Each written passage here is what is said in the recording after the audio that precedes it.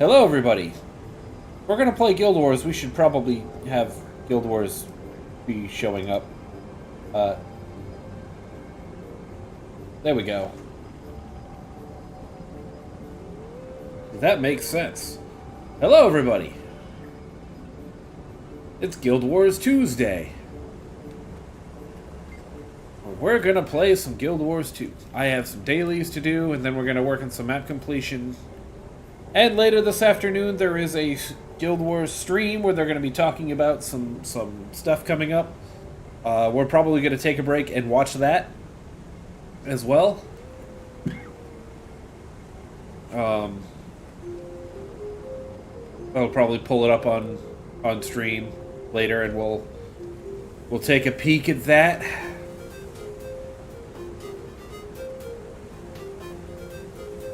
But for now, what do we got for dailies? We're going to start with our Wizard's Vault stuff, as we like to do. Complete 3 events, gather crafting resources, do a rift hunt, and salvage 10 items.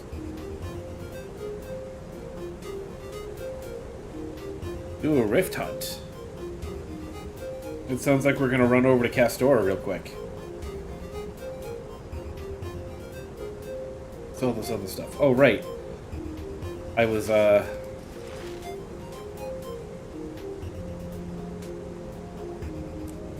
doing stuff with that earlier.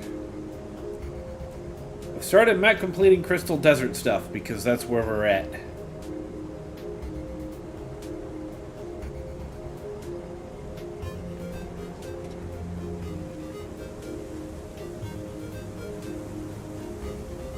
I've been playing some Guild Wars 1 this morning. What did I sell that was worth 40 gold?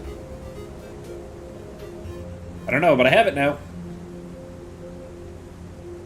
Oh, these, because I don't need them.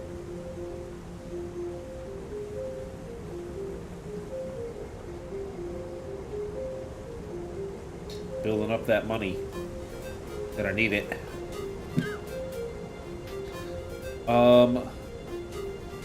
As I was saying, we're gonna pop into Castora.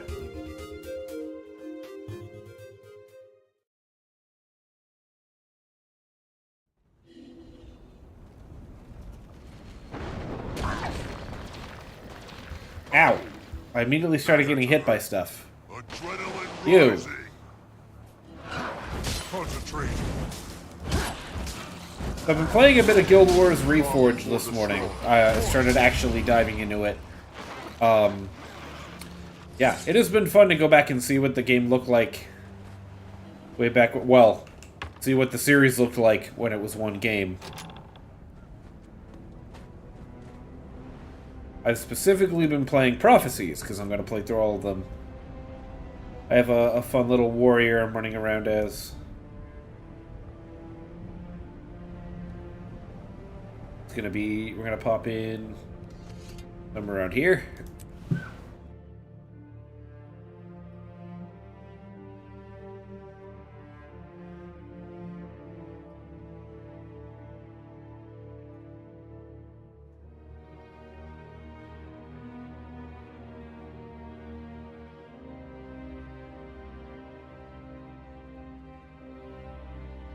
Trapped.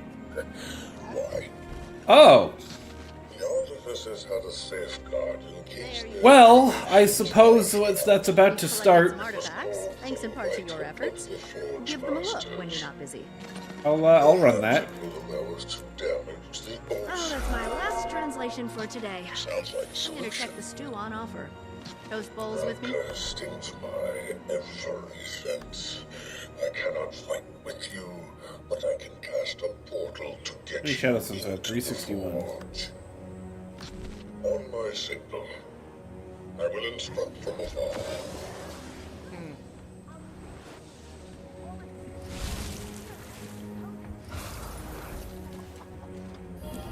There. A portal to the forge is open. Seize control of the 3 forge chambers. With the structure secured, you will cast the light of the Forge Masters. Go. Because why not?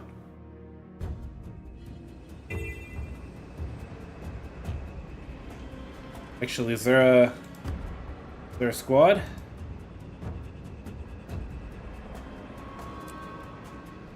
That makes more sense.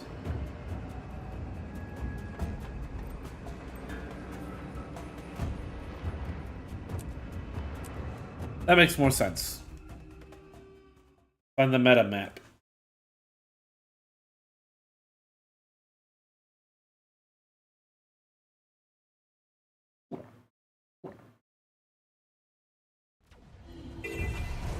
Oh, that works perfectly.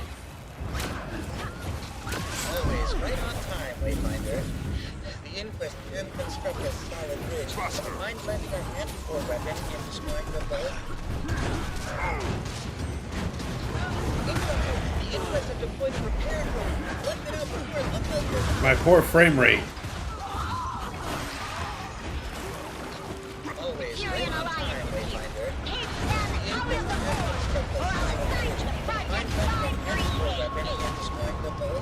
There's no reason to assign them to anything. They're all gonna die here. Wait, total concentration.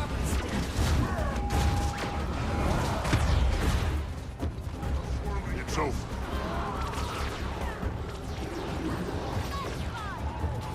Precious.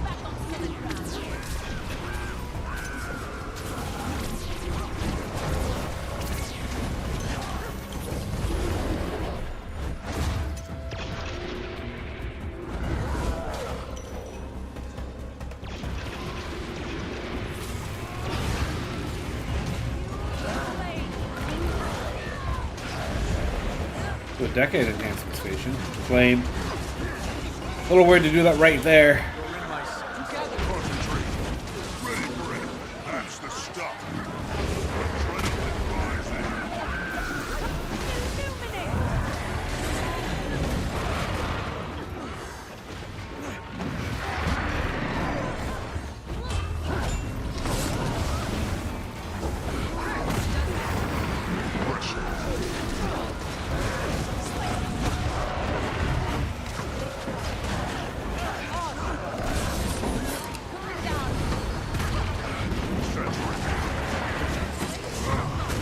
Where do you think you're going?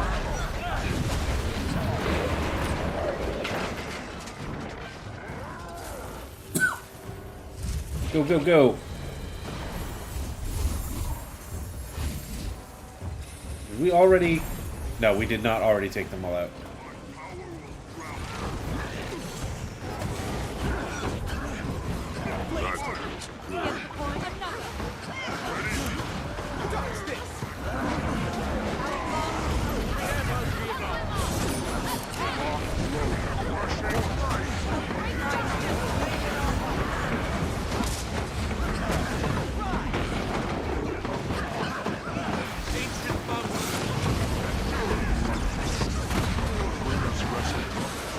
Come on.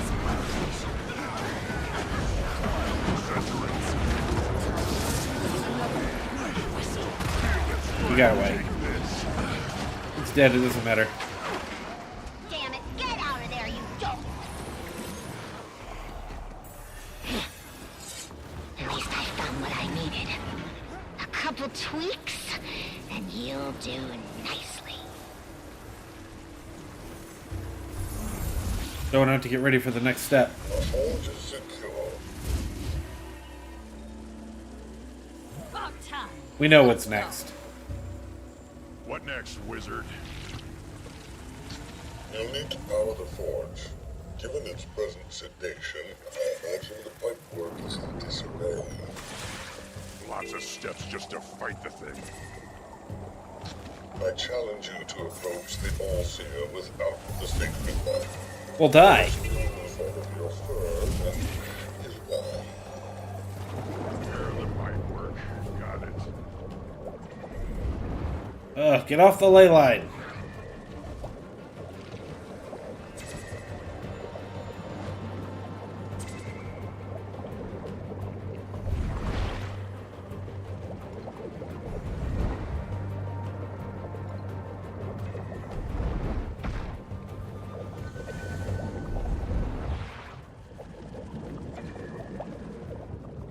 I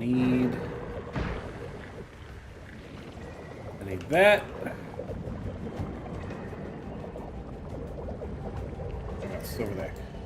Prepare.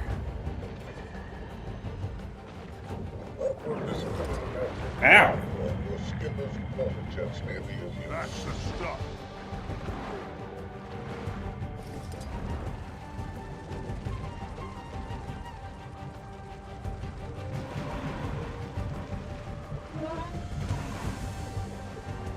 Keep shooting.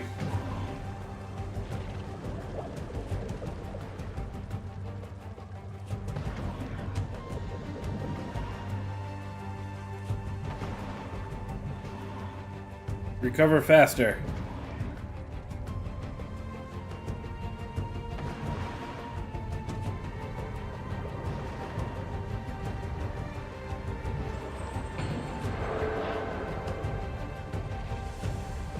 I see it. Grab. Ooh, Shadowstone fragments and karma. I gotta go get the other one that I ended up noticing.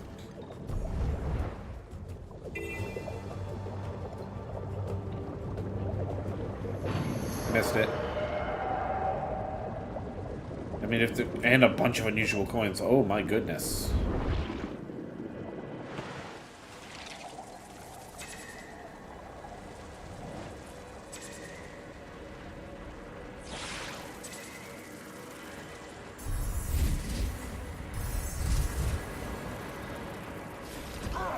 Ow. What's a little bit of fall damage, huh?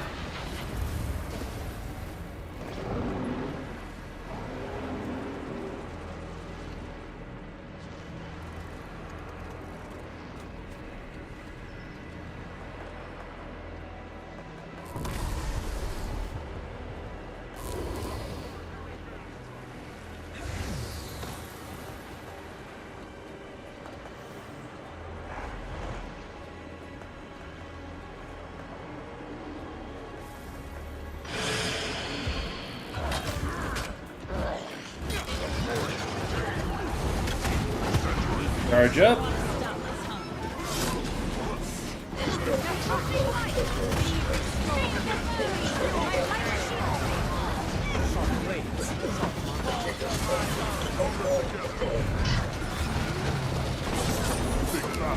Bam!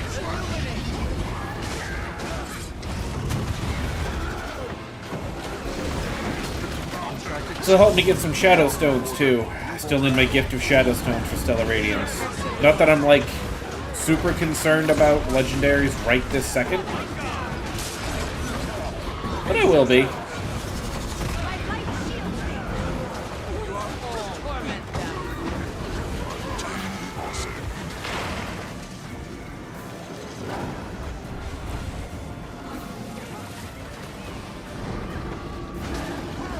Oh yeah, we all went after the other guy. Oh, he's way too far away. I whiffed that hard. Alright, I'm running at a smooth 13 frames to kill that guy. But events always end up being so... They're not kind to your frames, ever.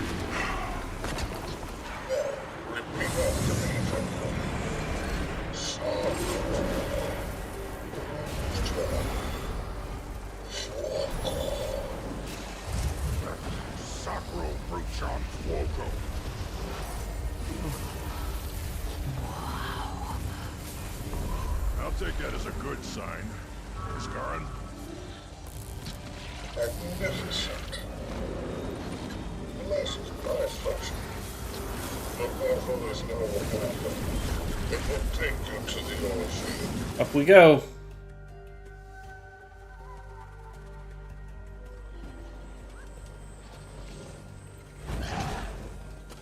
Oh my.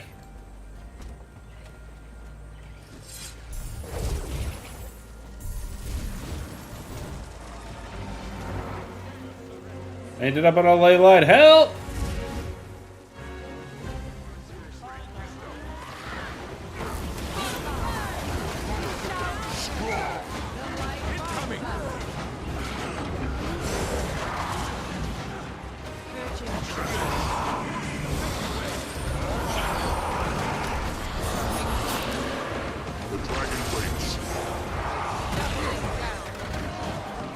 kind of staying back because I know how bad this guy can screw me.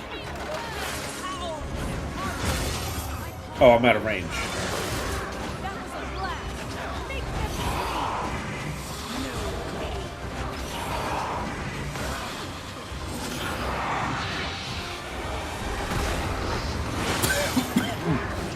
If I keep him in the corner, I can just AoE from here.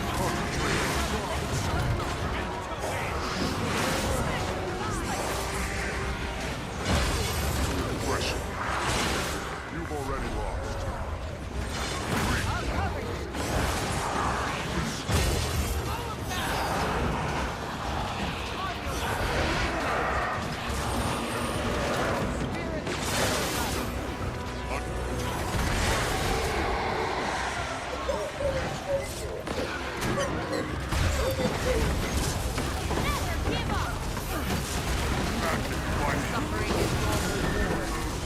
Great hit.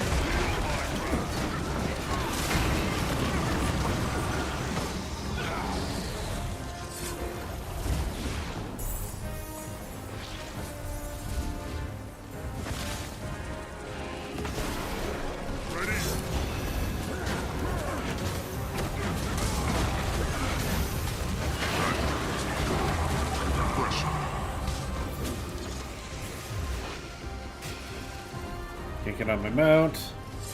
Go.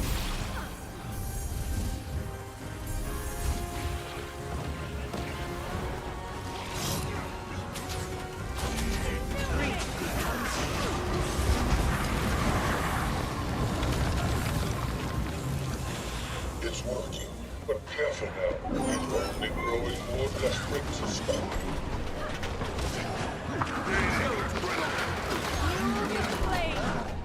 You almost summoned the Seneschals. Defeat the protectors. It's over here.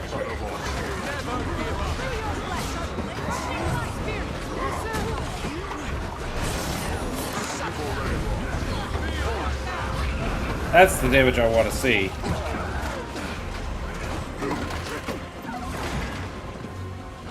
Regression.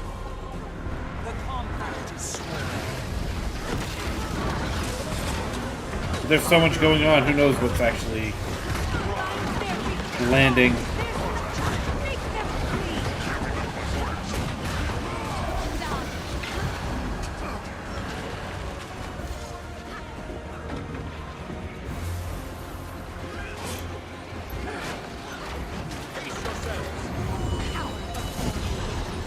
All of the chains have been solved.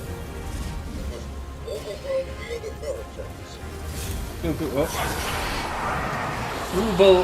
Ubal Deska, avatar of the Ors.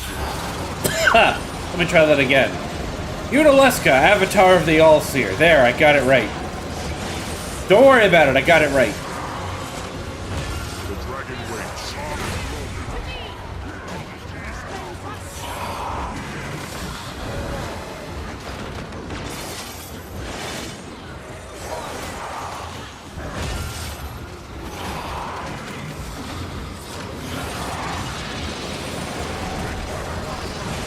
Oh, nope. That's why I backed off, so I'm not standing in that shit.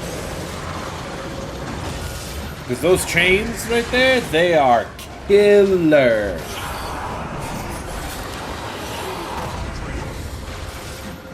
They will break you.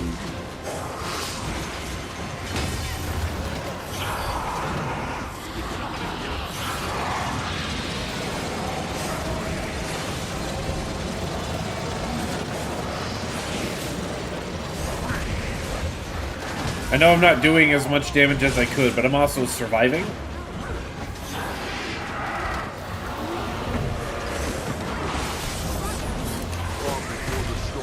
And I find that to be an important task.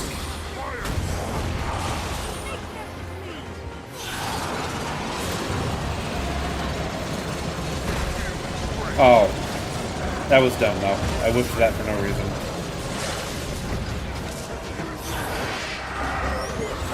You're gonna walk over here.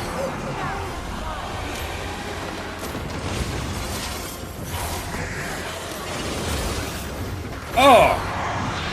Oh, you bastard.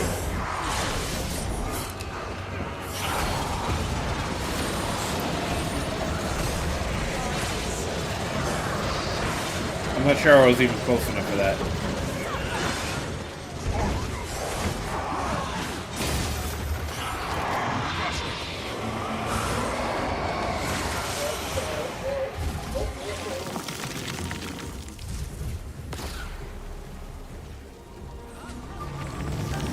They haven't killed their boss yet. Let's go over here. Shit.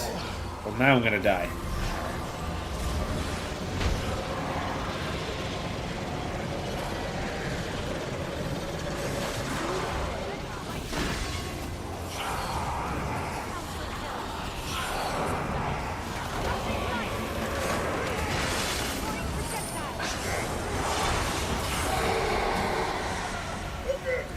Overwhelming to release the souls.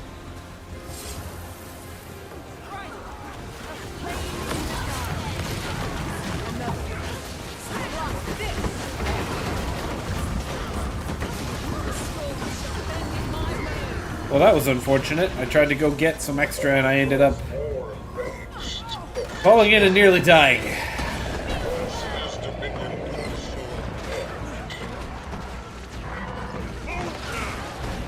I can't see the boar we're trying to kill. The dragon waits.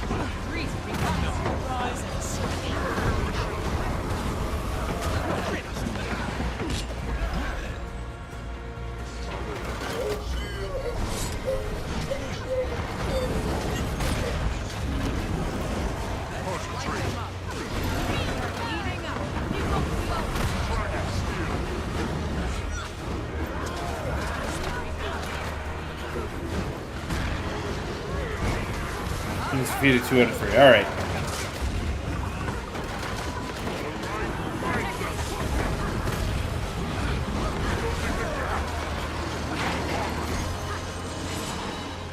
I've almost done it.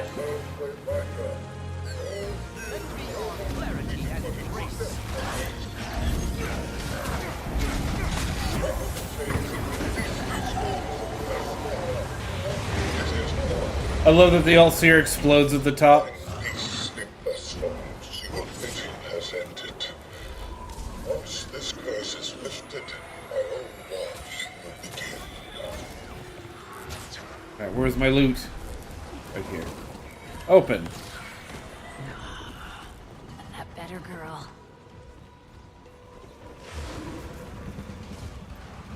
Excellent. Beautiful creature. Was I wrong about you? Yes. The All-Seer is defeated. They act on their own free will once again. Oh, okay. And I feel a weight lifting. Reminders of this Alright, let's open some loot. Chromatic sap I can turn into... soul. So, how many I inquests? can turn into have shadow you run, stones. Captain? I almost don't need to. 24. You can never have too much treasure. That's better.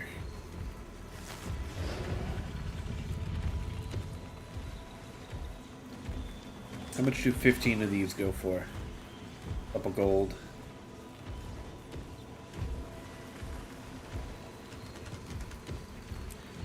Pillage. Let's go for about the same.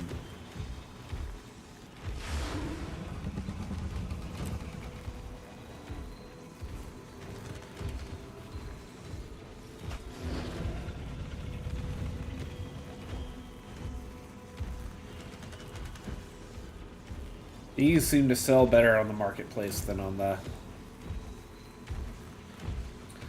than to vendors, but only just. They'll take your money where you can.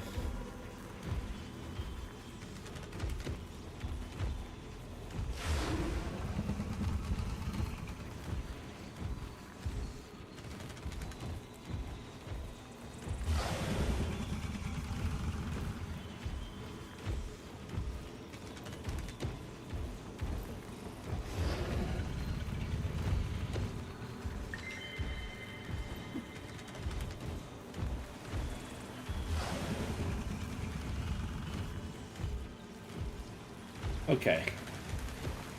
Participate in a rift hunt and gather 25 crafting resources. Well, the rift hunt I will do here.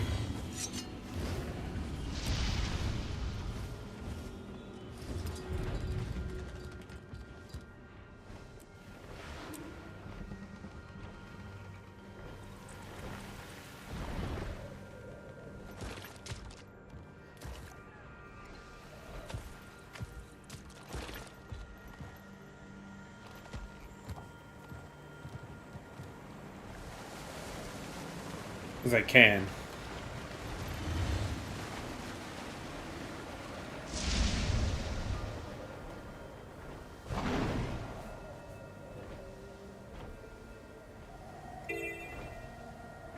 Slowly but surely finishing up this, thing. Actually, you know what? Let's go visit the steward real quick. Might as well turn in some hearts and, get my heart completion for the day.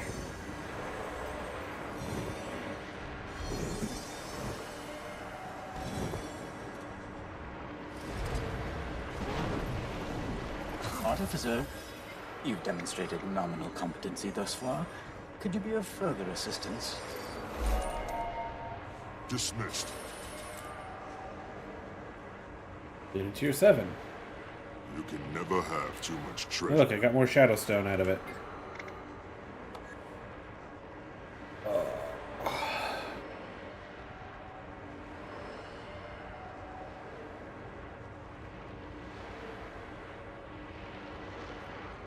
Way too many of these. Oh, a Shadowstone orb. My friends, do I have 401? Make 2 more.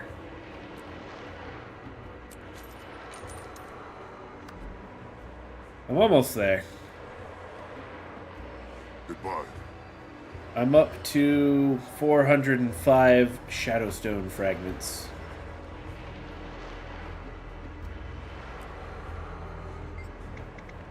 Here, while we're here. Boop.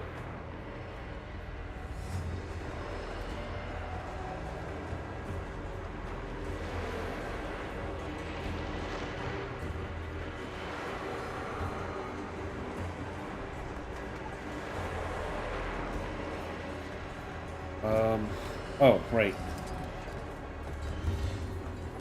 Welcome, Artificer.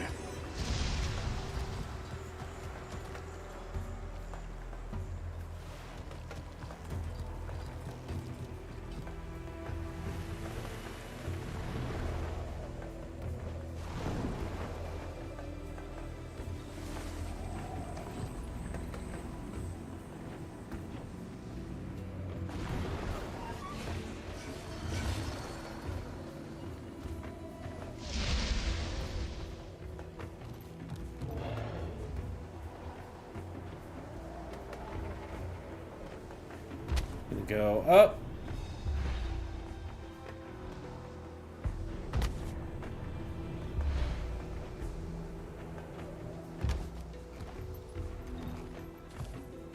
There's a mist rift over here.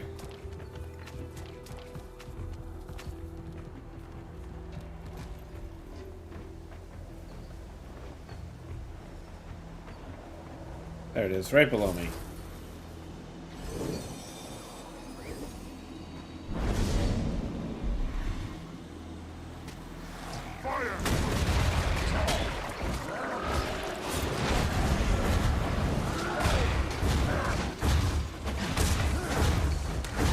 Interesting. We're fighting Transcended Choya.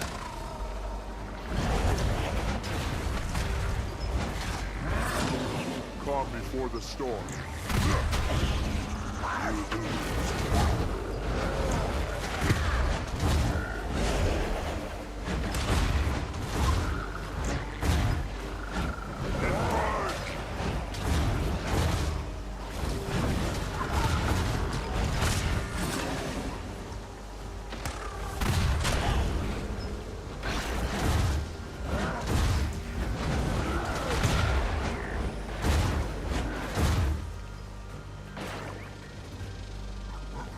Maybe I transcended Choya. Calm before the storm. Lock course. Oh. How did it... Interesting. Concentrate. Adrenaline full. These guys are rough.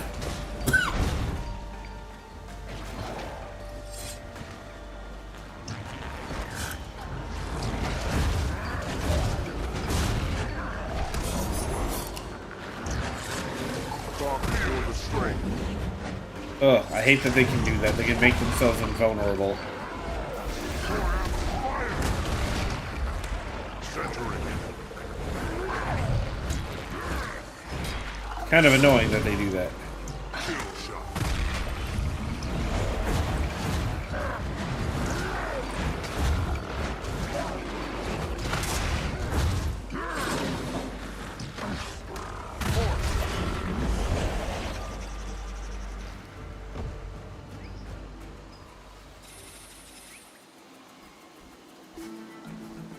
That looks done.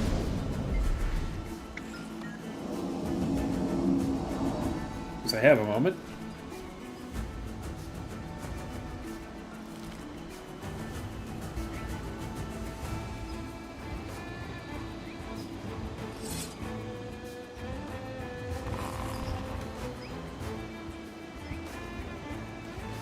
Concentrate. Ready for anything. Getting up.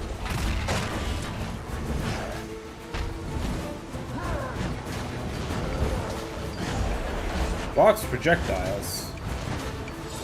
Not there anymore. Unloading.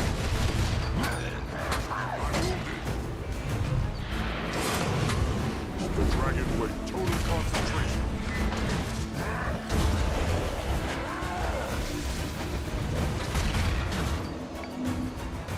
Break the rift.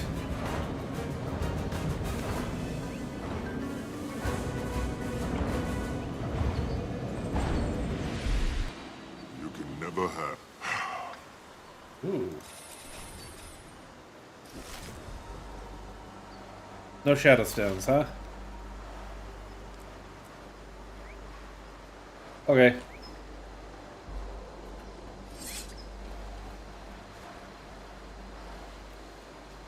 I don't actually need anything else here. Boop. So we're going back to the desert.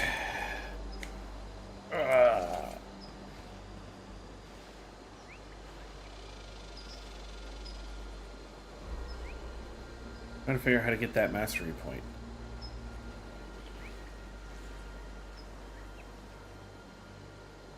But for now, we're gonna pop over to this one, and we're just gonna work on our map completion stuff.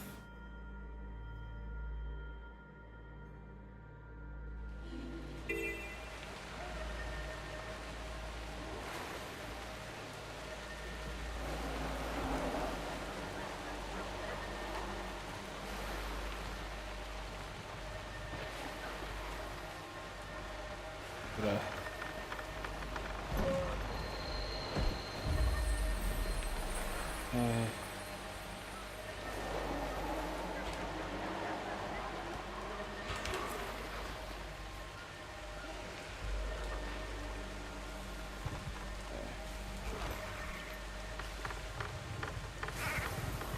that cleans some of that up.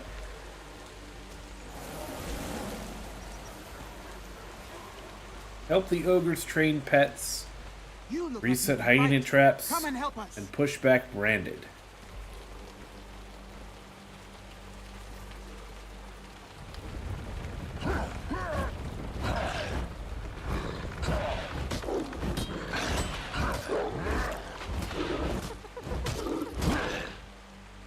No.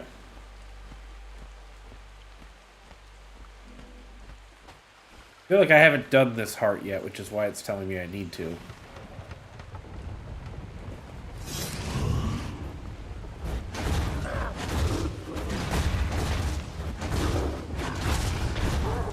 Gaining adrenaline. That's a veteran spotted hyena. Come here. Getting up, Cedric. The dragon wait. You will force.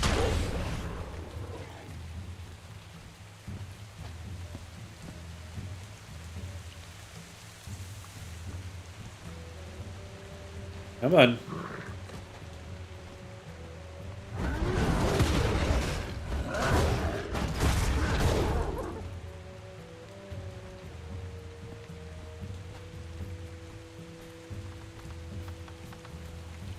Kill them all.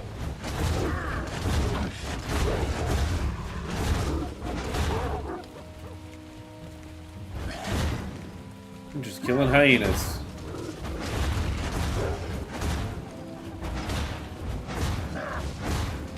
Cedric. Calm before the force.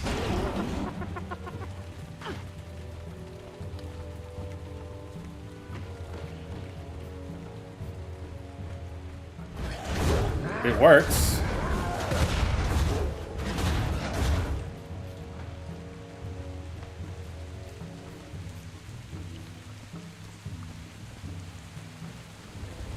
Then Droll while he repairs the gate.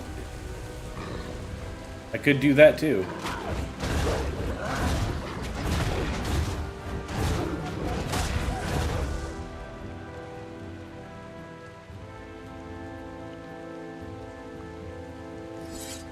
What else I thought of? I want to change it real quick.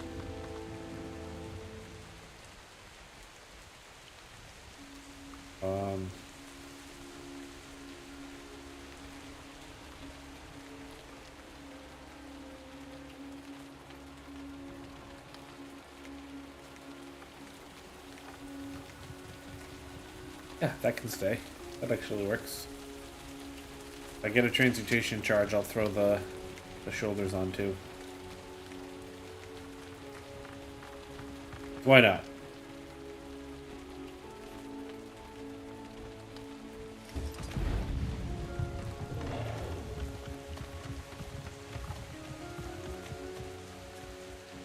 If I see Mithril up there, I need some of that too.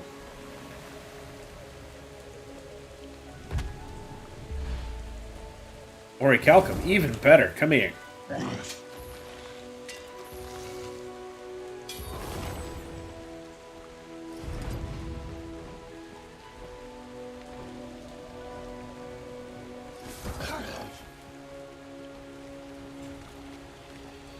Lost Dwarven chest.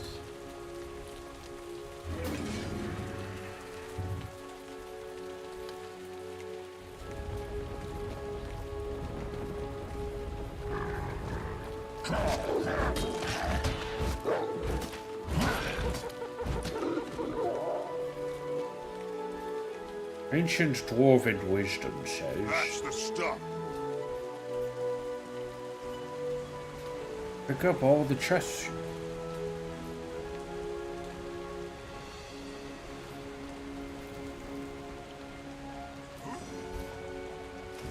See a bunch of hyena traps. Among other things here. Ow! Cedric.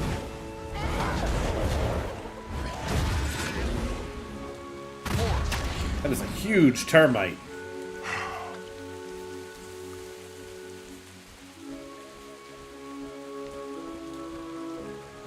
Hello, Droll. That should be enough lumber. We have 3 gates to build. I'll put up the gates. Watch my back.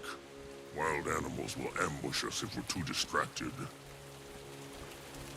That would be bad. Let's not let that happen, shall we? To cowards! Grind them to nothing!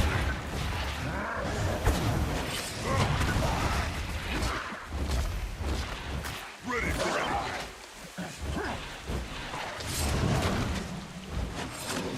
calm before the storm. Total concentration. Excellent.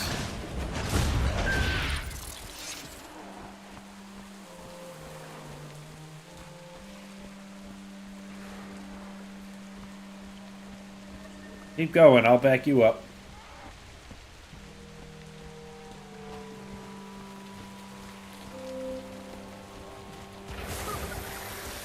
Sand sharks always burrow under our walls.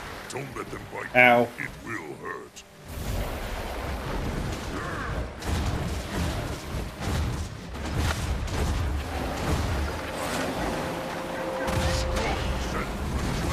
Adrenaline full.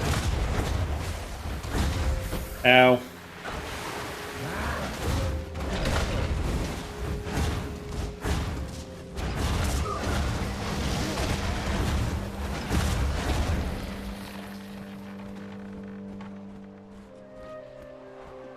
Okay, we're good. Now what? More branded come through. When will they run out? I don't think they will run out. They keep making more. Then we cut off the source. We did that. The source is the dragon. Not so easy to cut off. I'm not afraid of Kralkator. You go get it then. I'll wait here. Alright. Where you going, Drogue?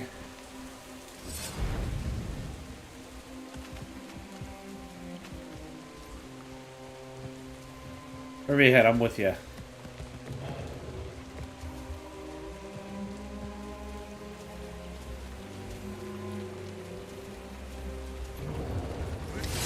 Hyenas. They must smell our food. Teach them to keep their distance. Concentrate. Lock and load. Got him. At this point, I'm gonna finish the heart before the event.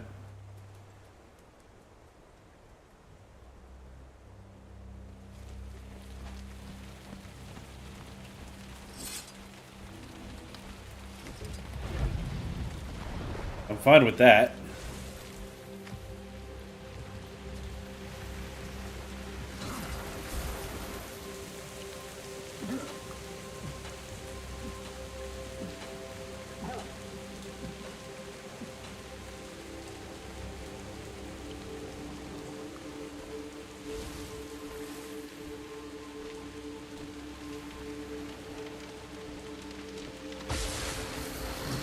Choya. I hate Choya. Help me crush them. Choya? I know someone who loves Choya.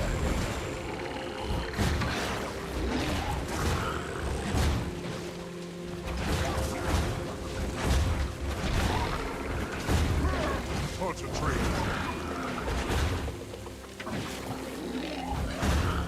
Alright, so that's another heart down, but we're gonna finish this event because it's already almost done.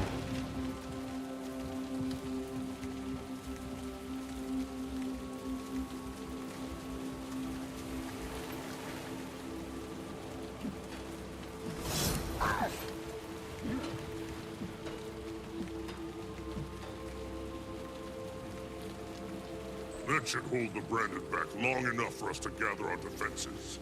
Thank you for your help. You're welcome for your help. Ally.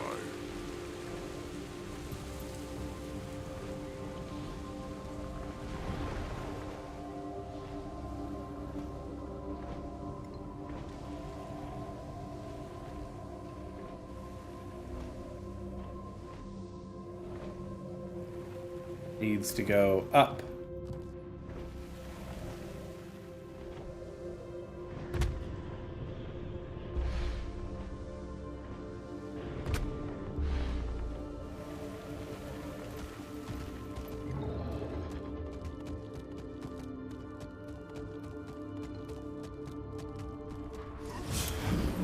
Commander, calling Timey.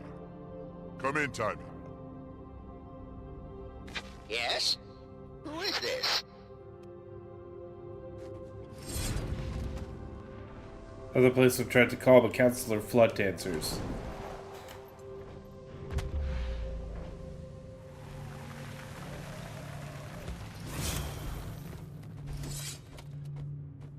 And hello. Look at that. Destroyed by one Kralkatoric. Had a real attitude problem. Now he's dead.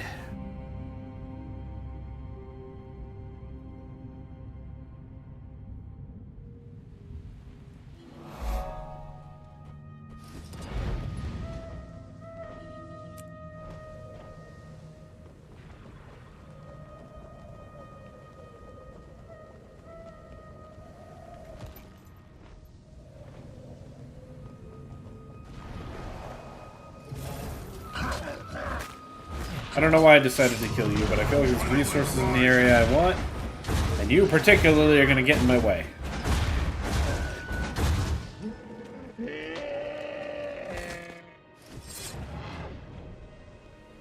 I need to still grab resources.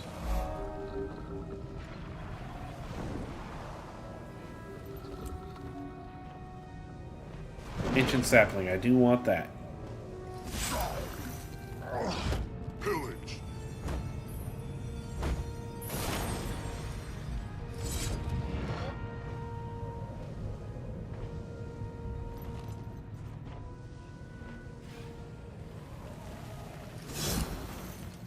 Like this.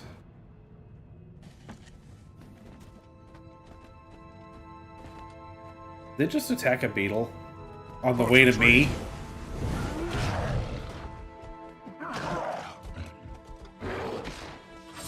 Kill shot.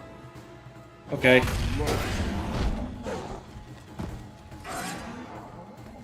Billy Kralks. I'm Shadgun Wartooth.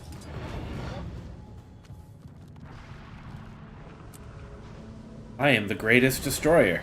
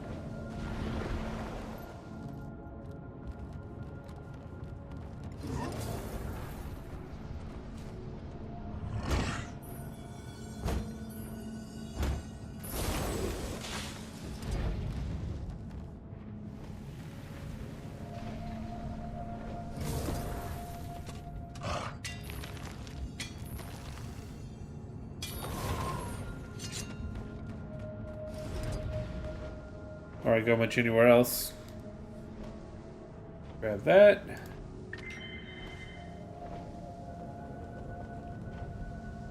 And let's move along.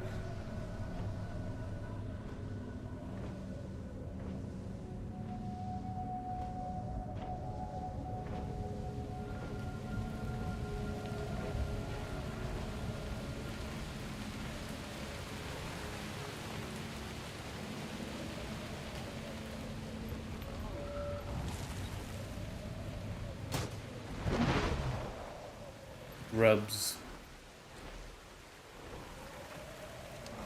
Do I have this hero point? I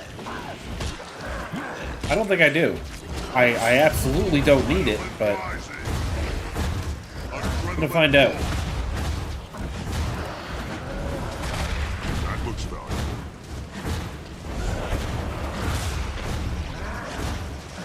I'm apparently gonna clear out the Scavenging Medic. But no, the game is telling me I don't have it.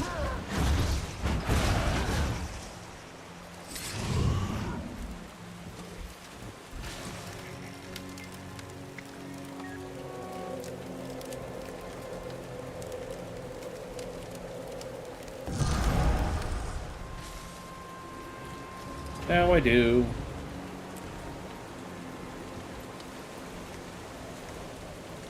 Mastery Insight I don't have.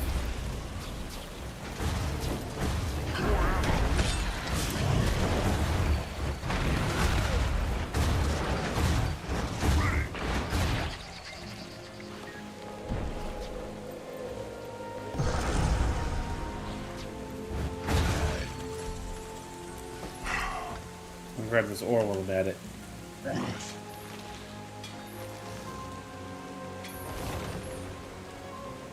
And this. That looks valuable.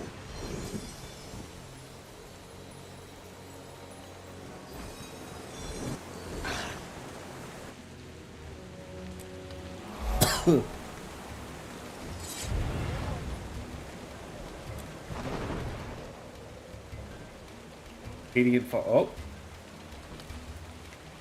New stuff in the store?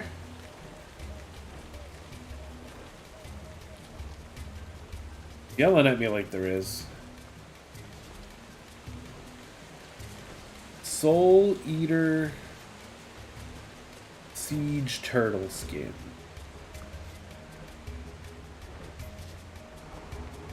Whoa. Creepy. No new achievements there?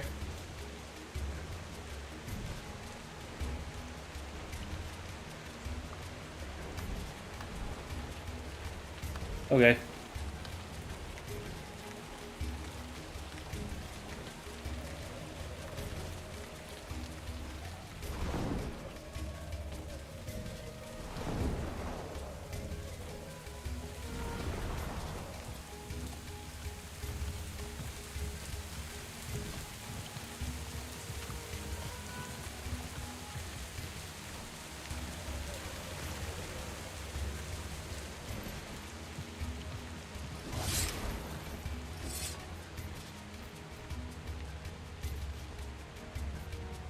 Take this.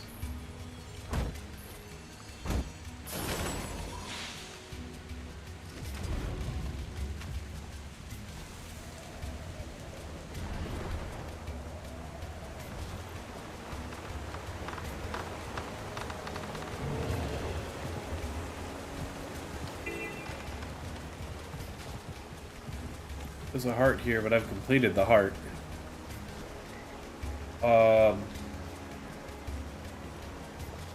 Yes, I've done this heart. There's one heart here I haven't done. Apparently did not walk up to the ranch either. Follow this.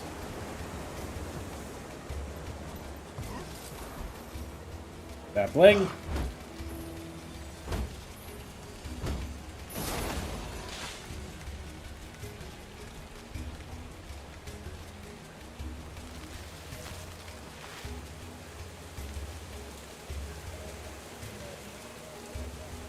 Need those too.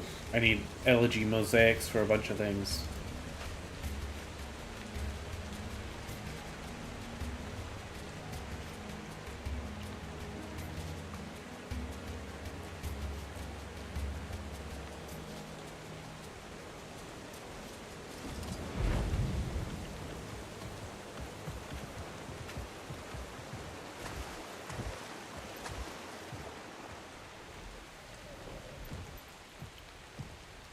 Lost Dwarven chest. I want it.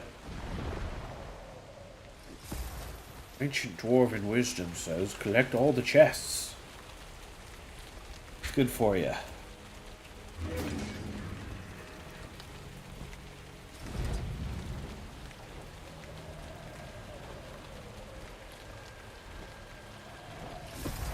Commander, calling timing. Come in, timing. Yes?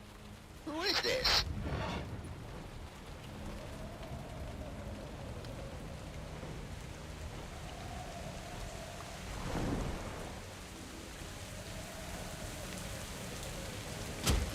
Now, was that a scrit that I just heard? Oh no, that was a heartbeat.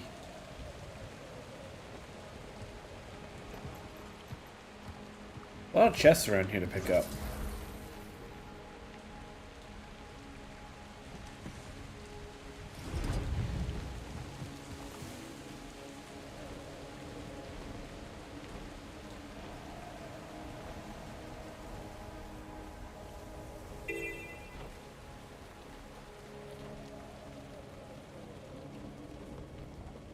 A heart and a POI I haven't done.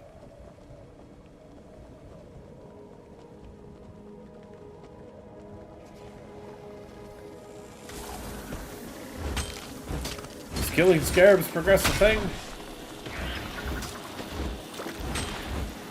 I wouldn't know, I'm not killing them.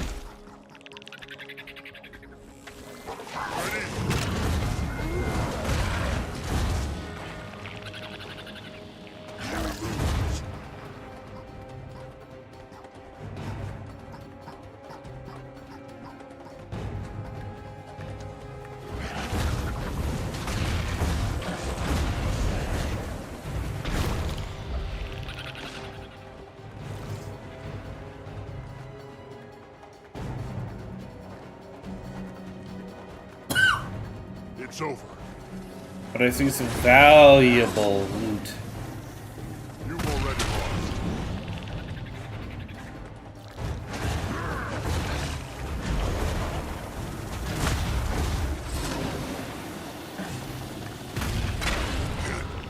Breathe.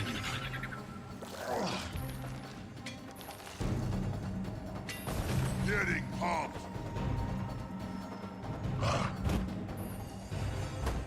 And somebody who probably needs to be picked up.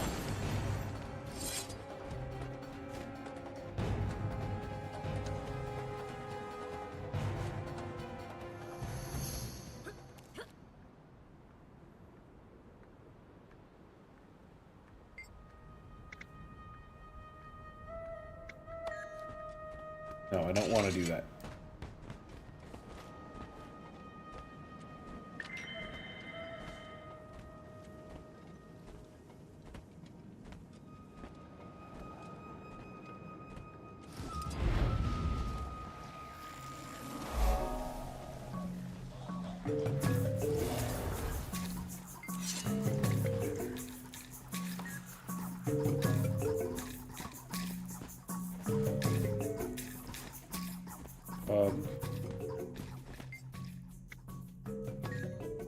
Maybe something softer could improve it, like what?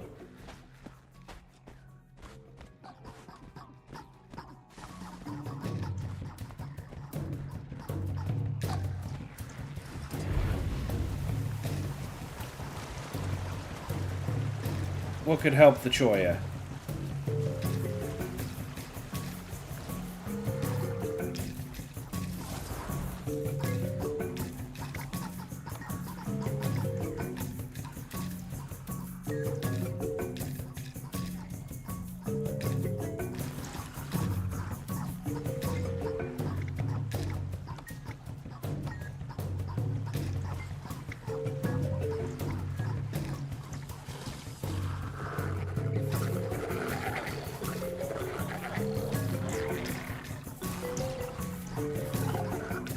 Choya around that looks like a chef, he says.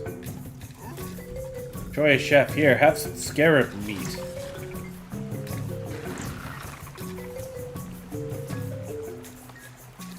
I helped Choya for some reason. Why?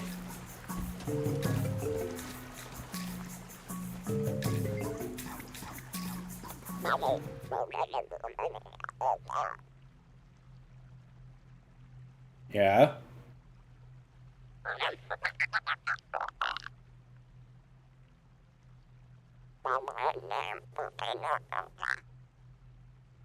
Doesn't help me. There's stuff in those places.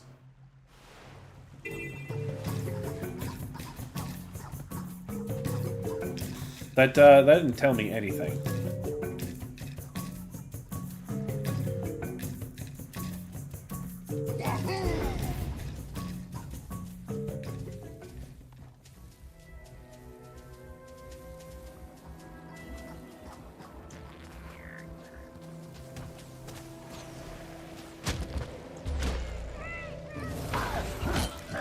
You know what? Maybe I help. Yeah, kill their predators.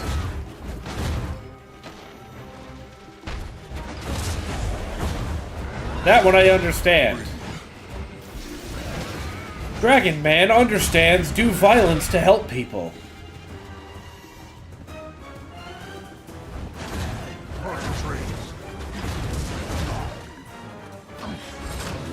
Calm before the storm. Dragon Slash.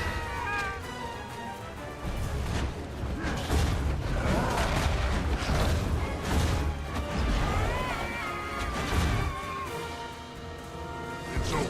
Oh. I did not realize my health was that low. Ready for action.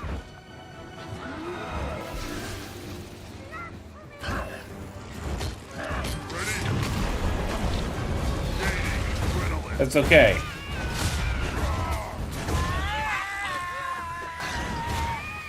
Got him.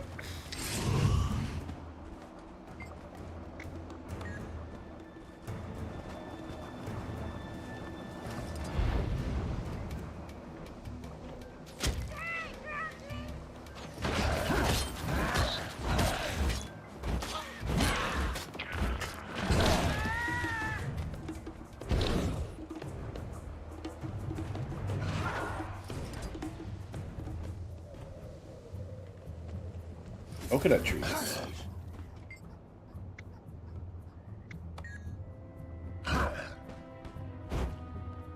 What if I...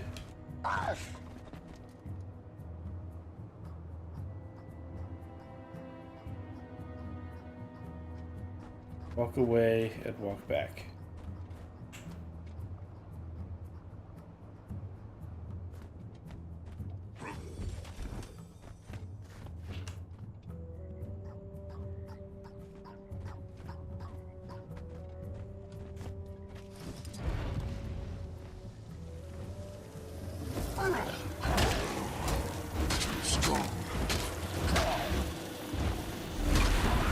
Oh, wait a minute. I know what it wants.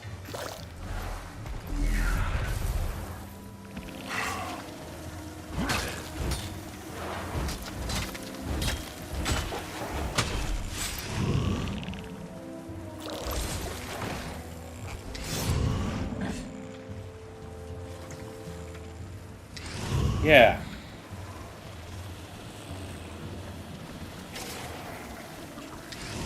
I helped.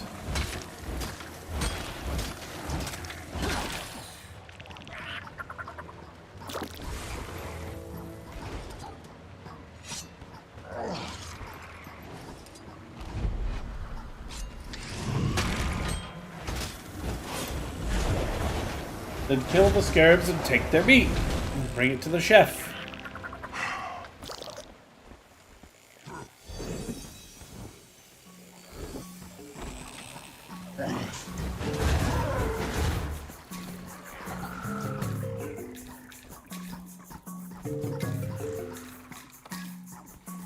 Something softer like harpy feathers? Oh, trade cash. I'll take that. Thank you.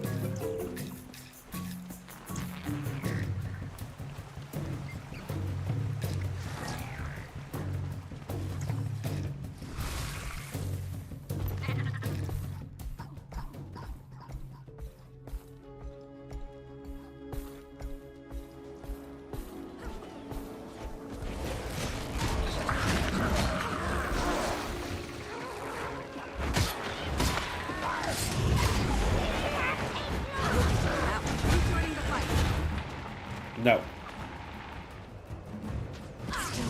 Standing. Barely. Harpy feathers will fix the padded ground. It's over.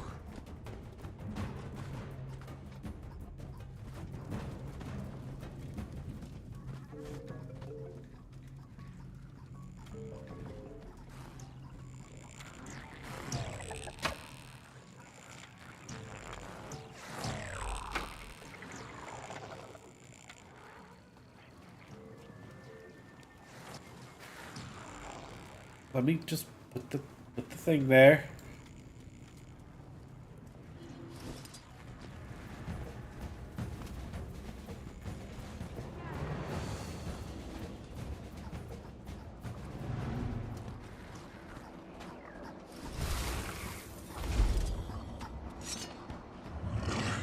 It's over.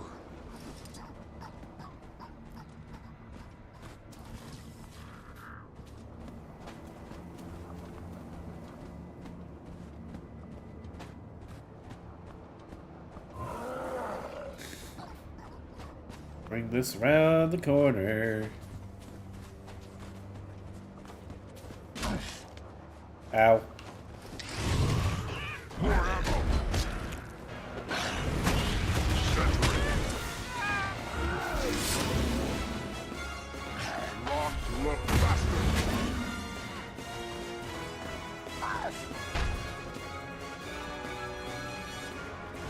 Come here.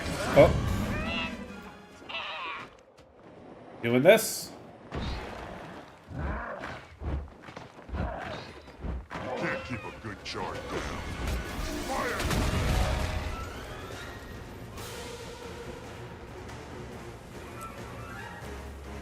There.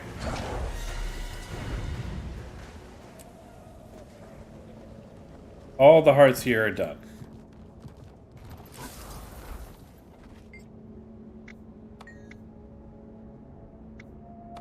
I'm gonna walk over here and grab this.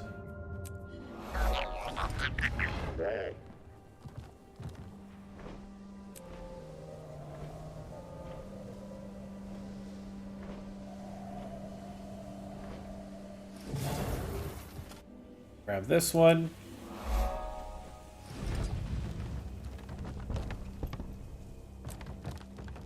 The mastery inside around here.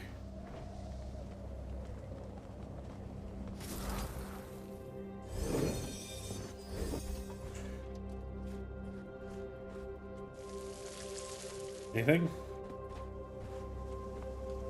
No. There's this.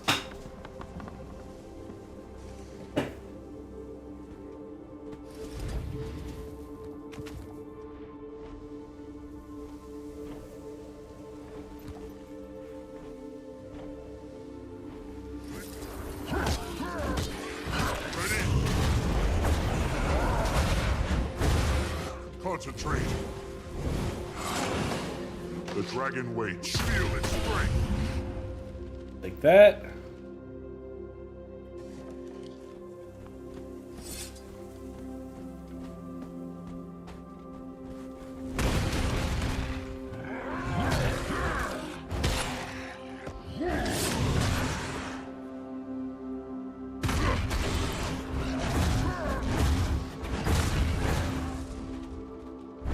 It's over.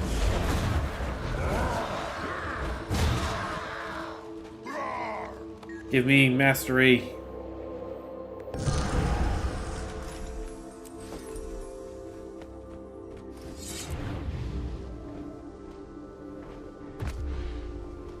I'll hope you're on. Is that enough mastery points to... No, I only have 3.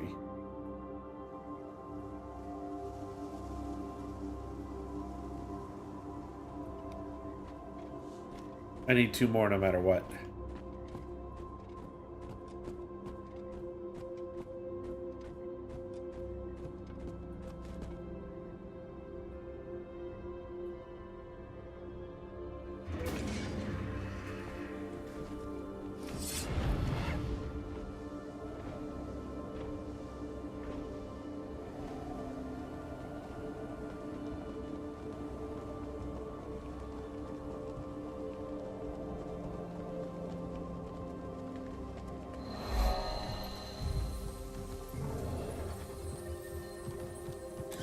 Vantage screen.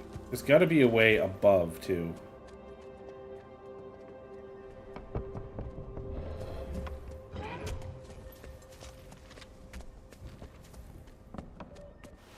I'm telling you, there's something above we don't have. And I need to figure out how to get, I believe, up there. There's a mastery point around somewhere I'm missing. It's gonna be like once I grab all the other ones, it's gonna be like, okay. Now what?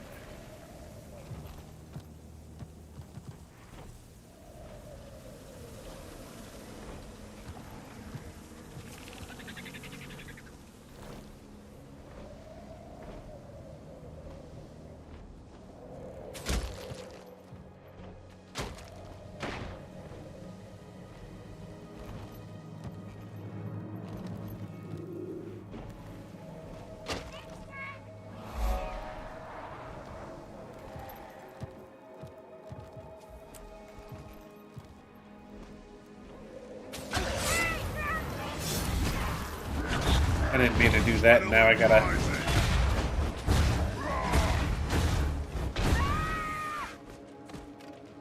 In a moment.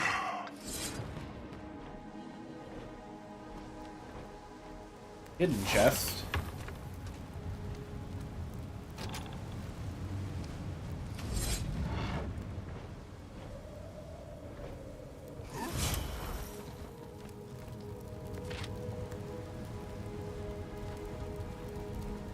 Timmy, this is the commander. Again. Yes? Who is this?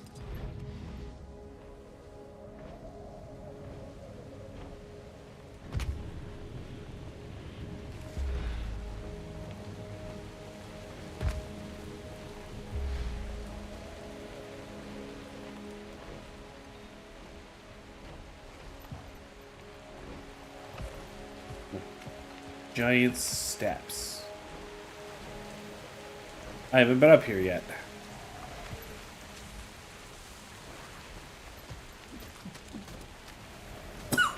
There's a mastery inside up here.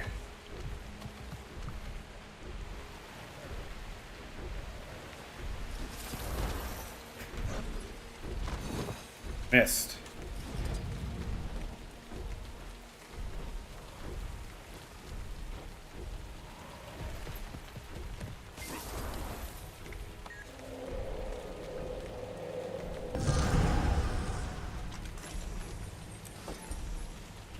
You want one more, right?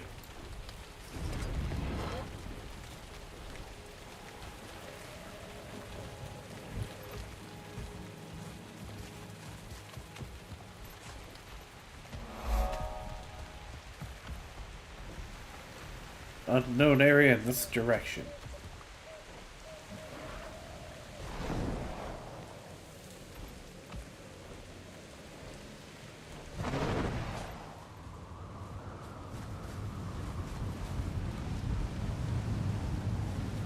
Ren, care to help us on our excursion? Not really.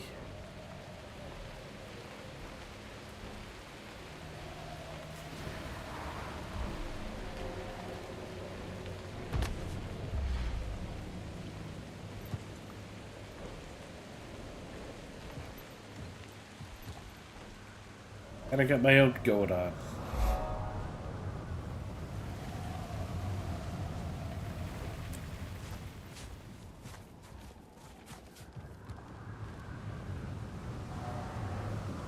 I have been up here because I've got that mastery, apparently.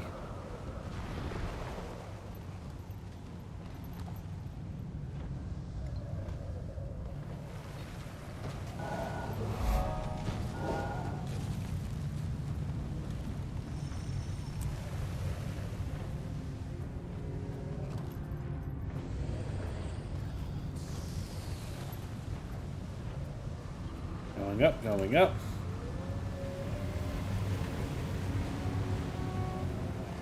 Even a waypoint up here.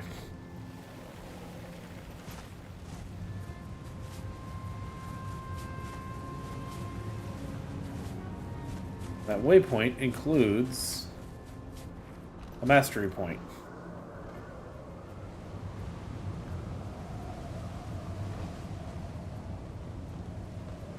This explains why there are dwarven chests around.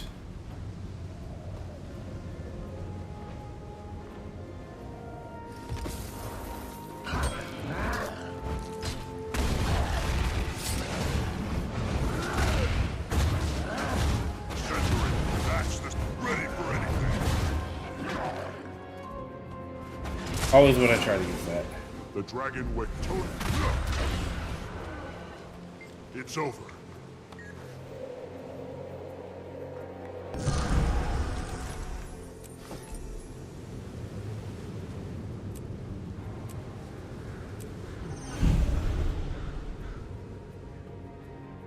Crystal Champion's done.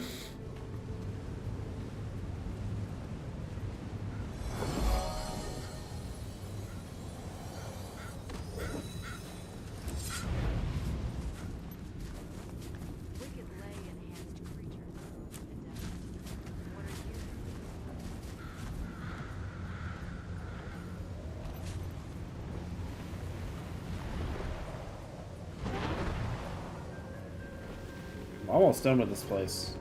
6 more people. Okay.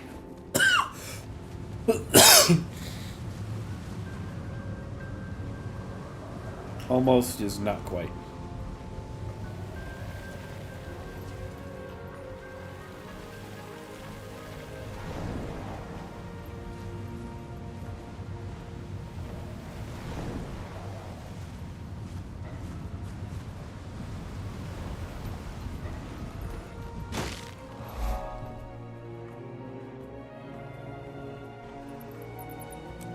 There's destroyers down.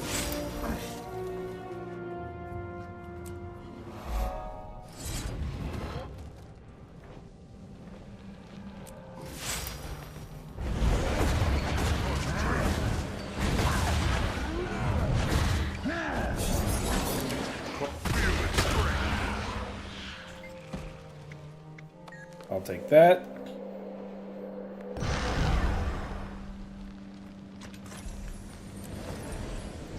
Oh, they came back quick.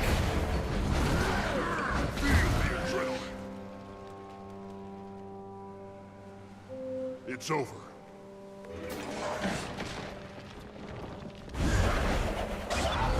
Why are you attacking me? I'm one of you guys.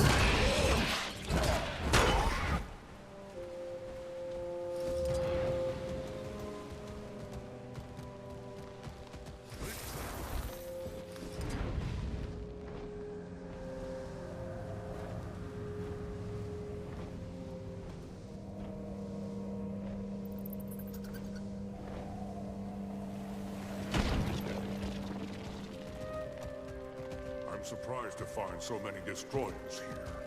You are? Really? Didn't you see how deep it worked?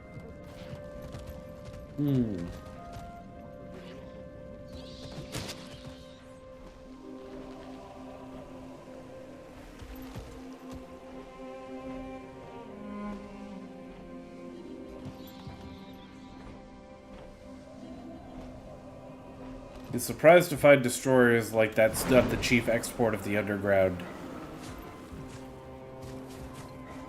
Oh, that's a repeat. I've done that already.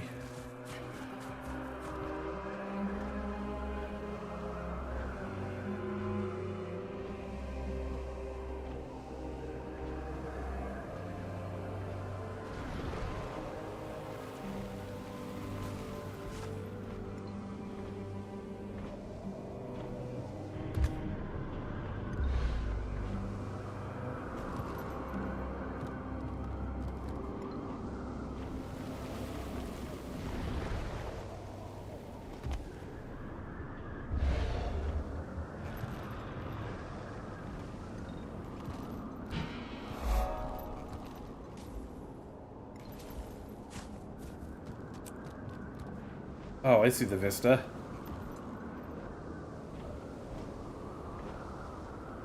I see the place.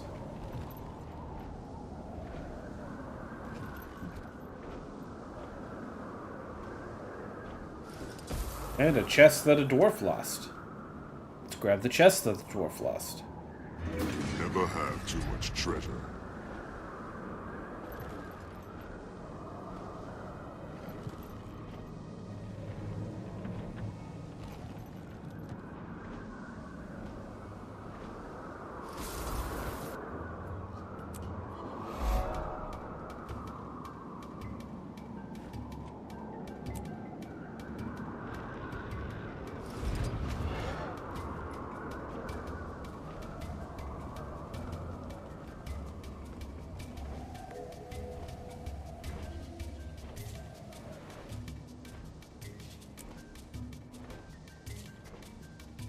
Oh, well.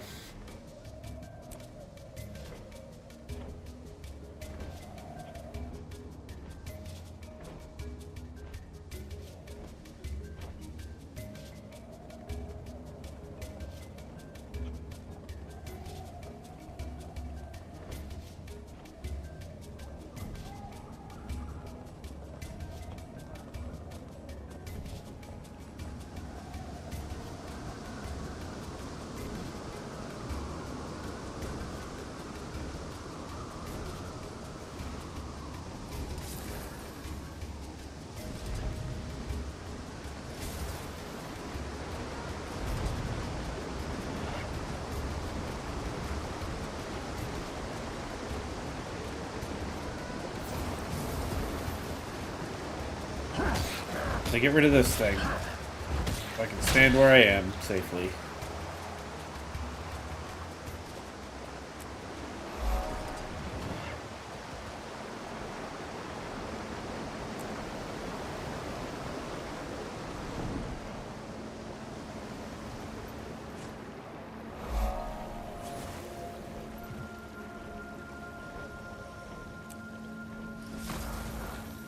Open.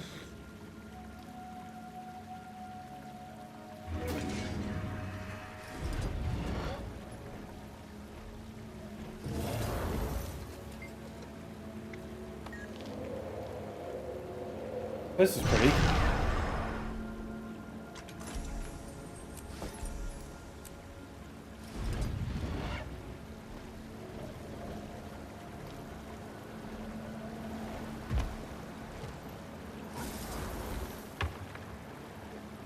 take that.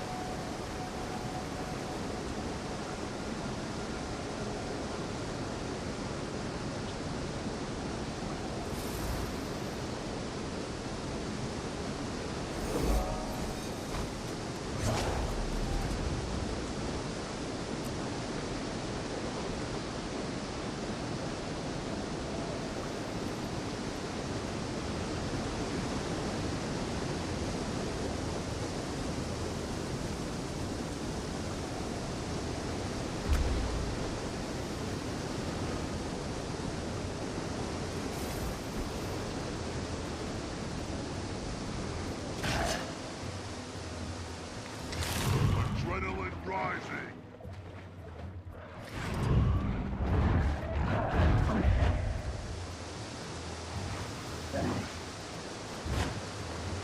Well, if we're gonna fight, we're gonna fight on land, because I want to.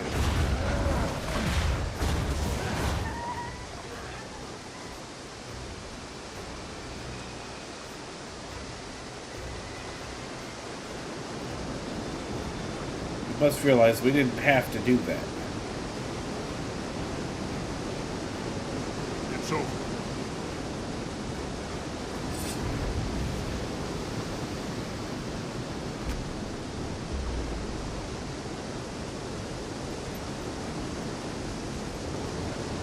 What do we get?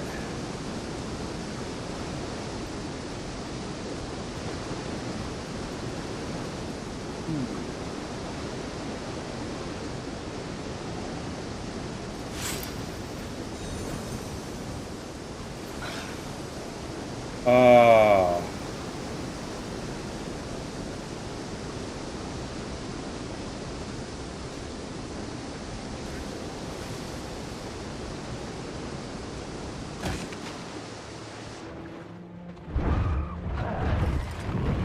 Adrenaline rising.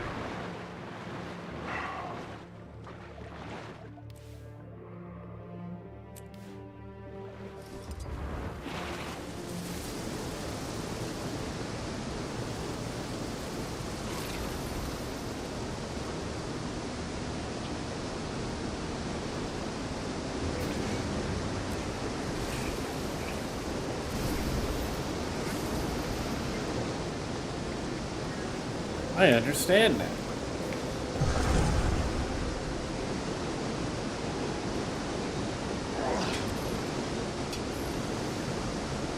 Faster.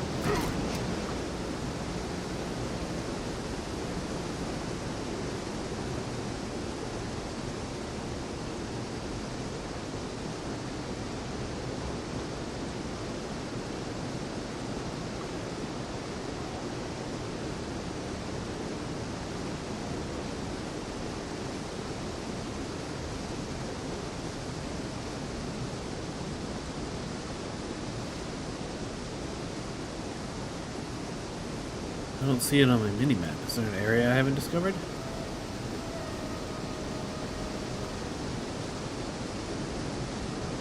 Nope.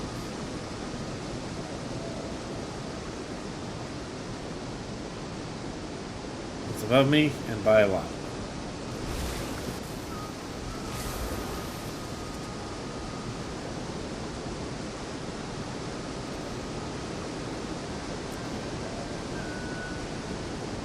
We're gonna climb back up as soon as I can get on my dragon.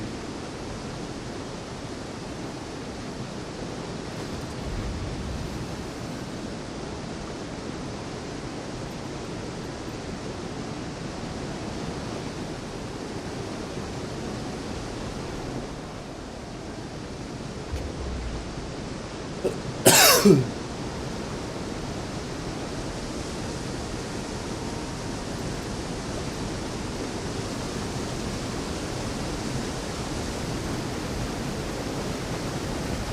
gonna just climb up.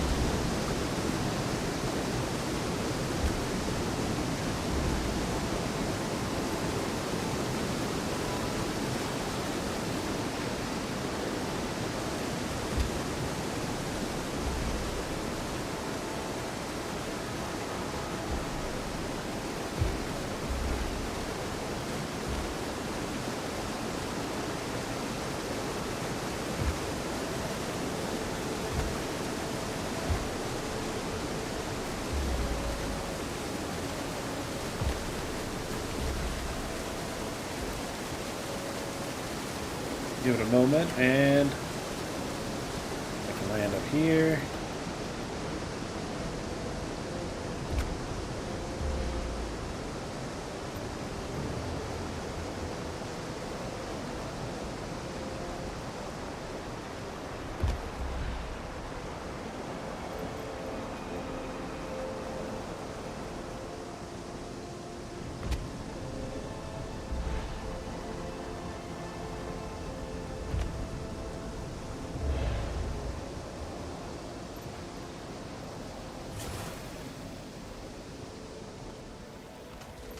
Oh.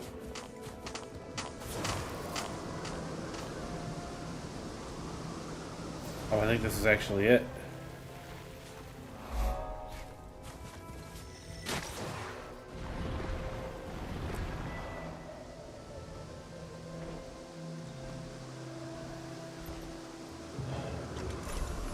Completed the map.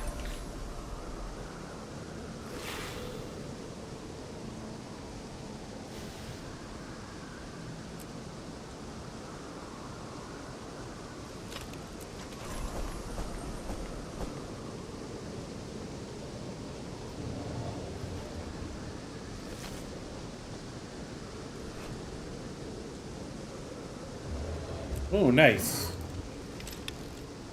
Take this and get a couple more transmutation charges. I can edit my outfit a little bit. Well, I want you. Be my Aurene shoulders.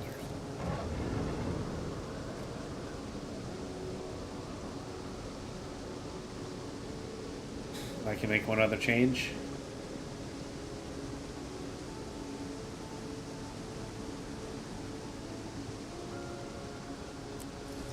There. That looks better.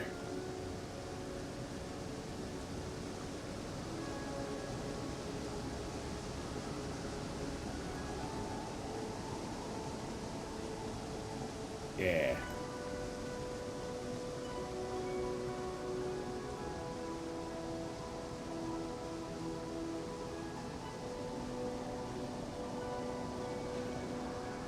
Love the flats and the tunes.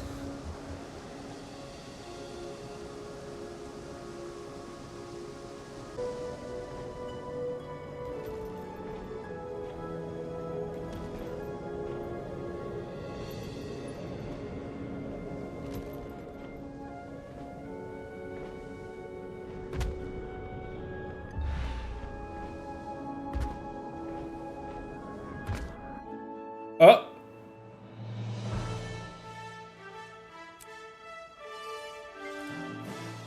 Uh-oh. This isn't Guild Wars 3, it's not Kingdom Hearts either. Yes! Because neither of those are out yet. I wish it were. But how you doing, Froggy?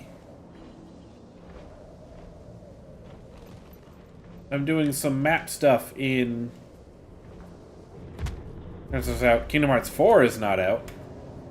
That's the one that matters. Been out for a while, actually.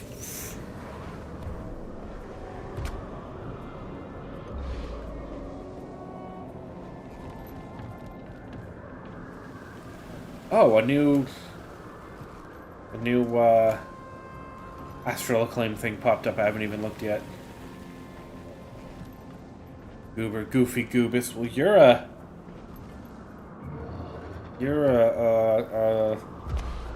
correct.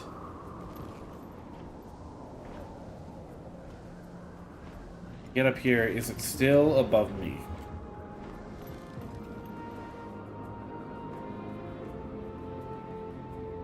Now it is below me. It is that way.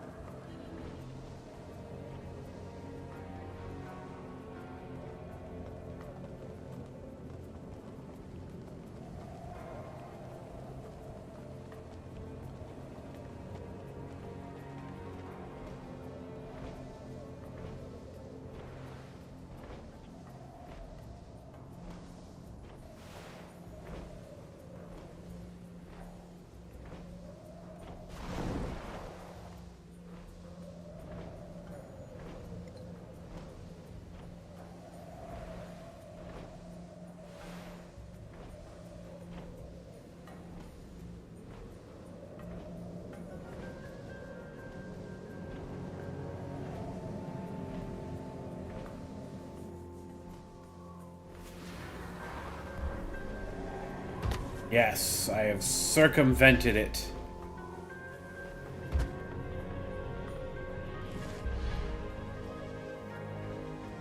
Oh, okay. That was a pain in the ass.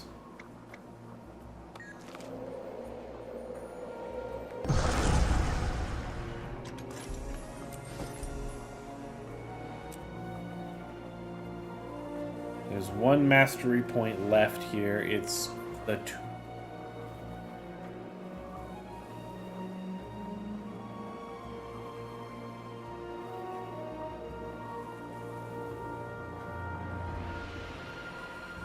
Tomb of the Primeval Kings.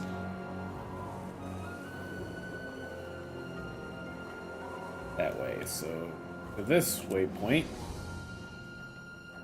What are you up to today, Froggy?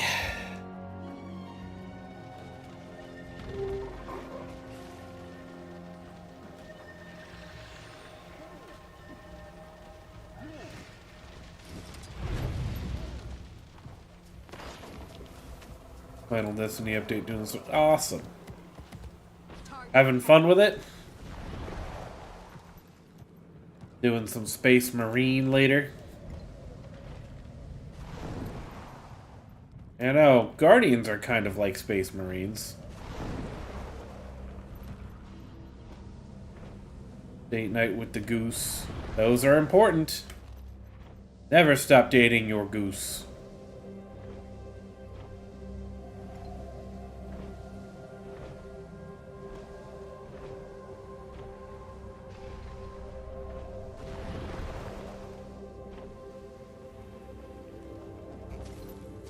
I'm heading down to the Tomb of the Primeval Kings.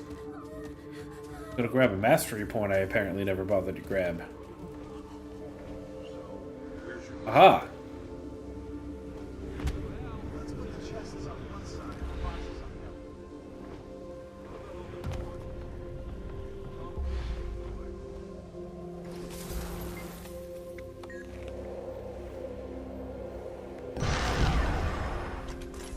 Hey, I've got all the mastery points in this map. Is that enough to master something? Yes, we're gonna put it here.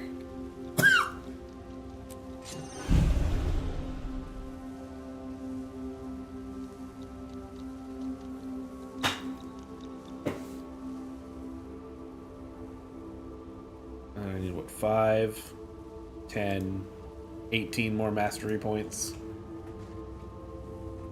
I want that treasure chest.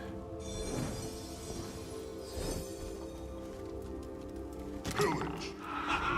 Take that! You missed.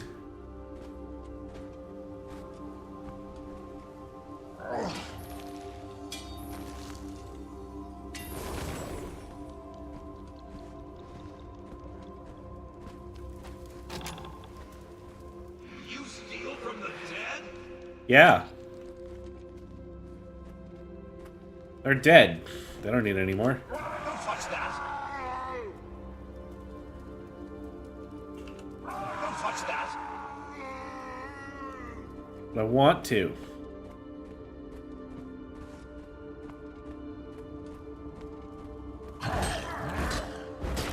Concentrate. Adrenaline. This chest is guarded. It must be useful. Please don't hurt me. Not gonna hurt you. I just wanted to loot the place. Now that I've done that, let's go through. I have a bunch of stuff to...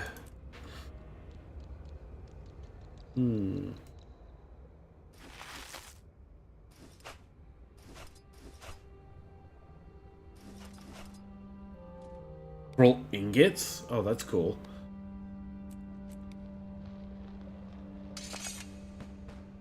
If you've come to steal, your quest ends here. If Affirmative. your mission is truly worthy, you will be willing to fight me. How much is it worth at the trading post? Nothing!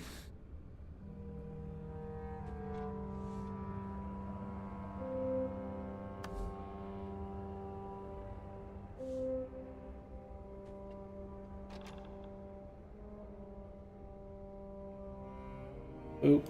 Threshold Oop. achieved.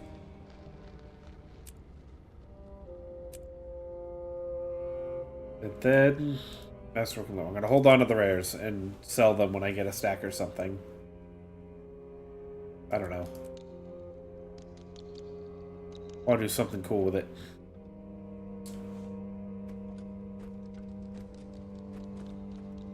The next... Oh, right. I wanted to see what was the thing I needed to do.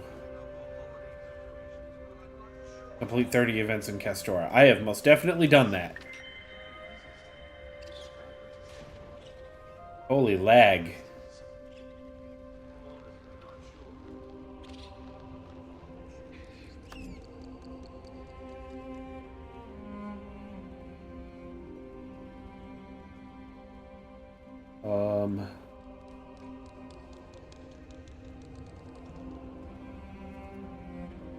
Let's grab these.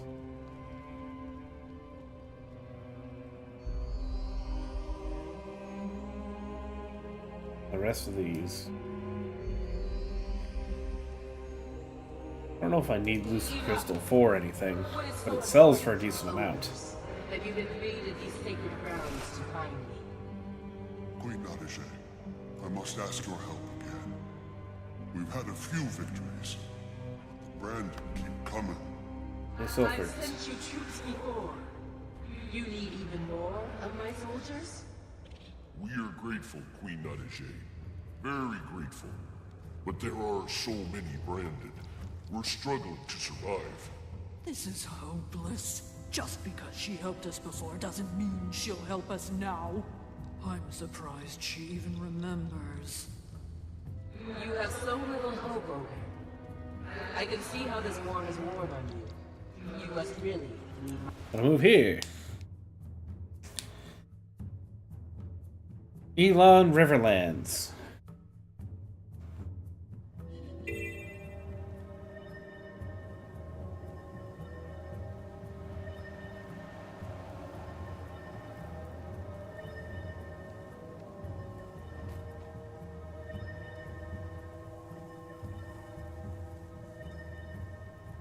Okay.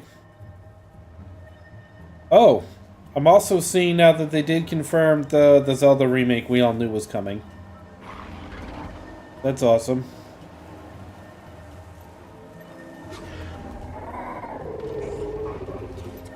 Of course I can talk.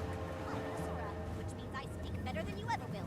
Oh, so do all Azurams look like you? A new Are you bounty also is up. puny? Are your ears supposed to stick out like that? You look kind of like a squid with its face smashed in. I bet you'd make a good pet. Can you do any tricks? Spreading pain and fear. Where's a progeny disciplined golem when you need one? Ha. She doesn't like that kid. Until we meet again.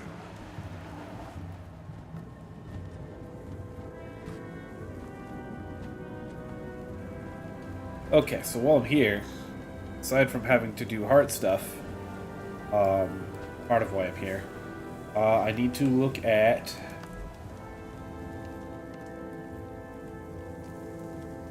Where is it? Path of Fire. Mastery Insights.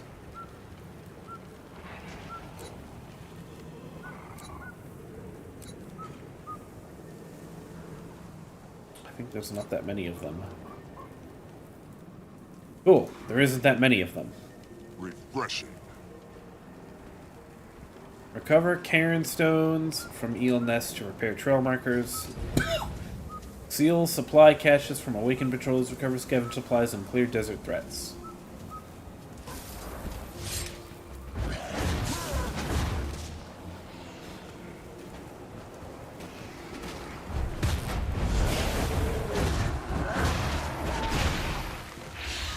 I'm helping.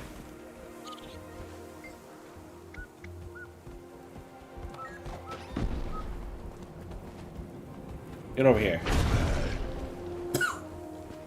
Supplies.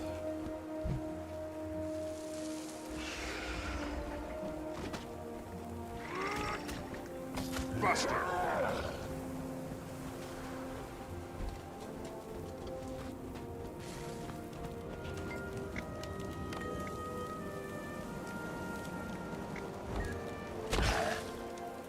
Ow.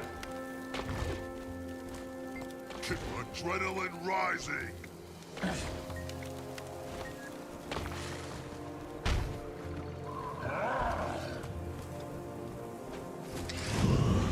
Whatever.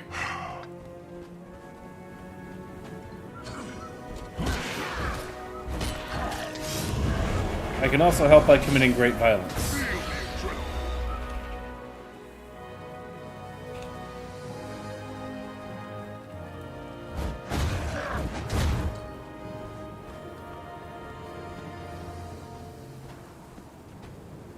Joko.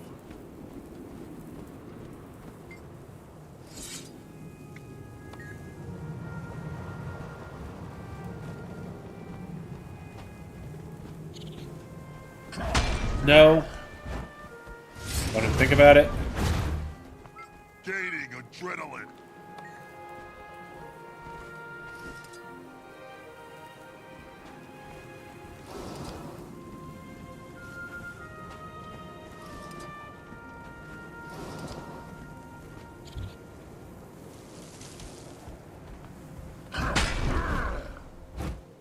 It's over.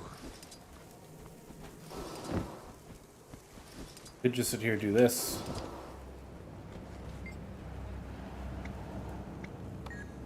Wait for the rats to show up. Kill who? Wait! That's an awakened patrol.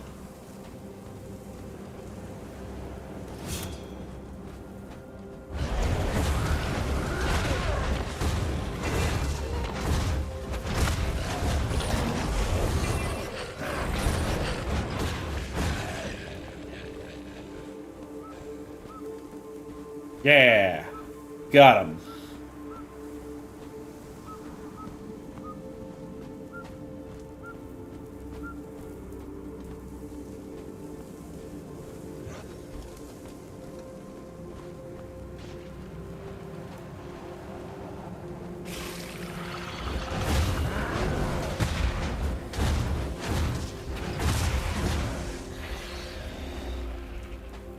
Concentrate. Getting up. Calm before the storm. Ready. I helped.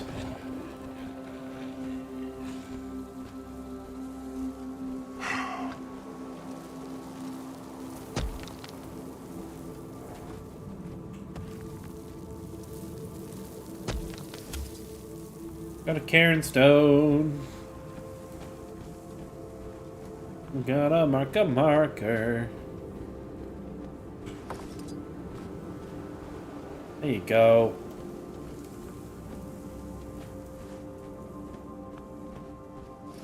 See that nest over there?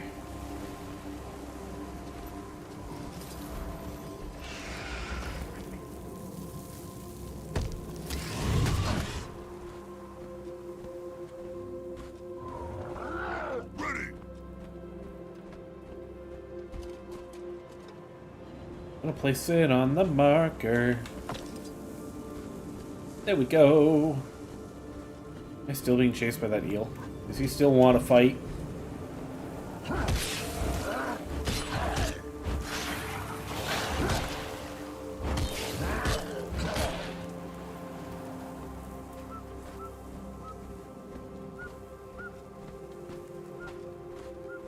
Adrenaline full. Oh, I pissed off another eel. No. A bunch of eels over here. Look at that.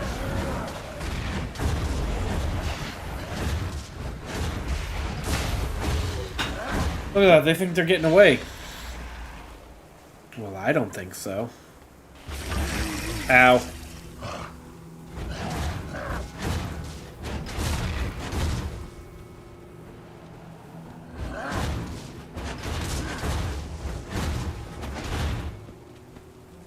Centering.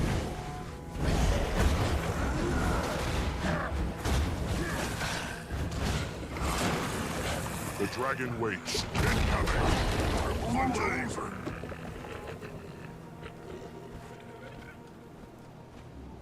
No. It's easy when you know how. There's another heart over here to complete, so we're gonna move over here right away. Now all she wants to do is chase scarabs around with a stick all day.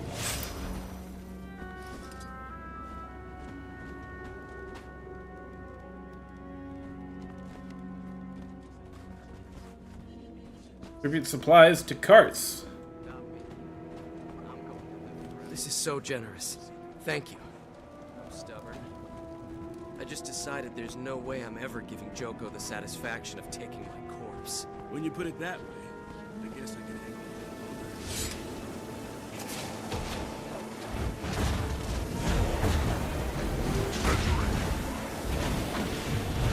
Here's the problem with your whole you blind people thing. Unblockable attack.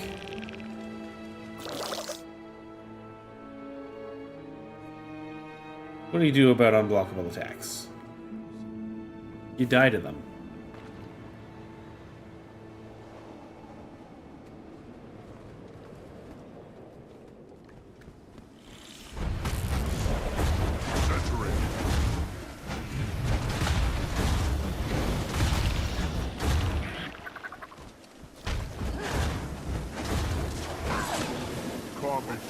That's right, line up.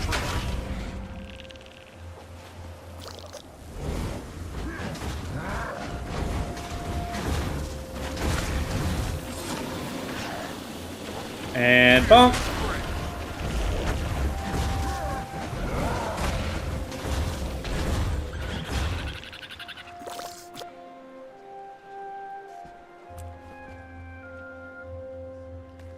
Storm went away.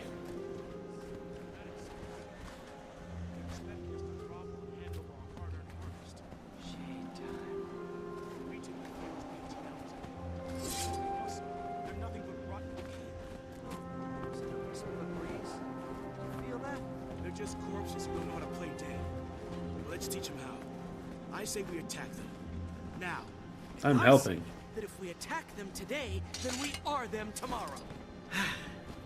Shade?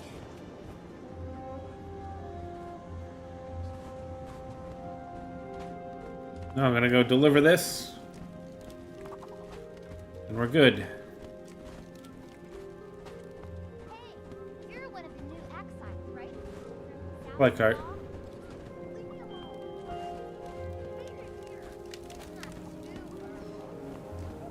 I need to put it at a different one. Also, I could just revive this guy.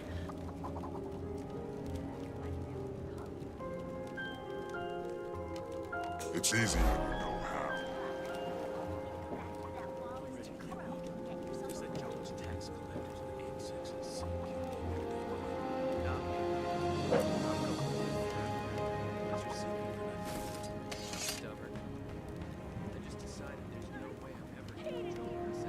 There we go.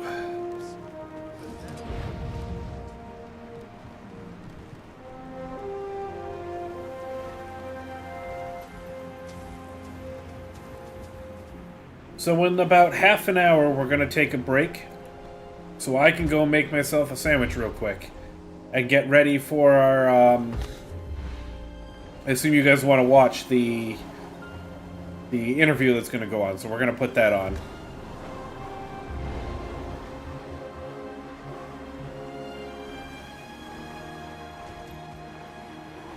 Why wouldn't we?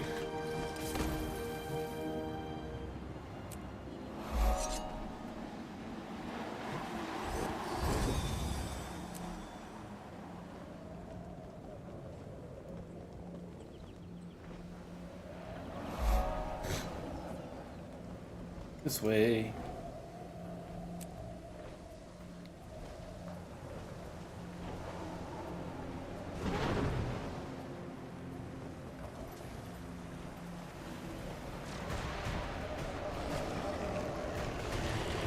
Oh, yeah, why don't I help? It's over.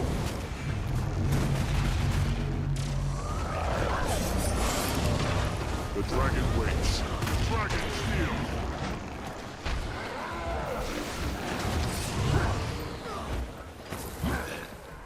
Fire! Where'd he go?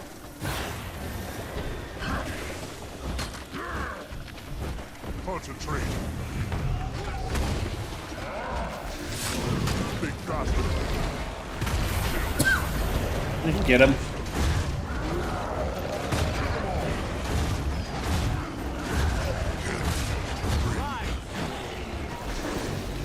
I'm afraid.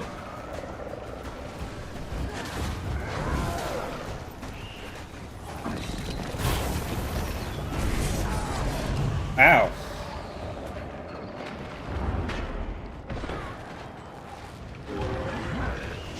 That's the splitting.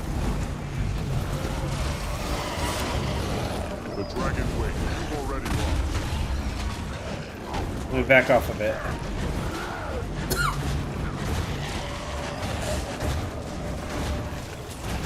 Return Joko's gift as if the choice is yours.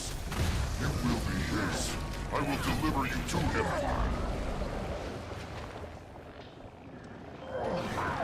Moving, moving, moving. Healing. Ah!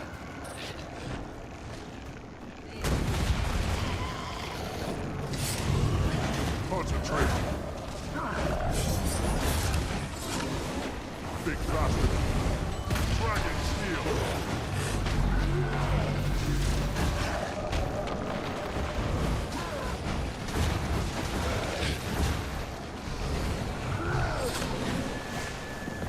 Total concentration. Come on, he's almost dead.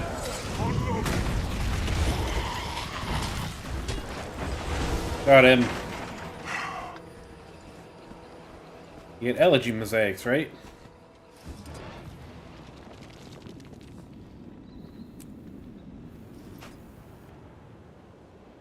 Welcome back, friend.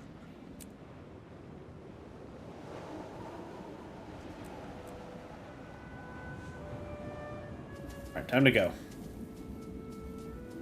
Oh, cool. I see there's the Exile's Rest. And then up top here is a mastery.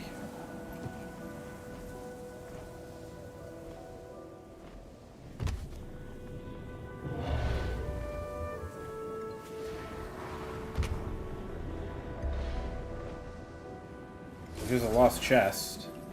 Oh, the mastery's over there. That looks valuable.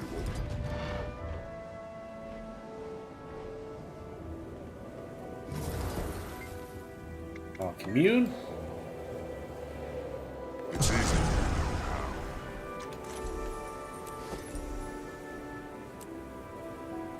Got one Path of Fire one. I need 5 again.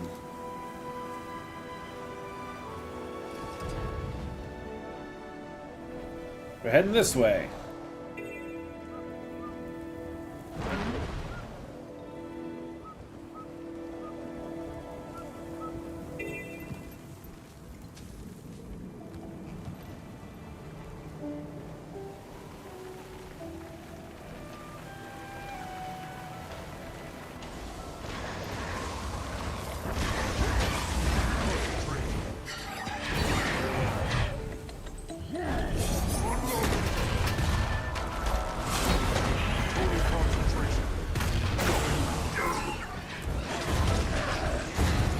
Forged.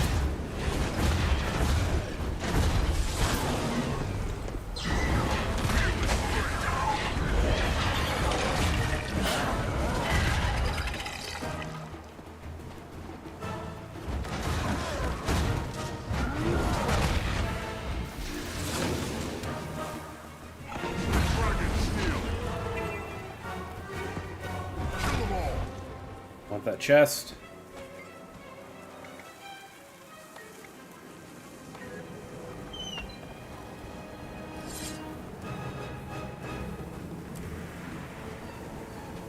And then this one over here.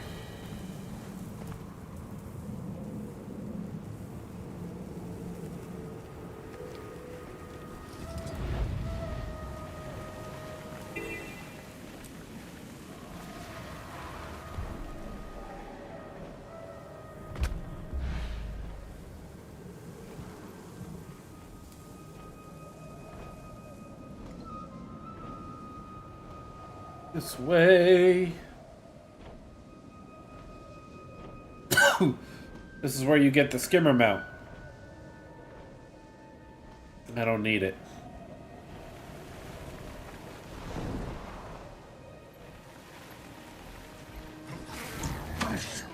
Oh, I angered this Choya.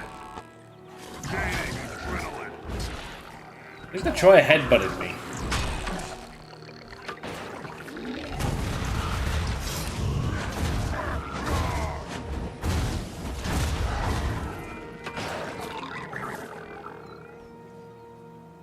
That one's split in half.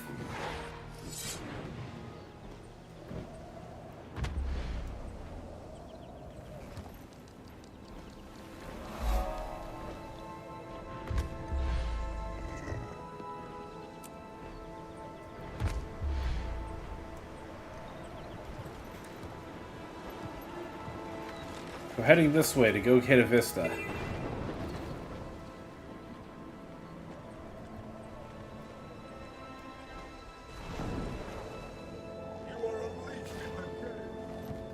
And if I see, a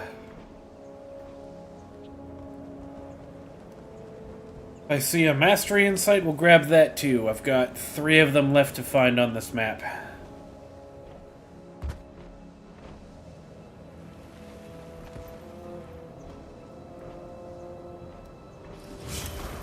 I think I've done all the hearts. There's 1 heart I haven't done.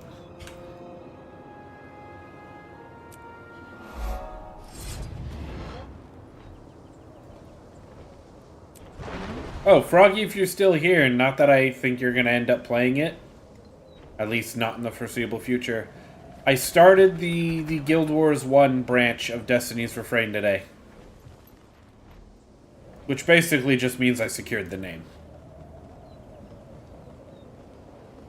I think we might be, as a guild, branching out a little bit into the other games. I don't see, like, a Raid Night equivalent for Guild Wars 1 happening at all, but like if people want to be in the same guild in that game and maybe run dungeons occasionally or whatever, it's set up.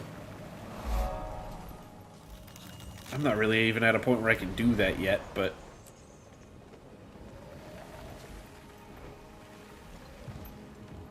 I think this is the edge of the map, is it not? Oh, it is. There's no going past that wall.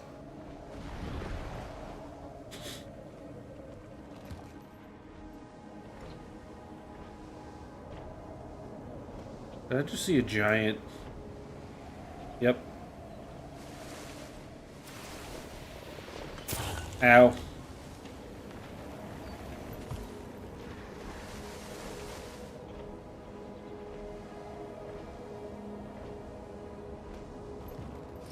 I'll take that.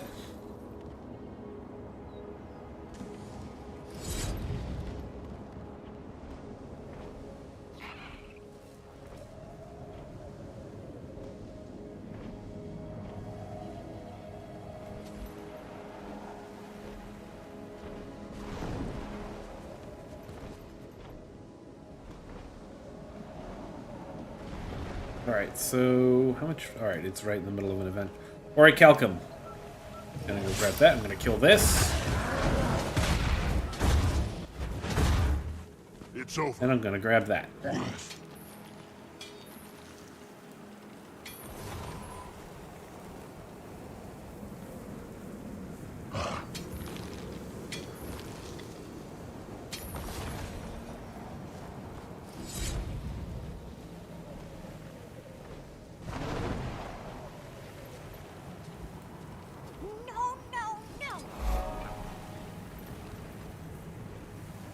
Oh, oh.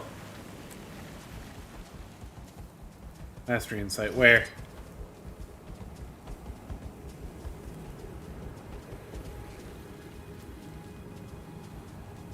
You. What can I do for you?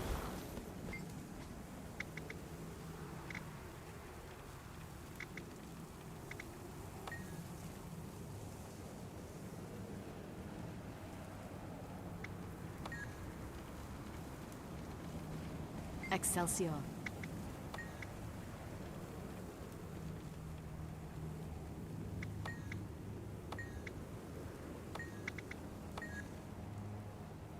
So...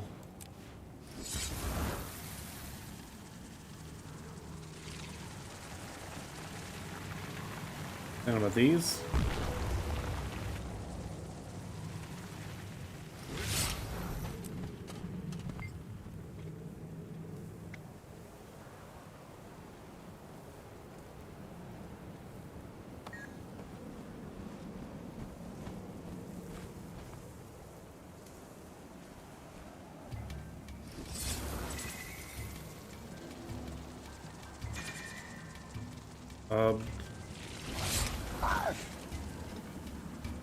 That based on an achievement I can do?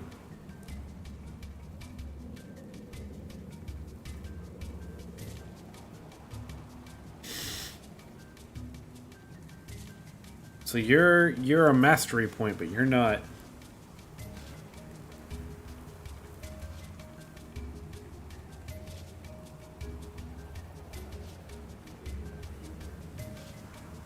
Okay.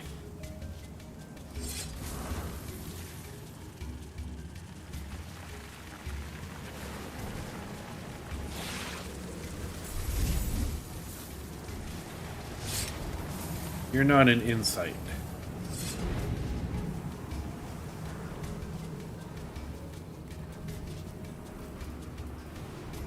Oh. You might be.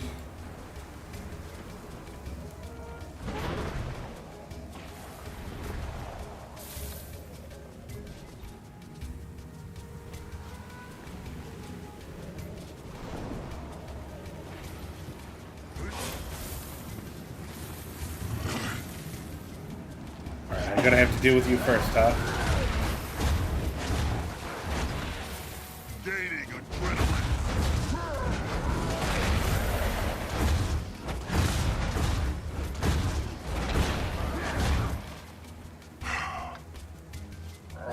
You can never have too much treasure. You know what? I have a feeling. We're gonna hop on this.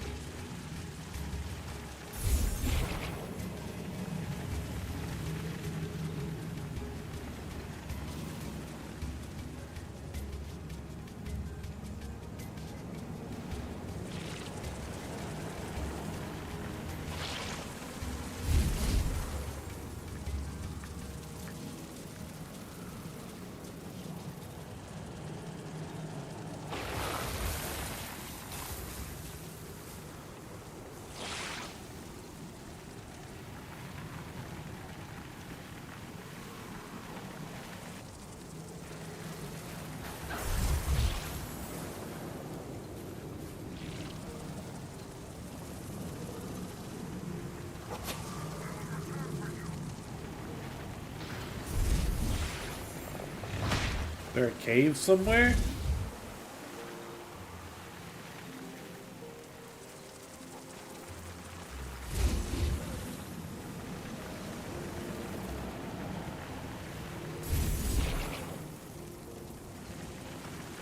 Oh, way underground, I'm just not seeing to get to that.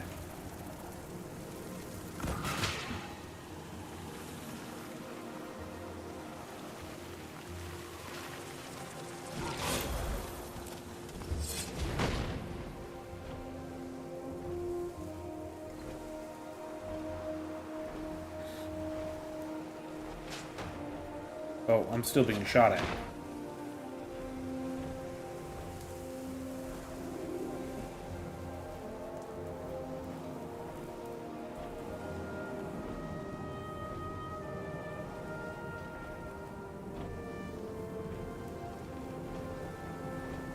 I don't know how to get it. I will have to do that. I'll come back for that when I'm actually looking at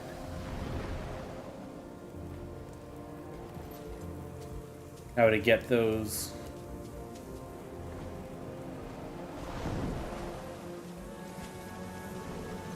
That completion is the goal right now anyways.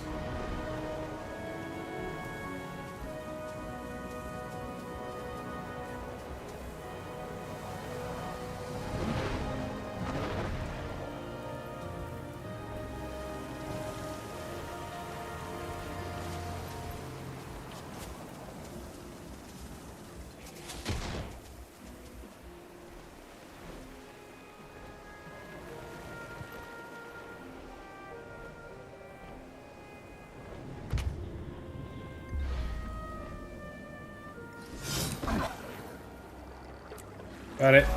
Go.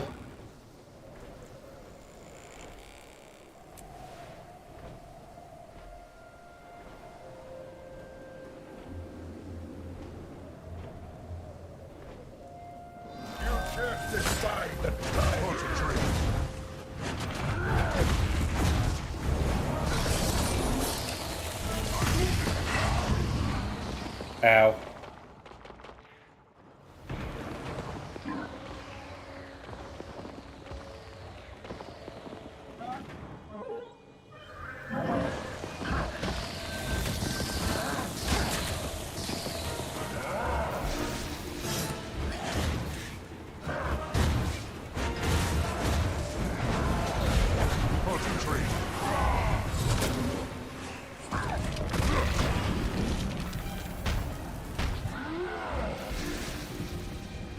It's over. My mind in peace now?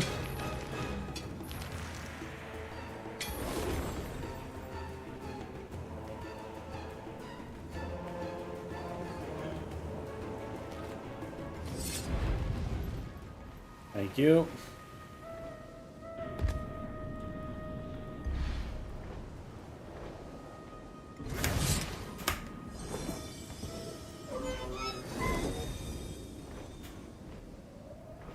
Well, there's a wall.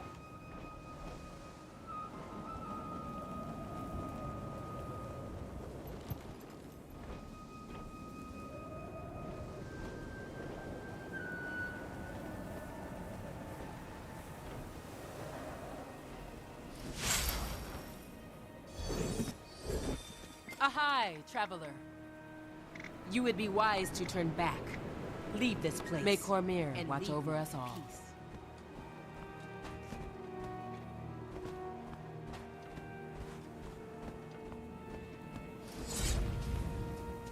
Okay.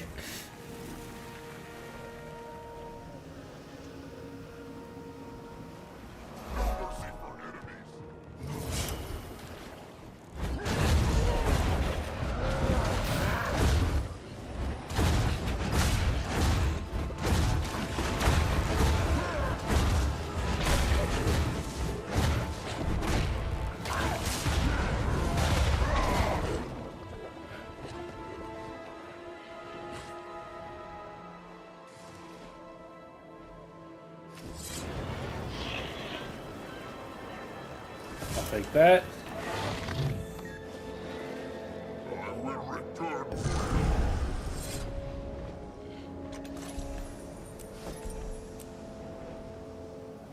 Now where do I go?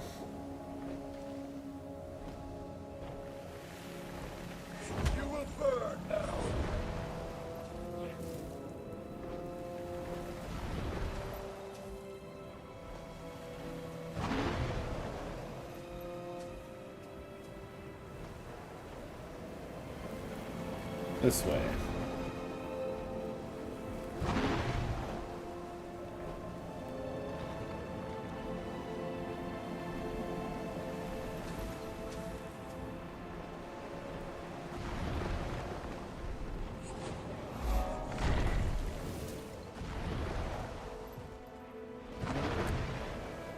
Now whichever everyone is this way.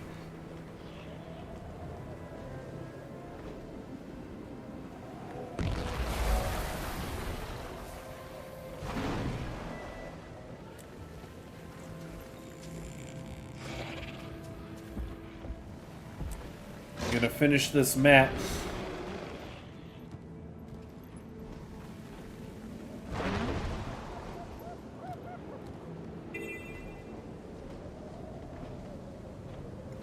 Fairly soon.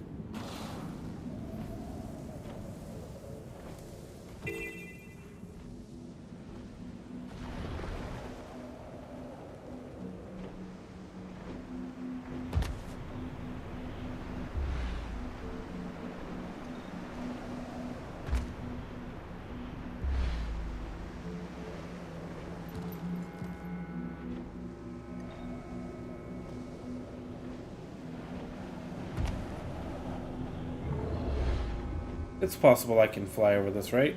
Are they gonna wall me off?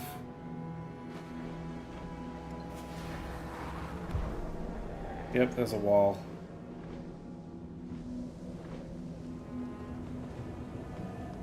Get in there, I need to complete whatever Augury Rock is. And then I can get in there.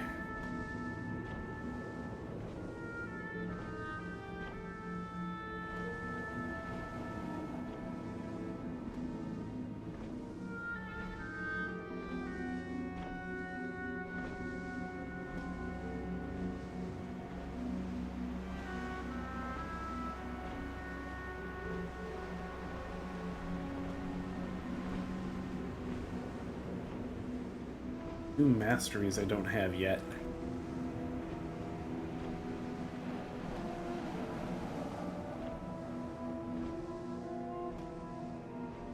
Wonder what they would be. They're called Pillars of Sovereignty and Deadhouse Vault.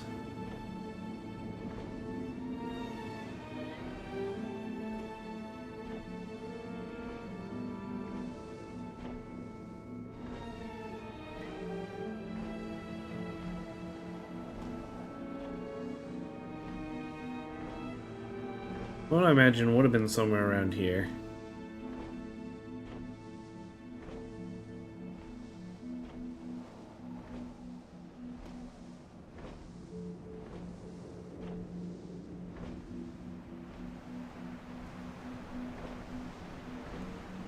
You know what? I'm going to pop over here. Alashar's Oasis.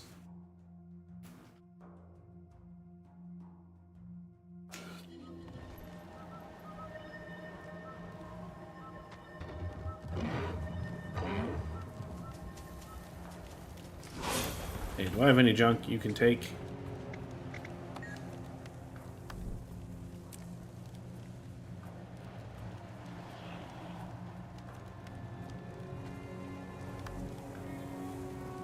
Oh.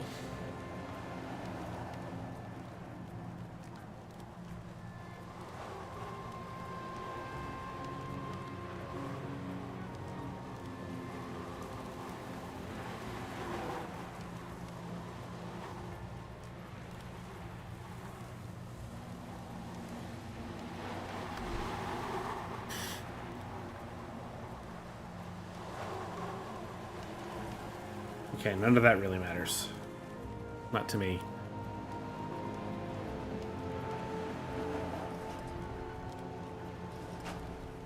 Just boop.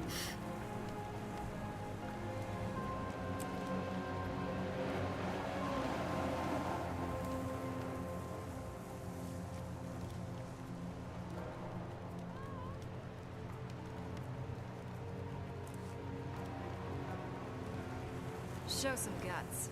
Put your name down for the contract on the Awakened Stray.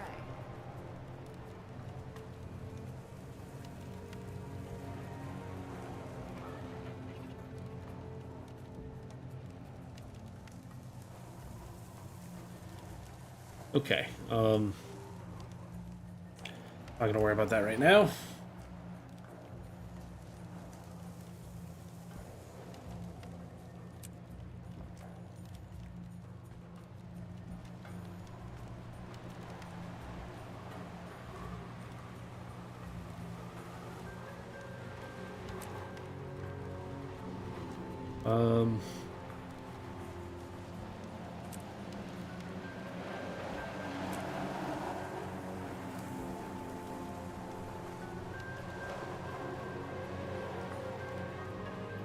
Only got 2 left, and I think they really are those things that I have to... Okay.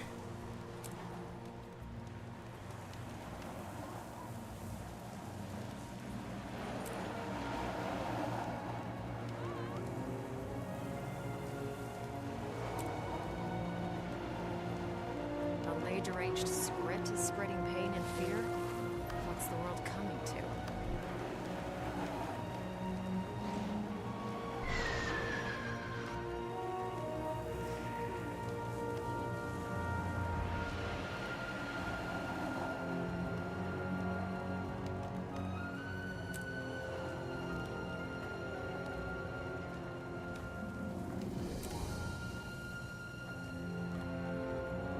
Okay.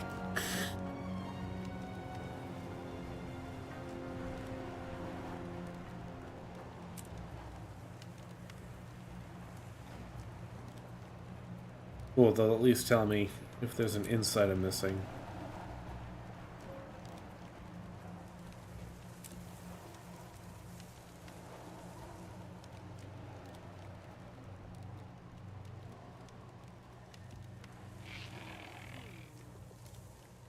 Oh, I did miss one in Bitterfrost.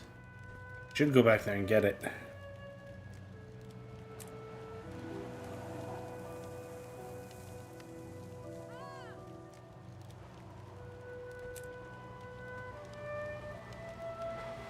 Missed a couple insights. A scarab's gotten mixed up with the ley magic. Oh boy. Swat him down.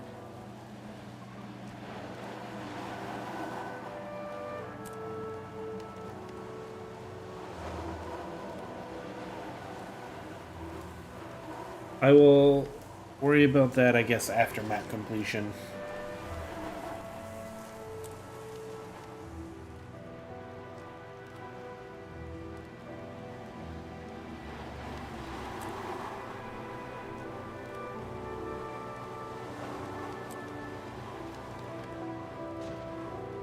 Hey, can you talk? Of course I can talk. I'm an Asura, which means I speak better than you Okay. ever will. Oh, so do all Azurams look like you? Are you also puny? Are your ears supposed to stick out like that? You look kind of like a Skrit with its face smashed in. I bet you'd make a good pet. Can you do any tricks? Where's a progeny disciplined golem when you need one? I'm checking to see.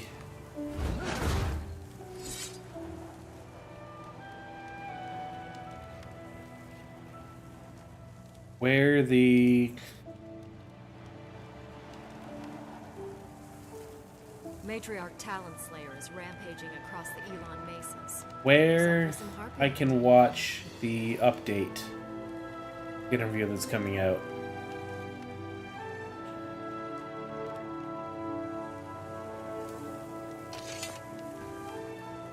I bet. I'll look up ArenaNet on YouTube. Will it be on there?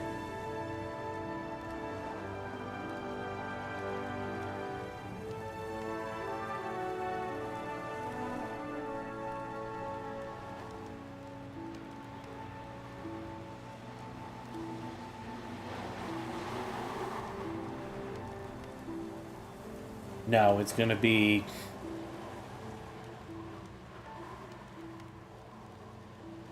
Does ArenaNet not have its own...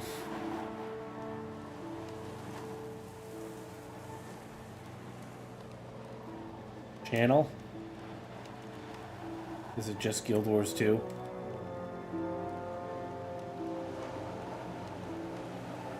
Yep.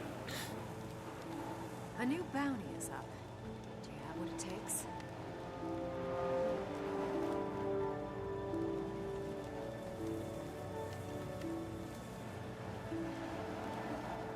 I am on their Twitch page too, so I guess that will have to do. We're gonna pop into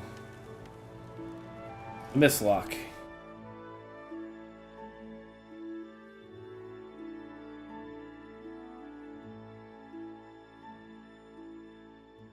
And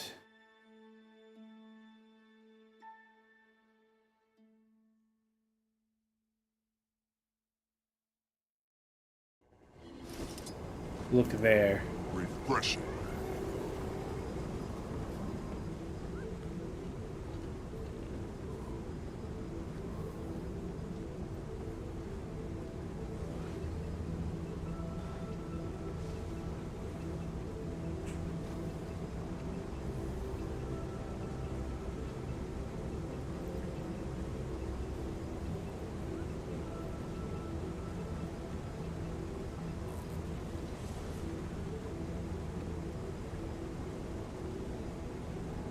I don't know if they're going to be on Guild Wars 2 or if they're going to be on ArenaNet.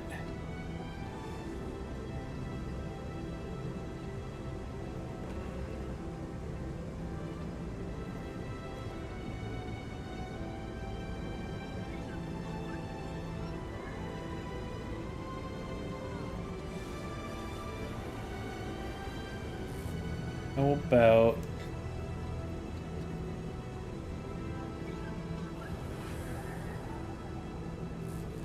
I'll just keep them both open and wait and see. But I'm also gonna do this. Need a window capture. Responsibility isn't easy. Going to...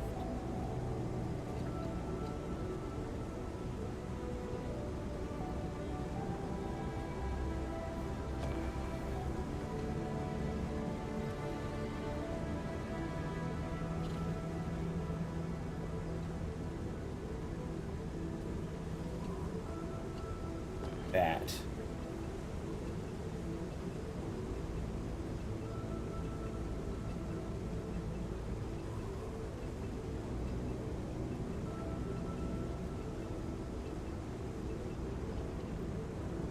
Greetings.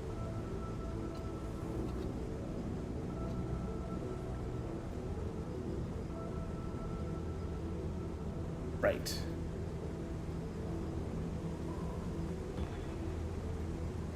Gonna stretch if I do that. Oh, I didn't see you there. I'm gonna do this.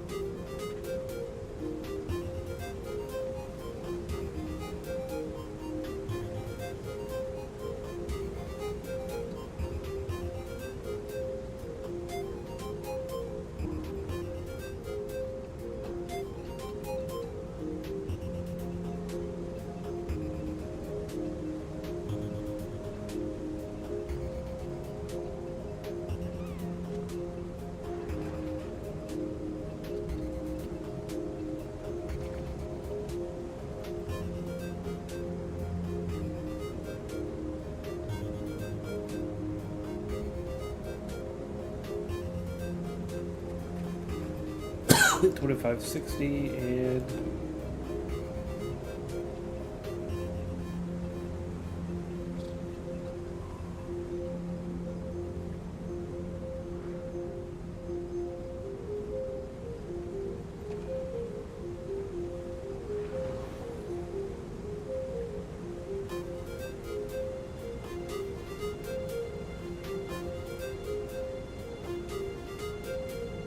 There.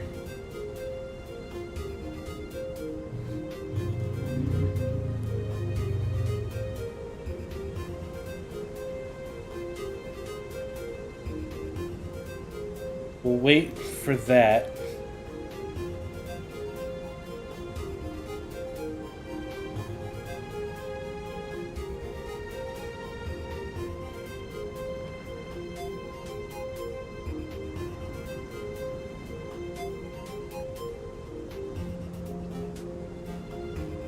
No TV, Guild Wars 2. Alright. It'll be on this page.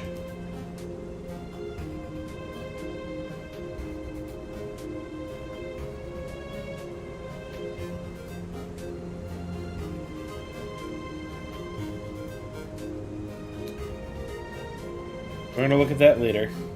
I will be back.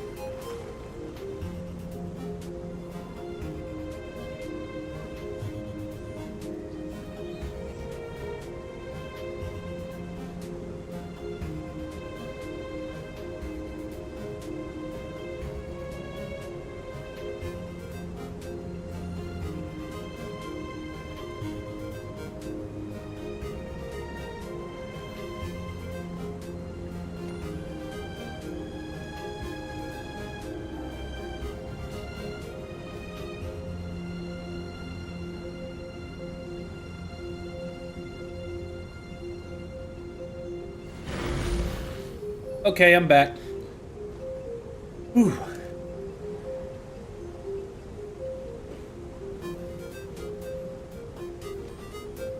Alright. So we're gonna double check. I'm gonna do this. It's supposed to start in like 8 minutes.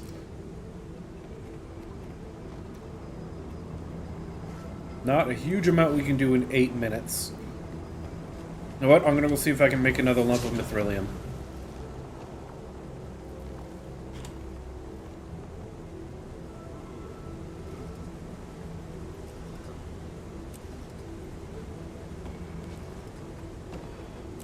I need more platinum ore.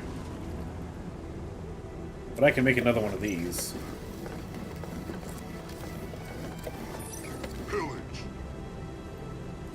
Then armor smith.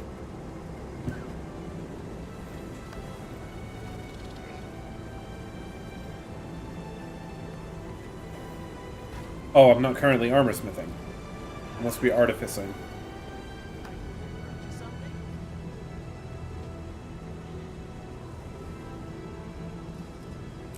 Let's condense these down. Condense, condense, condense.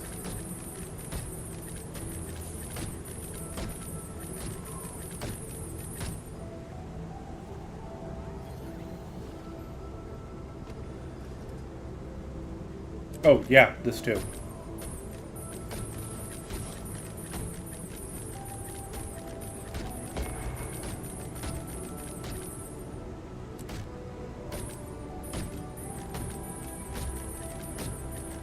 You can never have too much treasure.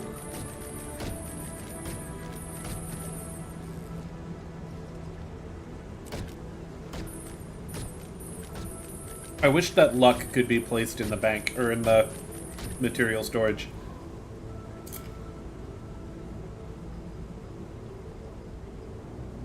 That would make my life a little easier.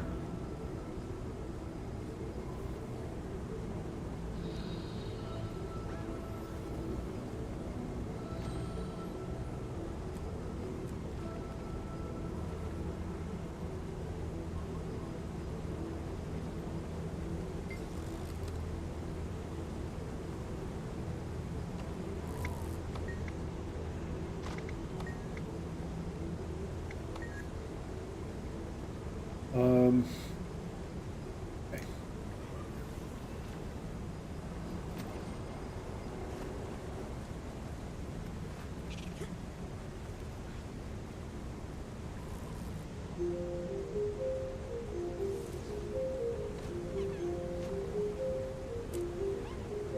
We're gonna fix something.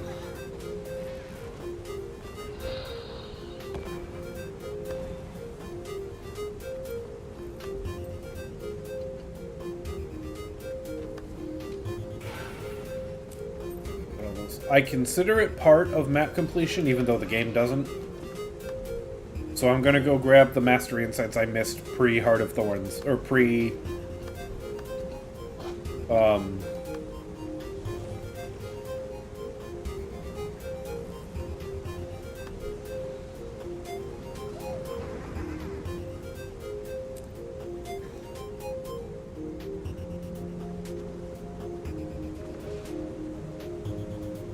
what was this thing?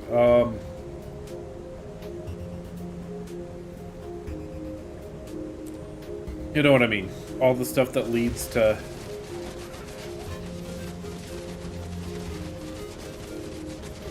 This won't show it.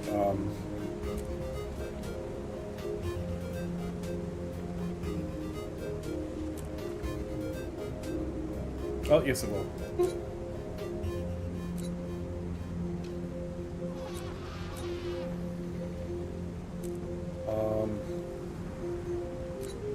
Bitterfrost Frontier Insight. I need to head to Bitterfrost and go get that one I missed.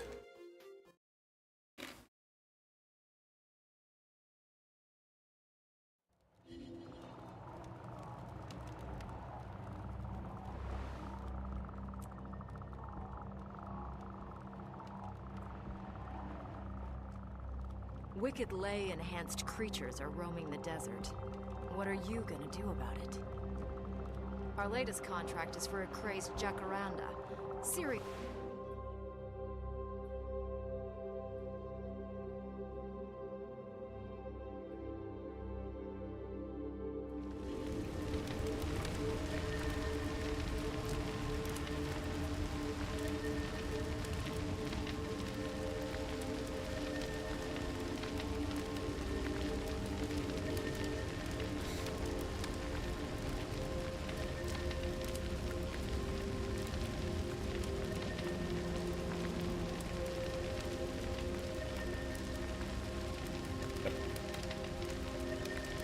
It's how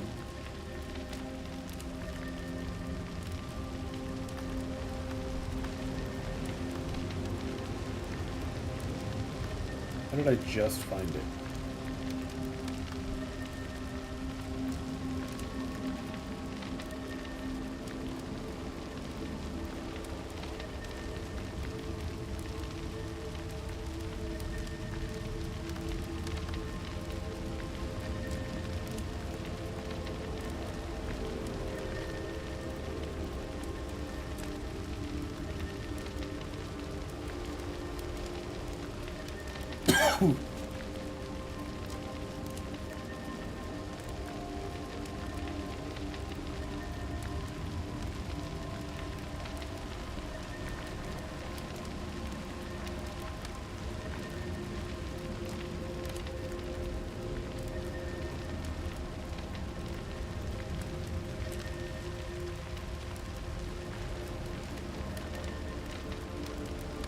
Just this one.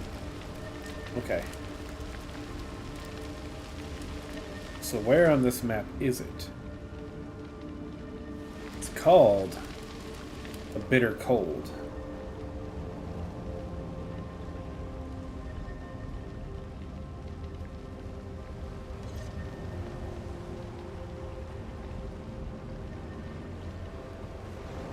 Ah! Northeast.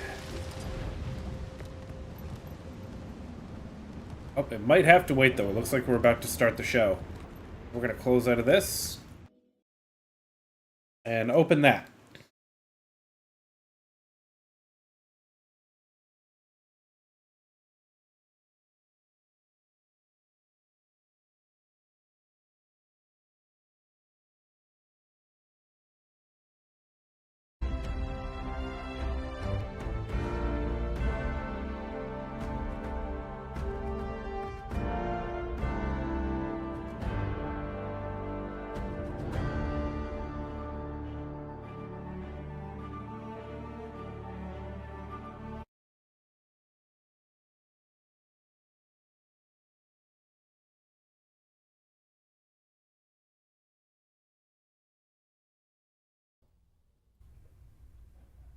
Oh, hello there. Hi, everyone. Thanks for joining us today. Appreciate it. It has been a absolutely wild last 4 days or so here at ArenaNet and all over the place. Incredibly exciting.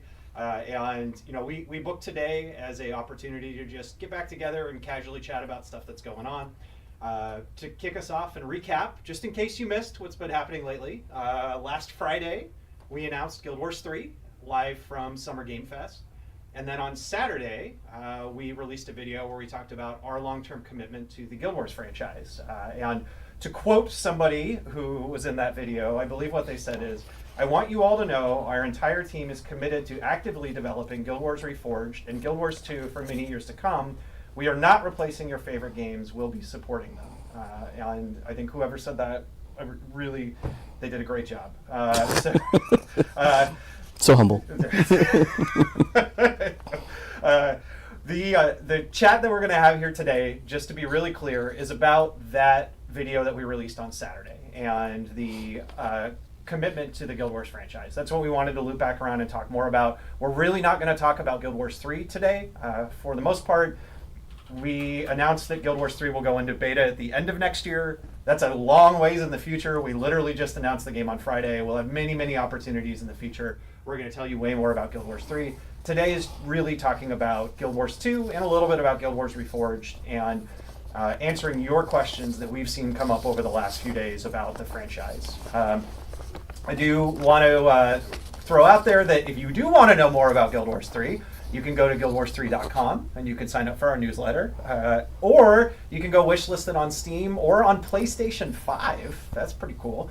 And also, coming up later this summer, Already just a friendly wishlisted reminder, on both. our next really big studio beat is we've announced that we're going to release Guild Wars Reforged on mobile devices, and that's coming up pretty soon now, sometime this summer. More info on a specific date soon. And so we've got a lot going on there as well for you to look forward to.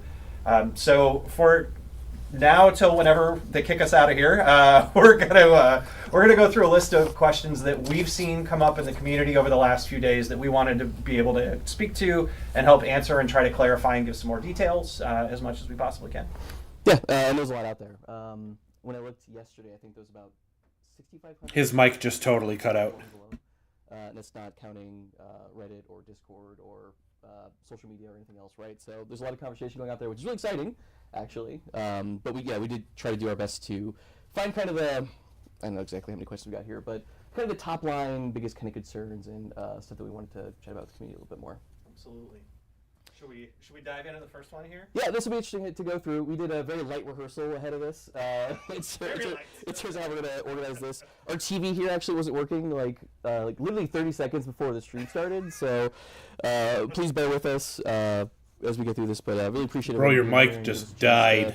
Talk about all the things that are going on. Yeah, they don't allow us to be on live streams very often anymore. It's true. This is actually my first, realized this morning, it's my first time being on live stream for ArenaNet in like 10 years. I've done videos, but I haven't done a live stream. That's wild. It's my first time not hosting one, actually, so thank you for hosting today, but it's a bit weird to be in the passenger seat on this one. It's weird to host. Yeah.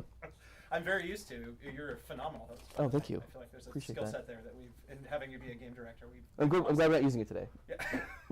We're gonna fix audio. Oh. Oh. No. Apparently our audio's messed up. They can really barely hear you, so okay. It's apparently annoying to a lot of people. Guys, you're supposed to do this before the live stream. Can you move your microphone off your hoodie? I'm getting rid of this one? No, move it off your hoodie. Move it off my hoodie? Where's it? Ah. Yeah, your hoodie, it's really, really low. It's not getting close to your mouth. Chat's got to be cooking them right now. Okay. And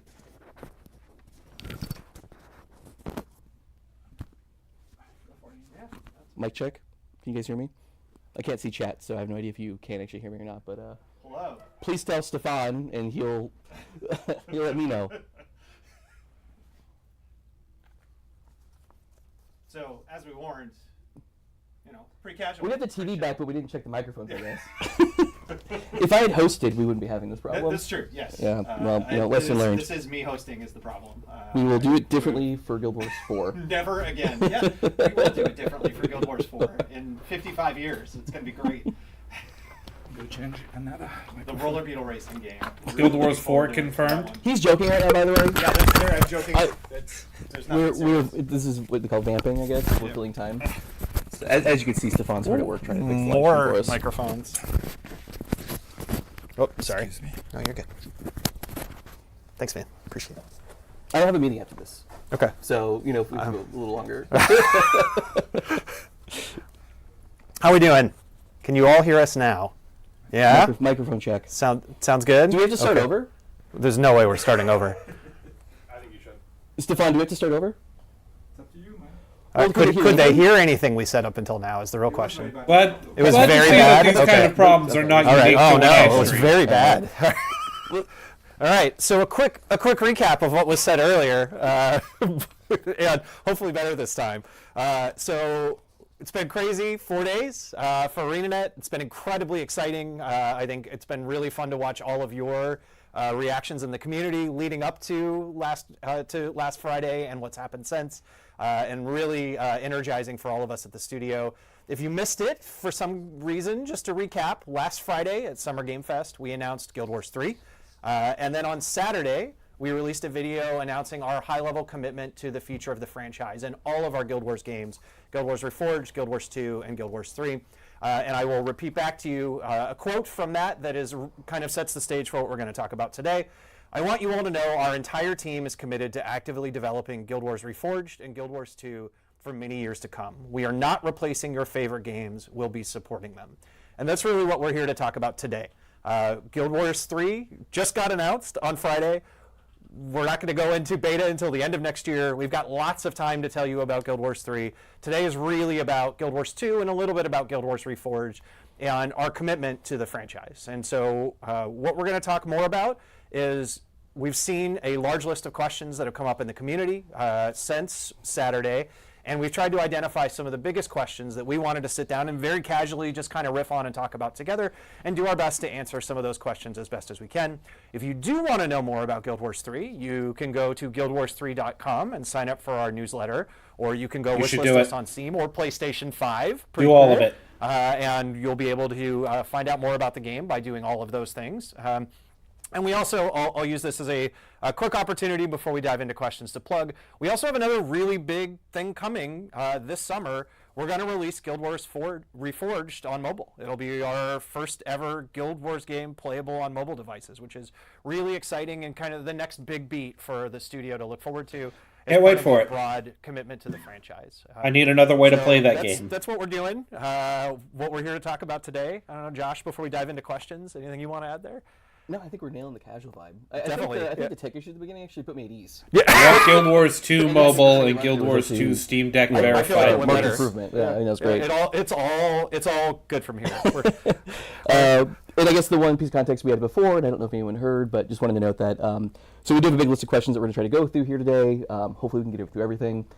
Colin and I do have a tendency to just rabbit hole on certain topics for a long period of time, so we'll do our best to try to get through as much as we can in the chat today. But really, all the questions we pulled here are, it's pulled from comments on the forums and on Reddit and social media, Discord, in-game even for a couple of them, and we try to capture kind of the top-level concerns that the community had, and so I think we're very excited to have the opportunity to talk to you folks very directly today about all this, but yeah, we're just going to try to keep it casual, which again, I think we're nailing currently. Got it. All right, well, here we go. First question that we've seen, and again, we're doing our best to paraphrase a collection of thousands of questions that we've seen and distill them down into a somewhat coherent sentence. So you're taking a break from expansion development in Guild Wars 2 to deliver Hall of Monuments 2.0, World versus World, updates, a new ore map, and other quality of life updates. But you've also said you'd resume annual updates after Guild Wars 3. Can you clarify if they are updates or expansions? Yeah, so yeah, I think when I go back and watch that video over and over again, I think this is probably the biggest area that we messed up on, and I think that we were just too ambiguous. I think when we wrote it down, it felt like it was going to be a bit of like, well, this is a synonym for, talking about expansions, and I think it was unclear. So to be really clear about it, like our intention, our direction is to return to annual expansions for Guild Wars 2. Excellent. Annual updates feels like the same thing for us internally, but obviously the words have meaning, and so yeah, just say it very directly, our goal is to get back to annual expansions. We've tried a lot of different stuff with Guild Wars 2 over the years, so for a lot of our longtime veterans, which I'm sure there's a lot of them watching right now, they remember the Living World Season 1 experiment, which is, we're not going to ever do expansions for Guild Wars 2, pivoted into doing major expansions plus Living World, eventually only Living World, back to expansions, and then back to annual, and I think we found that annual expansions are actually the kind of the sweet spot for us, both from a player standpoint, but also from a development standpoint. It's actually a very sustainable thing for us to be able to do, and it's contributed to a lot of the success we've been seeing in recent years. So I think that's very much the model that we want to kind of stick with, and we'll keep producing new content for Guild Wars 2 as long as fans want to keep playing the game. Absolutely. Anything to add there? I think definitely we are guilty of over the years on live experimenting with a lot of different forms of how do we update and support the game, and I think it is, we've seen historically the criticism of, hey, I wish that they would just stick to a thing that we know and deliver on that, and I think we've heard that, we understand that. I think sometimes when we're at our best, we're experimenting and trying new things, but sometimes when we're at our worst, we're experimenting and trying new things as well, and so, I think that fearless spirit is part of what's made ArenaNet successful for all of these years, but sometimes things don't have to be experimented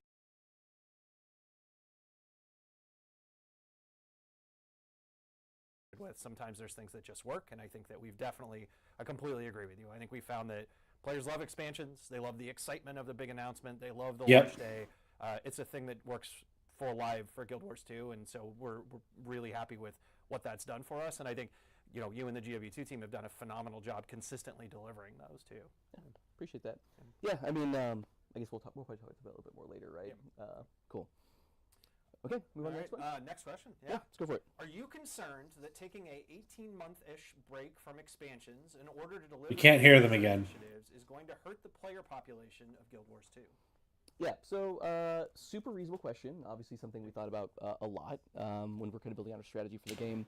But I think the most important thing to understand is that we chose this path, right? Like, there's a lot of different ways that we could have gone. It would have been very easy for us to move right from Expansion 6 development and move right into working on Expansion 7. But we decided that really kind of the period between now and when Guild Wars 3 launches. By the way, this is my first time ever saying Guild Wars 3 publicly. It feels really weird. It feels really weird. We've had to practice for years. Everywhere we go, like, don't say it, whatever you do. So it feels good. It feels pretty good. But anyways, there's a really interesting opportunity for us to, use the release of Hollow Monuments, which we're going to start doing later on this year, as an opportunity to kind of go back and revisit the entirety of the game. And so, the question of, like, are we worried about this? Probably going to be around I think Winter's realistically, Day. with a game that's, as old as ours, I think it would probably hurt engagement more if we didn't actually go back and resolve a lot of these early game problems or problems that have been existing in core content and even previous expansions that might actually have more of a negative impact on the game long term than taking a break from releasing expansion for a period of time. And I think we've seen consistently from many of you, I think the folks in particular watching this video who are among the the most ardent in our community and followed us in many cases for a very long time. We've consistently seen you asking for, over many years, us to take an opportunity to go back and do this. And we've continually evaluated, when is the right time to do that, and how do we carve out space for it? And it's always been really hard. And I think that, we've seen the reaction already in saying this is what we're going to do. A lot of people are really excited that we've listened and that we are going to go do what a lot of the community has been asking for there. Yeah, and I think, reading through the questions, a lot of it comes from a place of like no one wants to play the MMO that no one's playing. Right? Yep. Like, that's the worst thing you could ever have as a player of a game, right? Based on what we saw from the Guild Wars 1 to Guild Wars 2 transition to Hollow Monuments, like, there's going to be so many players coming back to play Guild Wars 2, either for the first time ever, I guess, or players that played the game previously and they're coming back and experiencing it for the first time. And so, am I concerned about there not being players to play with in this period? Like, absolutely not. In fact, I think that what a lot of it's going to feel like is actually the Return to campaign that we ran with Ed Dragons back in 2021, where effectively it almost felt like, in a way, kind of a re-release of the game, in that, like, players were kind of going from the core game all the way through that into Living World, into Heart of Thorns, and basically the entire community was kind of re-experiencing all that game content for the first time together, and it kind of really felt like release time again. Right? Yeah. And I think it's really kind of the vibe that we're going for in this time frame. My expectation is that millions of players are going to come back to Guild Wars 2 over the next couple of years, and so, yeah, I think it's really going to be a nice soft landing for them to kind of come back into the game, and I think there's going to be a ton of stuff going on. I was looking forward to this, but I can't hear it. It's a really compelling time to invite your friends who might have played before and left over the years or never had a chance to play to say, listen, this is what they're doing, and now is the time to come back and play it. We also feel like with Guild Wars Reforged going to mobile and reinvesting back in Guild Wars Reforged, there's a real opportunity there for people to fall in love with the Guild Wars franchise who have never had an opportunity to see it before. And after they play Reforged, they're going to want to go see other Guild Wars stuff, and they're going to go play Guild Wars 2. And that will play out over many years to come. And to your point, even after Guild Wars 3 releases, Hollow Monuments connecting 2 and 3 together is going to act as a tool to get people who play Guild Wars for the first time with Guild Wars 3 to want to go back and play Guild Wars 2. And when they go back and play that, they're going to see an entirely new, updated experience that this project allows us to have as well. We're going to take a break. We're being timed out. They can barely hear you. They can barely hear me. You're Okay. going to take a break, drink a bit, rewind the last question, drink a bit. We're going to restart it as soon as we can. Calling you something now. Okay. I guess we're taking a break. We'll be right back after these commercial messages. Oh, boy. Oh. Can you restart the question you were answering? Can we restart the question that we were just answering? So all of the second one? The whole thing? Okay. Well, they're going to get a sense of just... Are we live right now, I'm assuming? We are. Okay. So you're going to really get a sense of how casual we're being, because we're going to probably give you a completely different answer. Absolutely, yeah. Okay. Josh, you've never heard this question before. This is fun. This is. Well, it yeah. started fun. It's giving, Okay, so are you concerned that taking an 18-month break from expansions in order to deliver these other initiatives is going to hurt the player population of Guild Wars 2? Yeah. So on my second take on this answer, I'm going to say no. I'm not super concerned. And obviously we did think about it a lot. I sweat this kind of thing quite a bit in my job. That's pretty much all I think about, to be honest. But no, I actually feel really good about the phase that we're heading into, like I mentioned before. The Hall of Monuments campaign that we're going to be running and the release of Guild Wars 3 gives us a really good opportunity to kind of go back and retouch the entirety of the game. And a lot of what we're going to try to do here is going to feel very similar to what we did with the Return to campaign for Inn of Dragons, where effectively, we basically brought players back through all the core game content, into Living World, into every expansion, leading up to the release of EOD. And so it'll be very similar, but this time we're going to add on our 3 more recent expansions, and EOD obviously, into that campaign. And again, this is an opportunity for us to go back and not only bring players back into that content, but also make a bunch of changes and improvements to the content to make it feel a bit more modernized. Love Guild Wars 2, but a lot of the early content, core game content, I'd say even Heart of Thorns to an extent, and maybe a little bit of Path of Fire, definitely shown a little bit of their age over the years, and so I think we're all really excited with the opportunity to kind of go back and touch that content back up again. This is stuff that players have been asking for forever. I think that we wish that we could do all these things simultaneously. But unfortunately, trade-offs exist in game development, and so it just felt like kind of the opportune time for us to address kind of like a lot of those core problems. Yeah, I mean, I really, to your point about people have been asking, for a lot of this for a long time. I think that's a consistent message we've seen from the community for over 10 years now of like, hey, can you carve out time to go back and clean up a bunch of these areas and some of these. Oh, that's right. They're doing that. That's also good. Bugs or gameplay experiences, and we've never really been in a place where we could make that trade-off and carve out time to go do it. And I think you're right. That's perfect. It's exactly the right time to do it. And I think, we feel like when this is a franchise that we're going to keep supporting for many, many years to come and keep investing in Guild Wars Reforged and in Guild Wars 2.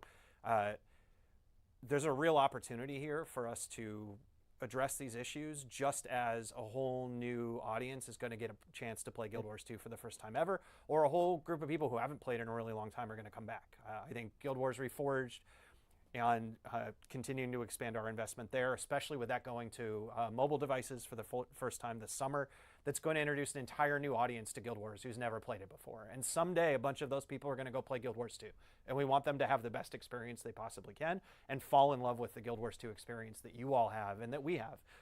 And similarly, someday farther in the future when Guild Wars 3 releases, you're going to see a whole bunch of people who play Guild Wars 3, and when they have a point where like, well, I'm not sure what I'm going to do next, they're going to look at Hall of Monuments and say, I'm going to go back and play that Guild Wars 2 game and get all the cool stuff in Hall of Monuments. And we want them to have. I need to do the Guild Wars 1 Hall of Monuments. And to fall in love with Guild Wars 2 again at that point too, the way that you all have. And we see this very much as a system that allows that to happen, and we want to have the best experiences we can, and this is the time to do it. Yeah, I agree. And we're gonna have a lot more information to share on all this stuff in the coming months and whatnot. Right now our team is just heads down focused on VOE QR3. We want to make sure that we really land that release well and that it feels like a very fitting end to that expansion. But I know we gave the example of the Zhaitan fight. I know it's one that you personally. Colin definitely put his thumb on the scale a little bit for us to take on that initiative. But I think that we want to take a couple of big swings like that as we're kind of going through and looking at all the expansion content. I know there's encounters in Heart of Thorns and Path of Fire and even other expansions that we'd love to go back and retool in a very similar way. And so I think there's going to be a lot of really exciting stuff, honestly. It's not just going to be all bug fixing. Zhaitan's a great one. Of like, I don't know if we've ever shared this story. Why not? We're here. The tech, the capacity to actually have the tech to do like the moving platforms and some of the stuff that happens in the Zhaitan fight, it didn't come online until like 3 weeks before the game released, 2 weeks before the game released. And so by the time the tech was fully functional, and we were all sweating bullets, like, hey, is this ever even, like, we're going to ship the game and it doesn't even work. And the tech came online just at the very end. And so we basically had, 2 weeks before launch to try to throw together something that made that an experience that would work. I don't think it's anything close to what any of us had hoped that it would be. I was happy that it even functioned by the time the game shipped. And we're pretty terrified right to the last possible minute. And so I think it's going to be really fun. anything like that in retrospect, it's going to be impossible for the team to ever make it live up to what people in their minds now are imagining it could turn into. Like, you know, we still have to work within the constraints of the model and the animation and the stuff that's in that level. But whatever we can do to make it better is going to be worth it compared to, you know, the, hey, we just barely got it out the door that it was when the game shipped. I think if we could just reduce the amount of time you spend on a cannon, yeah, I think it'd be good. my one ask. It was basically just stand there firing cannons mission. Yeah, and I guess just one last reminder. This is all covered in the video that we put on Saturday, but like, it's not like we're not doing any content this time frame either, right? Like, so choosing to not do an expansion in this time frame allows us to do some other really cool stuff. So the fact that we're going to be adding a new map in Ore, you know, the details of this are going to be really high level. I'm not going to expand on it today. We'll have plenty of time to expand on it in the future. But, you know, being able to have a little bit of connective tissue between Guild Wars 2 and Guild Wars 3, I think is really exciting. And so, like, we're going to be definitely heads down working on that. And then the new War vs. World Borderlands map is another really big initiative that we're taking on. And we're really only able to do that because we're taking a bit of a break from expansion development. And so, you know, there's going to be a lot of cool stuff that's going to be going on in this time frame, outside of just the modernization efforts. Yeah. And it's a perfect time to make a brand new character, to go through and experience all of those areas as we're... I need to make many characters. Oh, man. You're a warrior main? I'm an NG main. NG main? Okay. Yeah. Same. Sura Engineer. Wow, so you heard it here first. This is warrior territory, my boy. We have never put our hands on the scale for balance, by the way. Ever. Guardian has been dethroned as the favorite. Yeah. At least that's what the internet tells me. You ready for another one? Yeah, let's do it. Why not do expansions and this modernization effort at the same time and in parallel? Yeah, it's a really good question. And tremendous workload. Getting a little bit of inside baseball here, I guess. Yep. But yeah, I think every developer you talk to, no matter what game they're working on, wishes they could do all the things all the time. Yep. You know, we want expansions to have 8 maps. They'd never get anything done. You know, 20 new elite specs, or well, it's not a round number. 18 elite specs. Engineer will get 2 extras. That's okay. That makes sense. That's fair. Yeah, we would definitely force that to happen. Yeah, for sure.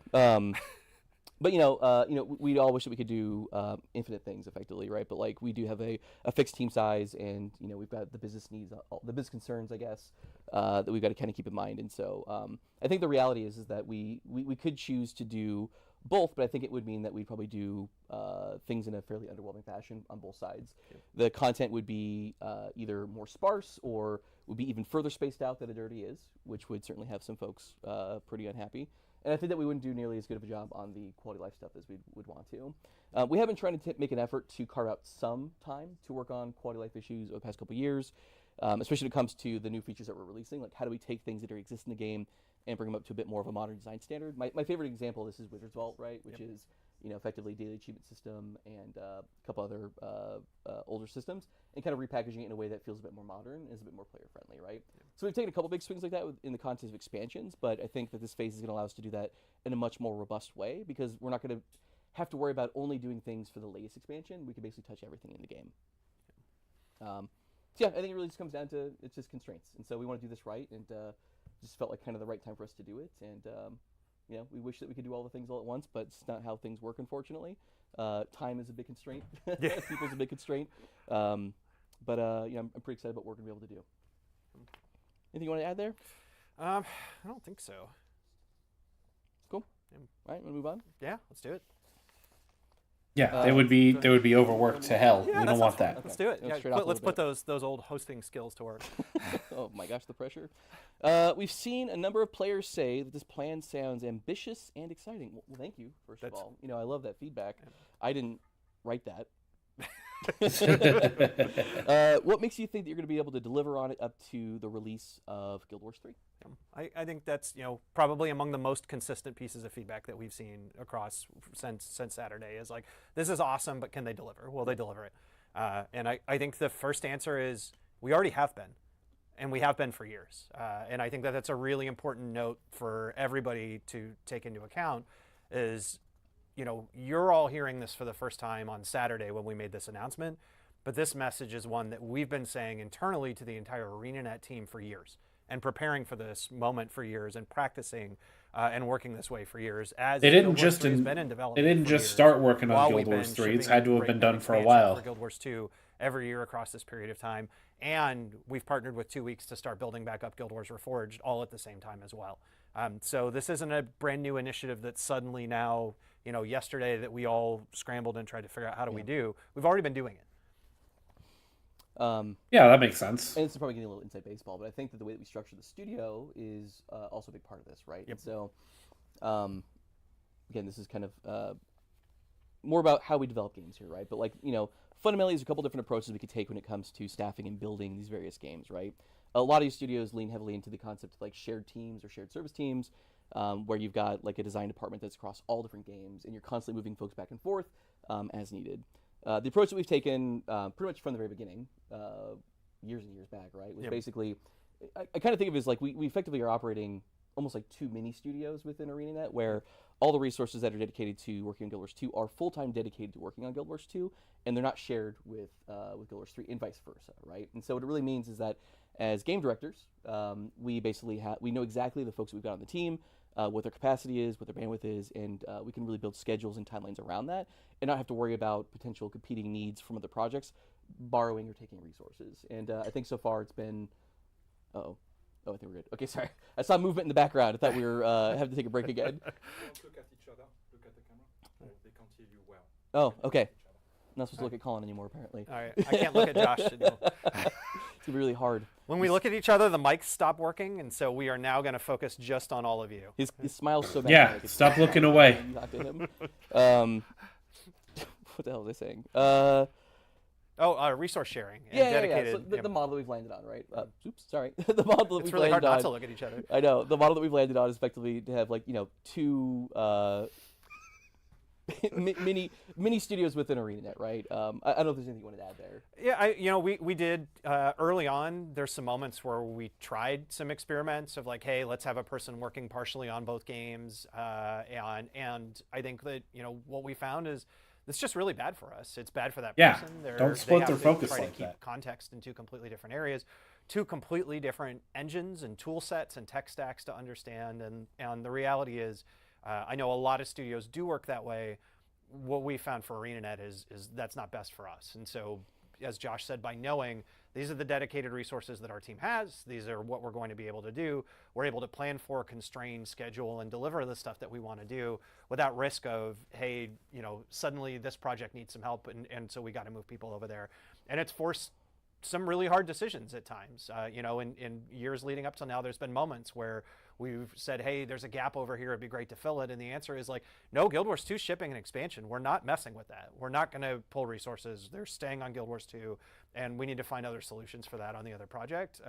And even now with Guild Wars Reforged, and a lot of that work is obviously being split between ArenaNet and 2 Weeks working together, which makes it easier. But we really almost have a third little mini studio inside of ArenaNet as well across the 3 different games that are in flight, which is really fun. It's awesome. It's a dream we had going all the way back to, I remember Mo talking about it in 2007, 2008, being at a point where we would have multiple different game teams at ArenaNet that were live and or shipping games, and it's taken us a long time to get there, but it's pretty incredible to be at that point, and we've learned a lot over the years on how to do that right for ArenaNet so that we can deliver a plan like this. And like we said earlier, we have been planning for this. We have already been doing it. And I think the real question, and this is the thing you're all going to have to tell us, is, we know we can deliver on the strategy. Do you like the outcome? So we have the resources to do it. Yes. That is one of the questions people have asked is, do you have the capacity to do it? The answer is yes. But the part that's on us that comes down to actions, not words, is, do you like the stuff that we're doing? Do you love Guild Wars 3 and the things that it does? And some of you won't. That's okay. You can play Guild Wars 2 and Guild Wars 1. Hopefully enough people do that it's really successful. I'll be there the whole time. As we do this initiative and with Guild Wars 1. These games are taking over all my free time. That is the criteria that now we have to go deliver on, but we're not constrained by resources to do it, which is exciting. So I think a thing has dawned on me in this conversation. I think some of the concern that I have heard, I'm making an assumption here. I think that there's maybe a concern out there that we are moving people off of Guild Wars 2 onto Guild Wars 3 while we're in this maintenance mode, or this maintenance phase, or whatever people are calling it, right?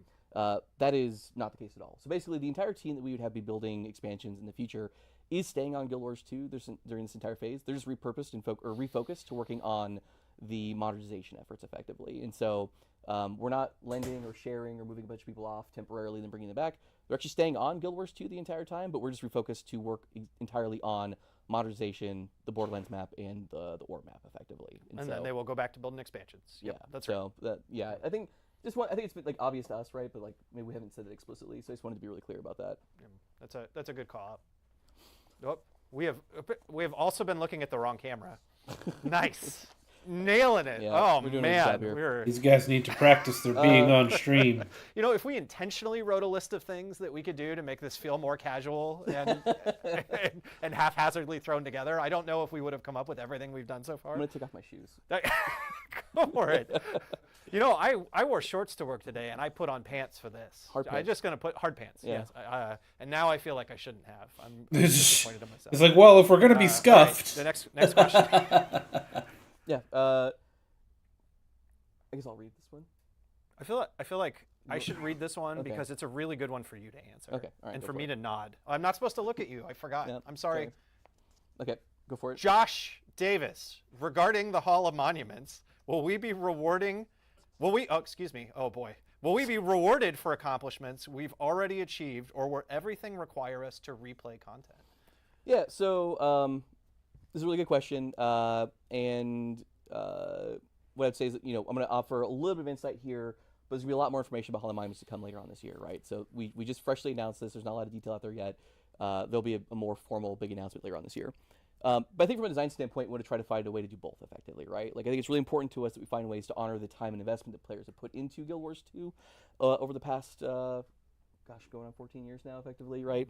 I mean, there are players who've spent, hundreds of hours in the game. There are players who spent tens of thousands of hours in the game, right? Like, I'm not even sure who has the most account age at this point, or the most time played at this point, but there are multiple players with 30,000, 40,000 hours that have wild over the past 14 years. When you think about it over the past 14 years, it's not so bad, right?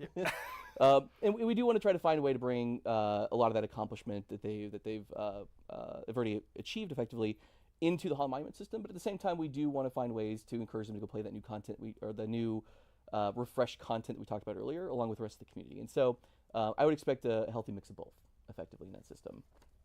I guess some additional info I can that I'll throw out here a little bit is in terms of the structure for the releases. So right now, I wish we could go out of order, to be honest, because so we're starting with the core game. The core game is the biggest chunk of the game possible, right? It's the thing that we spent 7 years developing initially, right? Yep. And then we've also done a lot of work on it since then. And so I think we could probably spend an entire year just focused on the core game. But unfortunately, just because of how things work and the fact that we're going chronologically is going to be the first release that we're going to do. We're actually going to break the core game out into 2 releases, though, just to give ourselves a little bit more time. And so the first release will be a bit more focused on core game systems. And then the second release will be focused more on core game open world content and story content. And then we'll go into each of our expansions from kind of there on, which will also include all the associated Living World releases as well. And those are probably spaced probably about a month and a half to 2 months apart from each other. And kind of in between all of that, there'll be a very similar structure to what we talked about with the Return to campaign, where each week there's kind of like new achievements and Wizards Vault objectives these days to actually go and accomplish in those areas of the game. So we'll have a lot more information out later this year. I'm personally very excited about it. A lot of really cool stuff going on in there. You'll also be able to earn rewards in Guild Wars 2 as well as Guild Wars 3, which I think is pretty exciting as well. And so even if you're not super interested in playing Guild Wars 3, which I know everyone is, but if you if you just wanted to earn nothing but Guild Wars 2 rewards, like that's totally an option for you as well. So there's I think a lot of learnings from the original system that we're putting into place for Hall of Monuments 2.0. Absolutely. Yeah, I hopefully all stuff, that's really exciting for everybody. We're really curious to hear your feedback in particular, but I think, this is a uniquely ArenaNet thing. There's not a lot of games that do this. We're going to, I think, talk more later today. There's a few questions that go more into kind of like our franchise strategy, and so we'll talk more about that later, but like, this is something that we very intentionally do to align with our pillars of feeling like your time is respected and your investment is respected. And we really want to do the next iteration of Hall of Monuments right. So it feels like, just like with each of our games, there's innovation and evolution. We want to apply the same process to Hall of Monuments here. Cool. All right. Can we go to the next one? Let's do it. All right. Okay. Is Guild Wars Reforged going to be connected to the new Hall of Monuments system? All right, well, we've said lots of happy, exciting news. This is one where I have to be a little bit of a Debbie Downer, at least today. The answer is, for now, no. Right now, we are focusing on connecting Guild Wars 2 to Guild Wars 3 via Hall of Monuments. Guild Wars 1 already connects to Guild Wars 2 via Hall of Monuments. And the Guild Wars Reforged team, in particular, our very small ArenaNet team and our partners at 2 Weeks Games, right now they're focused on two major initiatives. They're going to ship this game on a brand new platform that ArenaNet's never been on before. That is a huge focus for them. And this summer, we're incredibly excited to have Guild Wars Reforged be playable on your phone and to reach a brand new audience, and also hopefully for all of us a chance to go back and play again in Guild Wars 1 and play the game that started it all in a new way. And then, just on Saturday, Steven, our game director for Guild Wars Reforged, also announced they're working on a brand new type of content for Guild Wars Reforged as well, and they're focused on that. And so those are their big priorities right now.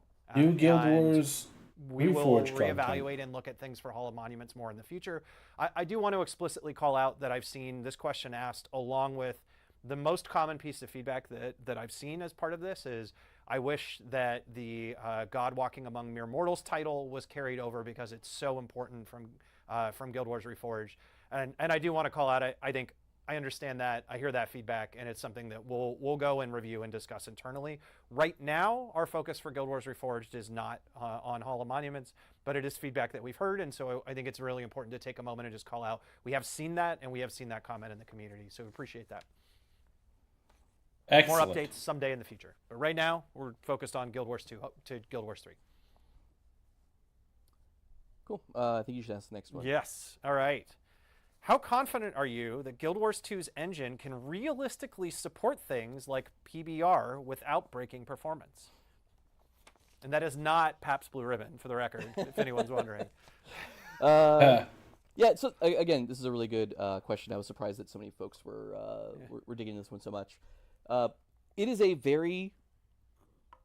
It's a challenge, honestly. We're taking a game... So, I don't know if a lot of people know this, but the game engine for Guild Wars 2 is actually built off of... And he's off screen again.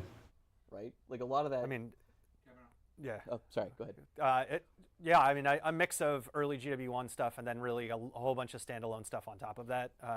But yeah, it's uniquely its own engine. It is not an off-the-shelf engine. It's not Unreal. It's our own in-house built thing. I guess my appreciate the context. Yeah. I guess my point with a lot of that is you could still go into our code base now and find code that was written for Guild Wars 1 that's executing right now on live, basically, right? A lot of that stuff still exists. And so, the idea of taking a game engine that was originally built for Guild Wars 1 that's been kind of, has evolved over time and trying to do more and more things to modernize it is a really, it's a huge technical challenge, right? And I think that that hasn't stopped us, obviously. We've been doing a lot of things in recent years to, one, implementing DirectX 11. We've got more modern shader technology that we're using now, improved texture compression. We just recently did a update with launch of VOE for improved shader technology. And I think we've learned a lot from every single one of these releases. And I think that, there's been some things that have gone really well for us and have only been a bonus or a plus to the player experience. And I think there's been some that haven't landed exactly the way we wanted them to, mostly because there are thousands and thousands of hardware configurations out there that's hard for us to replicate internally. But I think it's I think this is a thing that we have to do for the game. I think that players want to see the game continue to evolve over time and to feel more modern, and they don't want it to feel like a relic of 2012 effectively. And so it is a tough challenge, but I think one that we're very excited to take on. And so PBR, the PBR upgrade specifically, I think is a really interesting one in that the real technical challenge here is not so much how do we get PBR to work in Guild Wars 2, but it's how do you actually have assets that were built outside of the PBR pipeline, so things that we already got in the game, live alongside assets actually rendered or developed in a PBR pipeline, and how do you make it feel like a cohesive game world experience and not feel like you've got things, it's pre, 2026, 2027, that's the old stuff and here's the new stuff. We want it to feel cohesive, right? And so finding a way to do that, I think, is actually the biggest challenge. I think, reading through the comments over the weekend, I think probably the biggest concern is performance, and what does an upgrade like this mean for the performance for the game long term. So I think the main thing to understand here is that we're actually doing work on both fronts kind of simultaneously, right? So we've got folks that are dedicated to working on client and server perf, And then separately, there are folks that are working on improving fidelity of the game generally. I do think we need to find headroom in performance in order to be able to make some of these improvements possible, though, right? So, like, if we didn't address performance at all and just continue trying to add new fancy stuff to the game, like, obviously that would start to make it so that certain players couldn't play the game anymore, and I think that'd be really problematic. And so these initiatives are effectively happening kind of in parallel with each other. But absolutely, we do have to address the performance problem as well. And it also manifests a lot of different ways, right? When I say performance, there's really kind of two large categories of those things, both of which we're working on. So one is client performance. Client performance is like your frame rate, right? Like, so when you're running around in World vs. World or any sort of like large-scale populated map, and your frame rate starts to chug, and it feels like your screen's not updating very often, that's client performance, right? And that's a big focus of ours. Then separately, there's server performance, which is, what can feel like lag or latency. If you play World vs. World, I'm going to say a thing that you've all experienced before, which is you push a button, and then you don't see your cast bar go off, right? And like maybe a couple seconds later, it finally executes. That's a different kind of performance problem, but it's still a performance problem, and one that we're very much taking a look at. In fact, this year we actually deployed some brand new monitoring and diagnostic technology to live, very silently. We didn't talk about it or announce it publicly, but it's actually giving us a lot of really great information in terms of ways that we can actually tackle optimization for the game on live, and so a lot of really cool stuff happening on that front right now. Yeah, and I think that this goes back to a theme that we've already talked about today and is worth reinforcing. Of one of the questions that we're seeing coming out of our Saturday Future of the Franchise video is like, hey, is this real? Are they going to stick to this plan? Is this commitment to supporting all three games something that in the future they're going to keep doing? You don't make investments like this into updating the technology on a game like Guild Wars 2 unless the goal is to continue to invest and support the game. And I think that we have a strong track record, in particular over the last 5 years, of already doing some things like this and carving out time to do a lot more of it. These are things you do if you want this game to be around, what would you say, 15 more years? At least. At least, I'd love to, recently we had somebody retire from ArenaNet. It was pretty awesome. It's not a thing that you see happen in the game industry basically ever. I would love to be able to look around and say a bunch more people have retired from ArenaNet someday and are off living their best dreams of being retired and playing Guild Wars all day long while they're retired, and hanging out and watching the game continue to get updated and supported at that point as well. And this stuff is what you do to make that possible. Well said. Page 1 of questions. There was one other note I had. This doesn't follow on what you were just saying just now at all. I should have mentioned it earlier, but I think one of the learnings that we took away from some of the recent fidelity upgrades, for example, is that where possible we need to make some of these things optional. And so with the shadow technology specifically, we've been going back and adding a lot more granularity in terms of controls that players have to make sure that if for whatever reason the new settings don't work well for them on their rig or whatever, they still have the ability to kind of fall back into the way that things used to be. And the drop downs we've added aren't the final solution for that problem. Obviously, we want to make sure that everyone can kind of benefit from those changes. But if we do roll a change out and there's any chance that it's impacting players' experience, we want to make sure that players can opt out as much as possible and be able to continue playing the game the way that they were. It's a great learning. Yeah. Huh? It makes things harder. Yep. I will say our options menu is getting pretty lengthy, and maybe that's a candidate for us to take a look at some point. You all tell us on the forums if you think that that's one of the most important things to look at. Duncan's been telling me. Okay. Our UI UX guy. Yeah. All right. Want to move on? Yeah.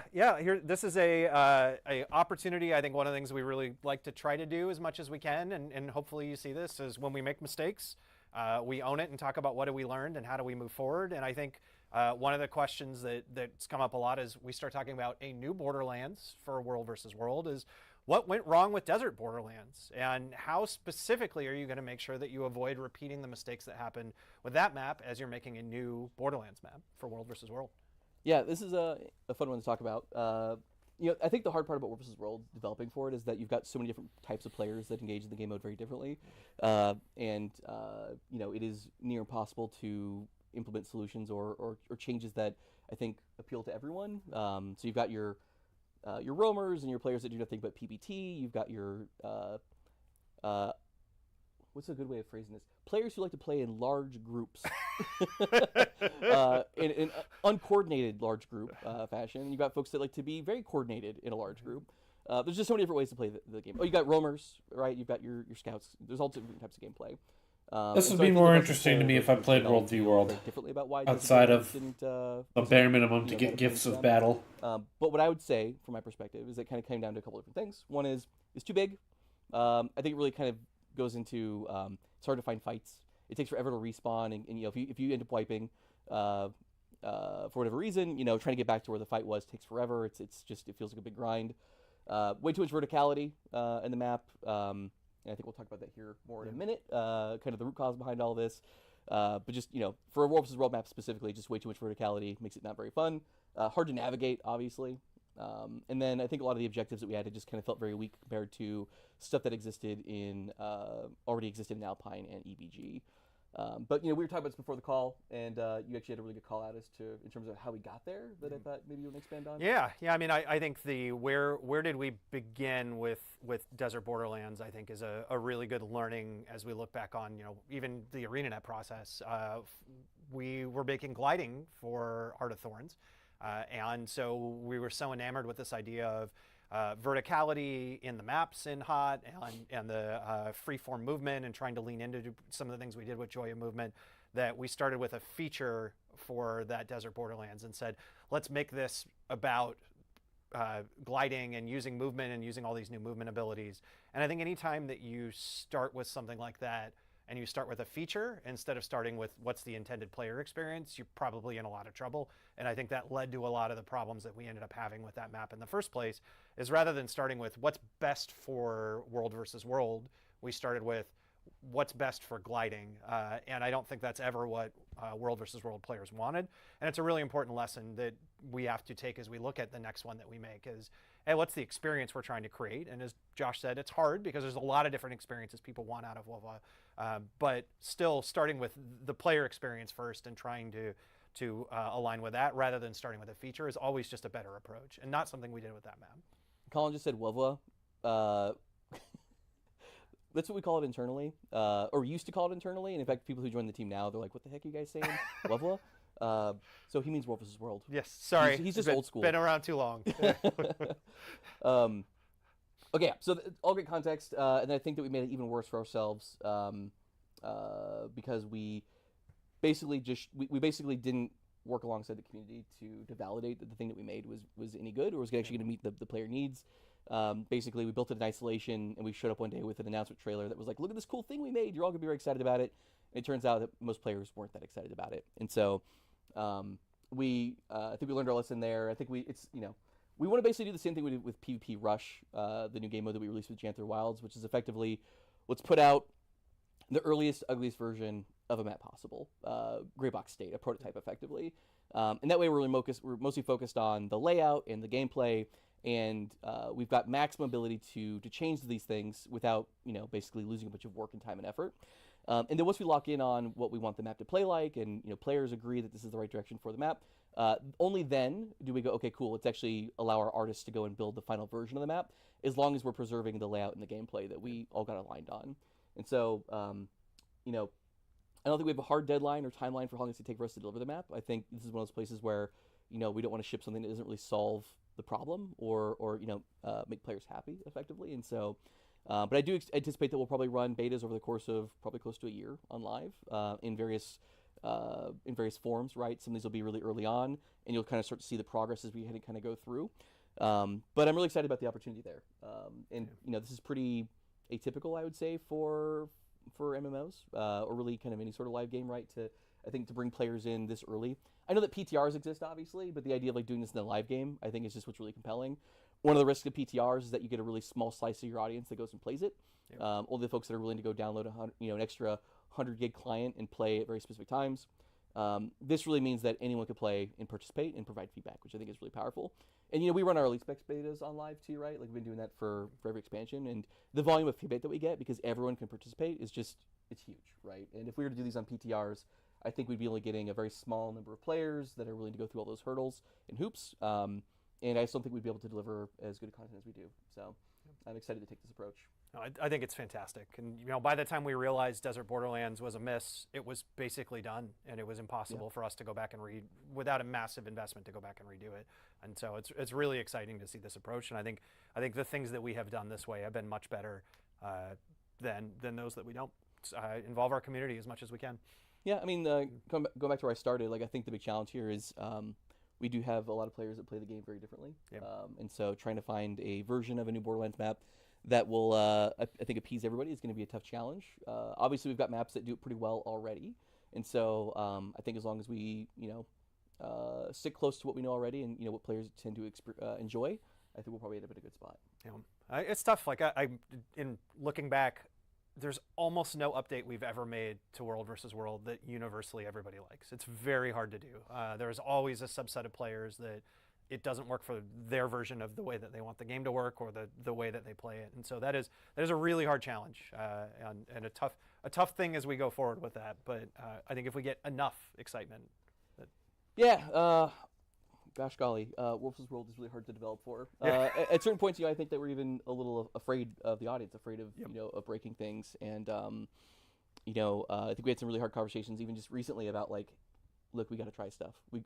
I know it's really scary to do things, and there's going to be players that don't like the things that we're doing for a variety of reasons, but that doesn't mean that we can't do anything. And so I think just getting a lot more comfortable with trying stuff, and then being comfortable with turning things off or rewinding those changes if they don't actually achieve the goals that we have. And so I think it's given us a little bit more confidence in over the past year or so. And I think there's some great examples of that. I think like the stuff that the team has done with fashion templates is a great example of like, hey, we released it, feedback wasn't what we wanted it to be, and we sat down and said, here's what we're going to do to address it. Here's a roadmap of how we're going to do that, and then we've systemically, point by point, gone through and updated. I think like that's us at our best. Obviously shipping something that a subset of people are upset about is not us at our best. But when we do, owning it, talking about it, laying out a roadmap and addressing it. And so hopefully, if we do miss on some things through this process, we'll do the same thing then too. Yeah, absolutely. All right. I'm going to ask the next one. Yeah. Because I think you can actually talk about some of the core game design stuff a little bit and maybe some technology stuff. And then we'll go from there. That sounds good. So how will you ensure that Guild Wars 2 maps, metas, and older content remain populated during this transition?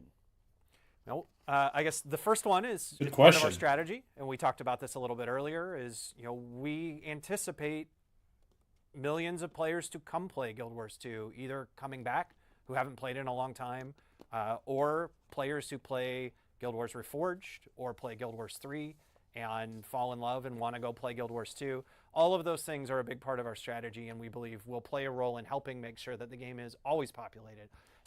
Hall of Monuments in the future serves a similar purpose as well, of having players come back so that it's always populated. Can I jump in real quick? Yeah, go ahead. This is a good spot, actually. If you don't mind, Yeah. just jump off and talk about some of the recent stuff in the announcement. If you don't mind. No, please. So you just talked about seeing a lot of players come back to the game. Yeah. I just wanted to mention this is already happening actually. And so since the announcement on Friday, we've actually seen like a 40% increase in the number of daily active users playing Guild Wars 2. The game was already doing incredibly well. I know that players follow our financial reports very closely and are commenting always on how much money we're making and whatnot. And so that things are going pretty well for us right now. And we're seeing a 40% increase in our daily active users, which is pretty fantastic. Week over week, we saw like a 45% increase in concurrency in the live game, which is amazing and wild.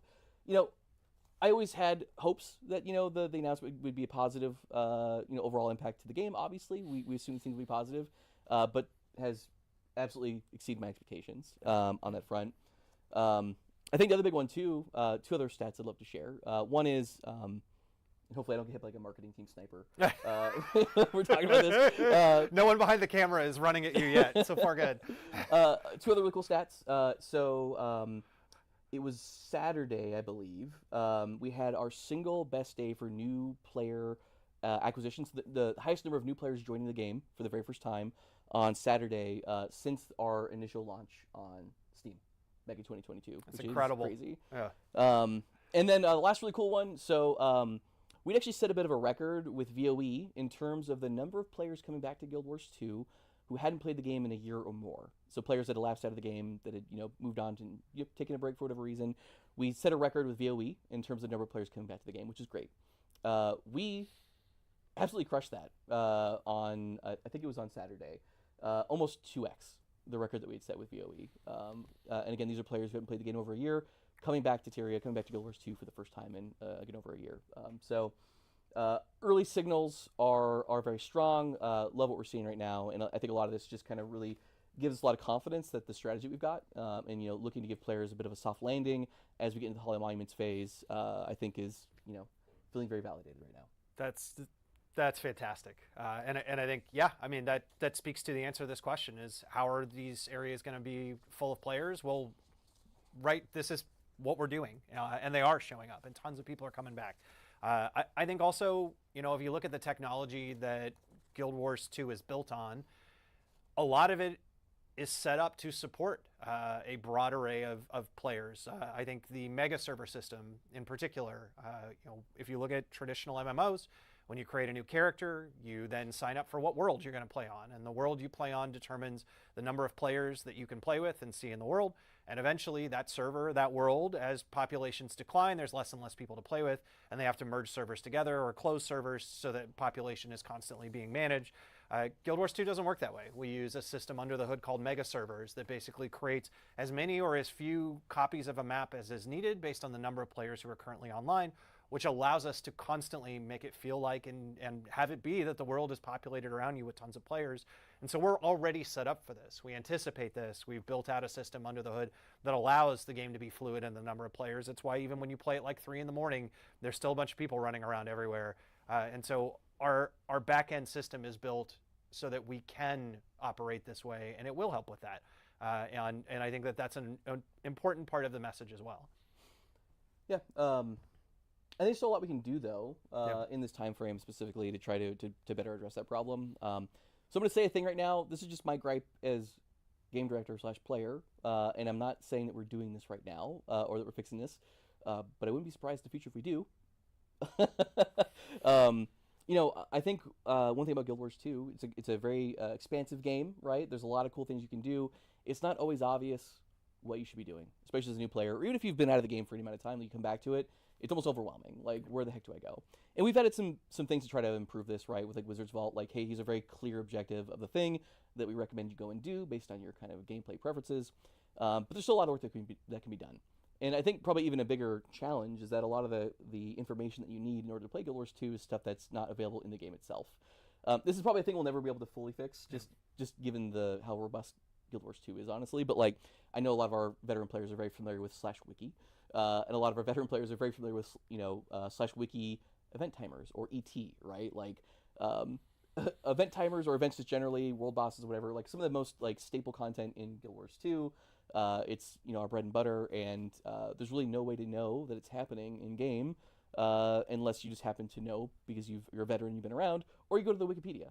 And so I think finding ways to surface more of that information inside the game client is going to be one of the big opportunities ahead of us. Just making sure that players really understand all the options that are available to them at any moment in time, effectively. Yeah, and I imagine, in the long-term roadmap, as time goes on further and further, some of the stuff that your team is going to do and adjust is going to be based on what's going on in the game. And so if there are more things we need to do someday, many years down the road, to help make it easier for players to play together or to account for the current population, those are the types of things that we would do, because the intent is to keep the game running for as long as we possibly can, and basically as long as any of you want to play it.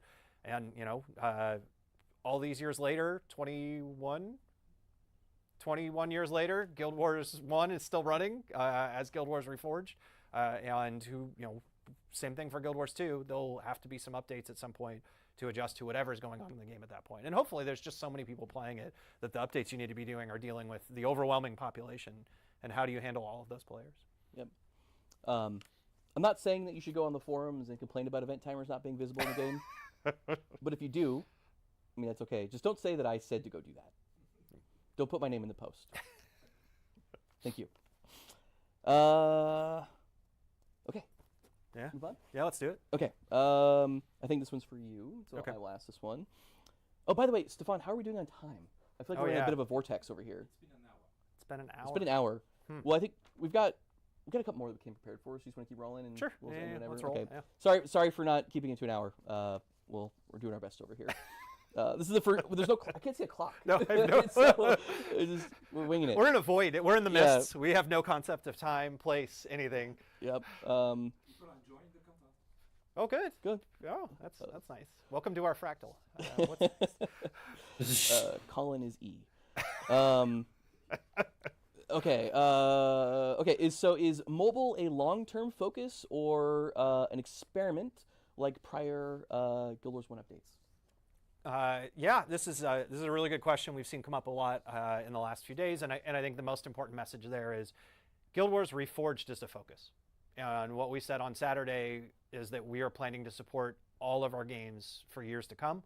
And mobile is not a focus. Mobile is a platform that you can play Guild Wars Reforged on. And so, yes, absolutely, we're going to release Guild Wars Reforged on mobile devices. That is to get Guild Wars Reforged into more players' hands and to hopefully create millions and millions more Guild Wars fans around the world who want to play all of our Guild Wars games, including Guild Wars Reforged. And for all of us who love Guild Wars Reforged, another way that we can play that game when we're on the bus or when we're out and about, a different way that we can connect with Guild Wars. So is mobile a continuing focus? I would say, sure, yeah, but the more important message is that Reforged is the focus, and that's where we're going. And I think, in the video on Saturday, Josh laid out a pretty specific roadmap for Guild Wars 2 of what we're focusing on and what we're doing. And Steven's roadmap is less specific for Guild Wars Reforged intentionally. Because we are focused right now on the next 2 beats, working with our co-dev partner 2 weeks. We're focused on releasing on mobile. And then we've announced that we're going to do a new type of update. And those are the next 2 big things on the calendar for Guild Wars Reforged. And then we're going to decide what happens after that. And I think that this has been a wild journey and experiment already. I think the Guild Wars Reforged anniversary resulted in a much bigger response than we ever expected, which allowed Guild Wars Reforged to happen in the first place. The release of Guild Wars Reforged has been a bigger event than we expected, which has allowed us to pursue doing it, taking the game to phone and extending other devices. And each thing that we're doing on Reforged continues to reinforce the investment and the continued response that we see from all of you and the new people going to play it. We don't know where that's going to go. And so we're really excited to see in the future. But certainly, yes, we're going to continue to support Guild Wars Reforged. And now, very soon, you'll also be able to play it on a phone. That is the very direct answer to that question. Cool. I have nothing to add. Yep. All right, I'm going to ask you the next one. Okay. I think we waffled on who should answer this one, but I think that you could start. Okay. Please tell me Guild Wars 2 Steam Deck ever come to verification. console or mobile? So direct answer, no. We'll just get that out of the way first, and then lots of context why. So historically, I'll start with the backstory here. We have multiple times looked at taking Guild Wars 2 to console. All the way back when Guild Wars 2 was in early development, we actually did plan to release it on console, and the first few years of development of the engine and the game included a console team. And ultimately, we reached a point where the decision was clear that we couldn't pursue that, and it wasn't a path that was going to work. And I'll let you talk a little bit about kind of the specifics behind all that in a sec. But at that point, we decided all the way back, I think that was like in 2009, 2010, when effectively that initiative came to an end. And then again, right around 2014-ish, when the game was exploding and free-to-play was happening and Heart of Thorns and Guild Wars 2 in China, we asked again, could we go back and try to figure out how to get it to work on console? And again, we encountered a lot of the same answers and decided no.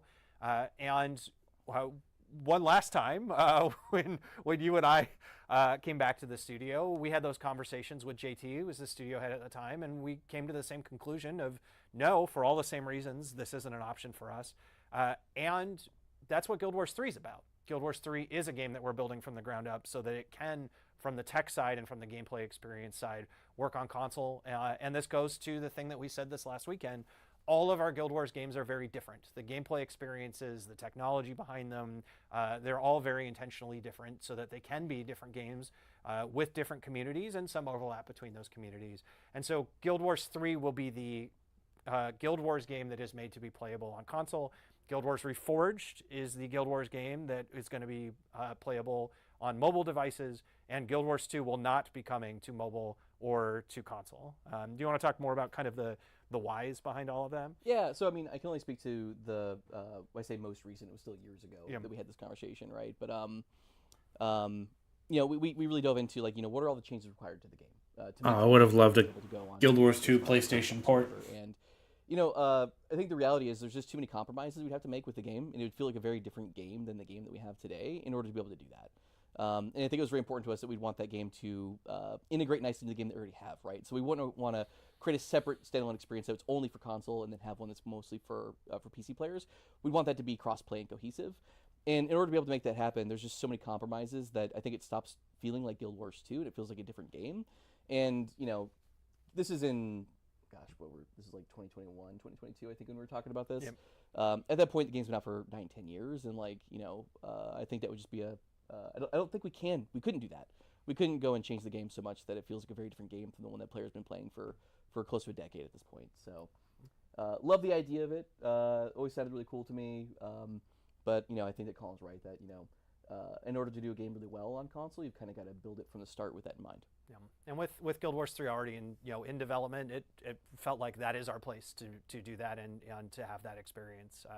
And I think, you know, if you certainly some of you will probably say, well, other games have, you know, MMOs even years after launch have moved on to console. And each of them is their own unique experience, which with their own unique engine and tech stack. And for us, for our engine, for our tech stack, for our game and the gameplay experience, when you add up everything that's involved, it doesn't make sense for us. It has made sense for other games and other studios, and that's awesome. And we love to see more MMOs doing really well on as many devices as possible and as many consoles as possible. Honestly, you know, a lot of the fire that forged Guild Wars 2 was lots of MMOs in development all at once, and awesome competition constantly pushing us to do better. And so we'd love to see as many MMOs on as many devices as we can, but that's just not something that you're going to see from Guild Wars 2. On Guild Wars 3 will be the console MMO game. Guild Wars Reforged will be the mobile MMO game at ArenaNet, and we don't plan to make any changes there for Guild Wars 2. And also, I just think the idea of, like, players managing their inventory with a controller just feels like punishment. Honestly, like, can you imagine choosy boxes with a controller? I know there's just some Steam Deck players that are working through that, but just I don't think we could subject players to that. You know, yeah. Well said. Okay, so I think the next question is for you again. So I will read it for you. All right. Well, that's too bad. I would have liked Guild Wars 2 on console. I really just want native controller support. Different parts of the Tyrian timeline. And what does this... It's the only reason I don't play it on my Steam Deck.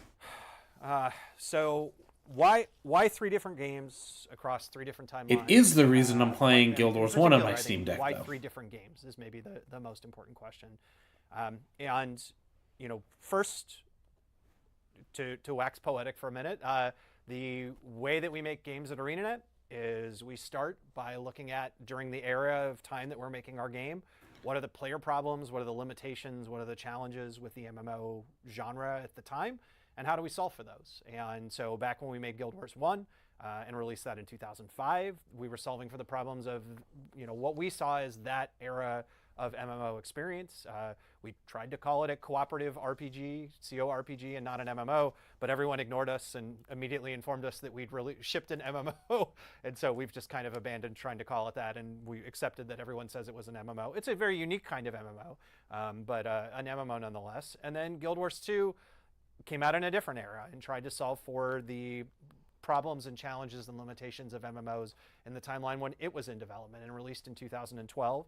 And now that we're making a new game, it is another era of MMOs. And I think, you know, in particular, most MMO fans are still playing the same MMOs from 10 years ago. And there hasn't been very many new ones across that period of time. And many of those new MMOs have been more of kind of retreads of older ideas or older game systems. There hasn't been a ton of unique innovation. There's been some, which is awesome to see. We love people making MMOs. We cheer like crazy for all of them to be successful. But there hasn't been a lot in the last decade plus. And so it feels like the right time for us to make another Guild Wars game that solves for different problems. So I think that's why are we making another one now, is because we feel like the industry, the genre, and ArenaNet is ready for it, and Guild Wars is ready for it. It's been 19 years since we announced a new game at ArenaNet. 19. let that sink in for a minute. Like, that feels like a reasonable wait and a reasonable pause for us to announce a new one. So that's the why are we making another Guild Wars game, is because we feel like the genre and ArenaNet and Guild Wars are all ready for it. Why do we want to have 3 different MMOs we support at the same time? Is because we feel like they're all very different types of games, and as a result, they can be appealing to very different types of gamers. And we know at its core there will be some overlap, and our hope will be that there's a lot of overlap of people who just love Guild Wars and want to play all 3 games and continue to do so far into the future. That would be the perfect situation for ArenaNet. But we really want to provide 3 uniquely distinct MMO experiences in different types of games to attract different types of gamers, different types of MMO fans. For Guild Wars 2, one of the things we said is if you hate MMOs, you should go play this game too. And I think, a very similar concept applied to Guild Wars 1 in its timeline. It was a very different type of MMO. And Guild Wars 3 as well has a bunch of new and big ideas that we'll talk about far into the future that are also things that we hope both are really exciting to people who love the MMO genre, but also bring an entirely new fan base into the MMO genre for Guild Wars 3 as well, and allows it to stand on its own. And I think there's something really exciting and compelling about 3 different MMOs all in the Guild Wars franchise running at the same time, in the same way that so many other game franchises have games in different genres or different types, or now even in the MMO space. I mean, I think if you look at what World of Warcraft has done, there's World of Warcraft and there's Classic, and now, in another potential Classic Plus coming. Those are 3 different MMOs running simultaneously in the same game. They aren't even that different, and it's successful for Blizzard. I think if you look at EverQuest, you got EverQuest 1 and EverQuest 2, and EverQuest 1 is on like expansion 27 or something now, which is incredible, and it's awesome to see. And I think Final Fantasy is another great example of how many Final Fantasies have there been, and even different versions of 7 now. And they've got multiple MMOs in the Final Fantasy space that are successful. There's a lot of examples across the industry of this approach being successful in the same way it's been successful for us, for Guild Wars 1 and for Guild Wars 2. And so we see an opportunity here to carve out another type of Guild Wars within the MMO space for players to play. And I think our strategy of connecting those experiences together is part of what makes ArenaNet and Guild Wars unique. The Hall of Monuments concept, where you get rewards in Guild Wars 2 for playing Guild Wars 1, was originally concepted as a way for us to say thank you to all of our Guild Wars fans who played Guild Wars 1, and to keep our studio pillar alive of we respect your time, we respect your investment, and we wanted to feel like all of that time and investment you made in Guild Wars 1, we were going to respect it when we released Guild Wars 2. But it did something magical that we never really expected, which is over years and years that followed, it continually drove Guild Wars 2 players back to play Guild Wars 1, now called Guild Wars Reforged, to get all of those rewards. And it created this franchise ecosystem where the 2 games could live alongside one another. And now in retrospect, I think I wish that we had much earlier invested a lot more into Guild Wars Reforged to try to nurture that ecosystem and allow both of those games to run. And it's part of what we're doing, why we're doing today. And it's the same reason we're doing now a much more expansive Hall of Monuments 2.0 and connecting Guild Wars 2 and Guild Wars 3 together is first and foremost, it's a way for us to say thank you, to continue our pillar of your time is respected, your investment is respected in the Guild Wars franchise. And so all that time you put into Guild Wars 2, not only are we going to keep supporting Guild Wars 2 because we want to respect your time, but if you love Guild Wars 3, there's a bunch of thank yous waiting for you in that game as well. But also it creates an ecosystem where everyone who plays Guild Wars 3 for the first time, it's an opportunity for them to go back into Guild Wars 2, play the game, and get all of those rewards. And that is a very unique that experience of having a Hall of Monuments that lives at the center. In a sense, almost kind of, it's like a Manifesto 2.0, but not for a game, but for our studio. We want to have an ecosystem that our games are connected together, that your investment and rewards are connected together and respected, and that you feel like you can play any of our Guild Wars games and have that connection to the franchise that pays off for you in the long run, and that you can have very different experiences in them. And this is, the last thing I'll say on this, this is real great. Passion. This is one of my core passions for ArenaNet, and we've been talking about internally for years now about where we want to go. And so it's so cool to be able to tell people finally, externally that this is what we want to do.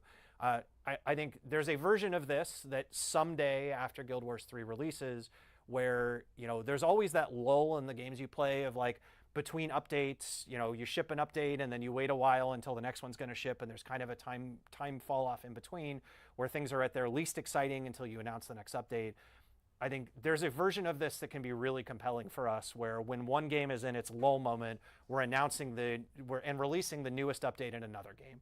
And so our games can kind of leapfrog off of one another. And if you are just a Guild Wars fan, you're in heaven. There's stuff going on all the time for you across all of our games.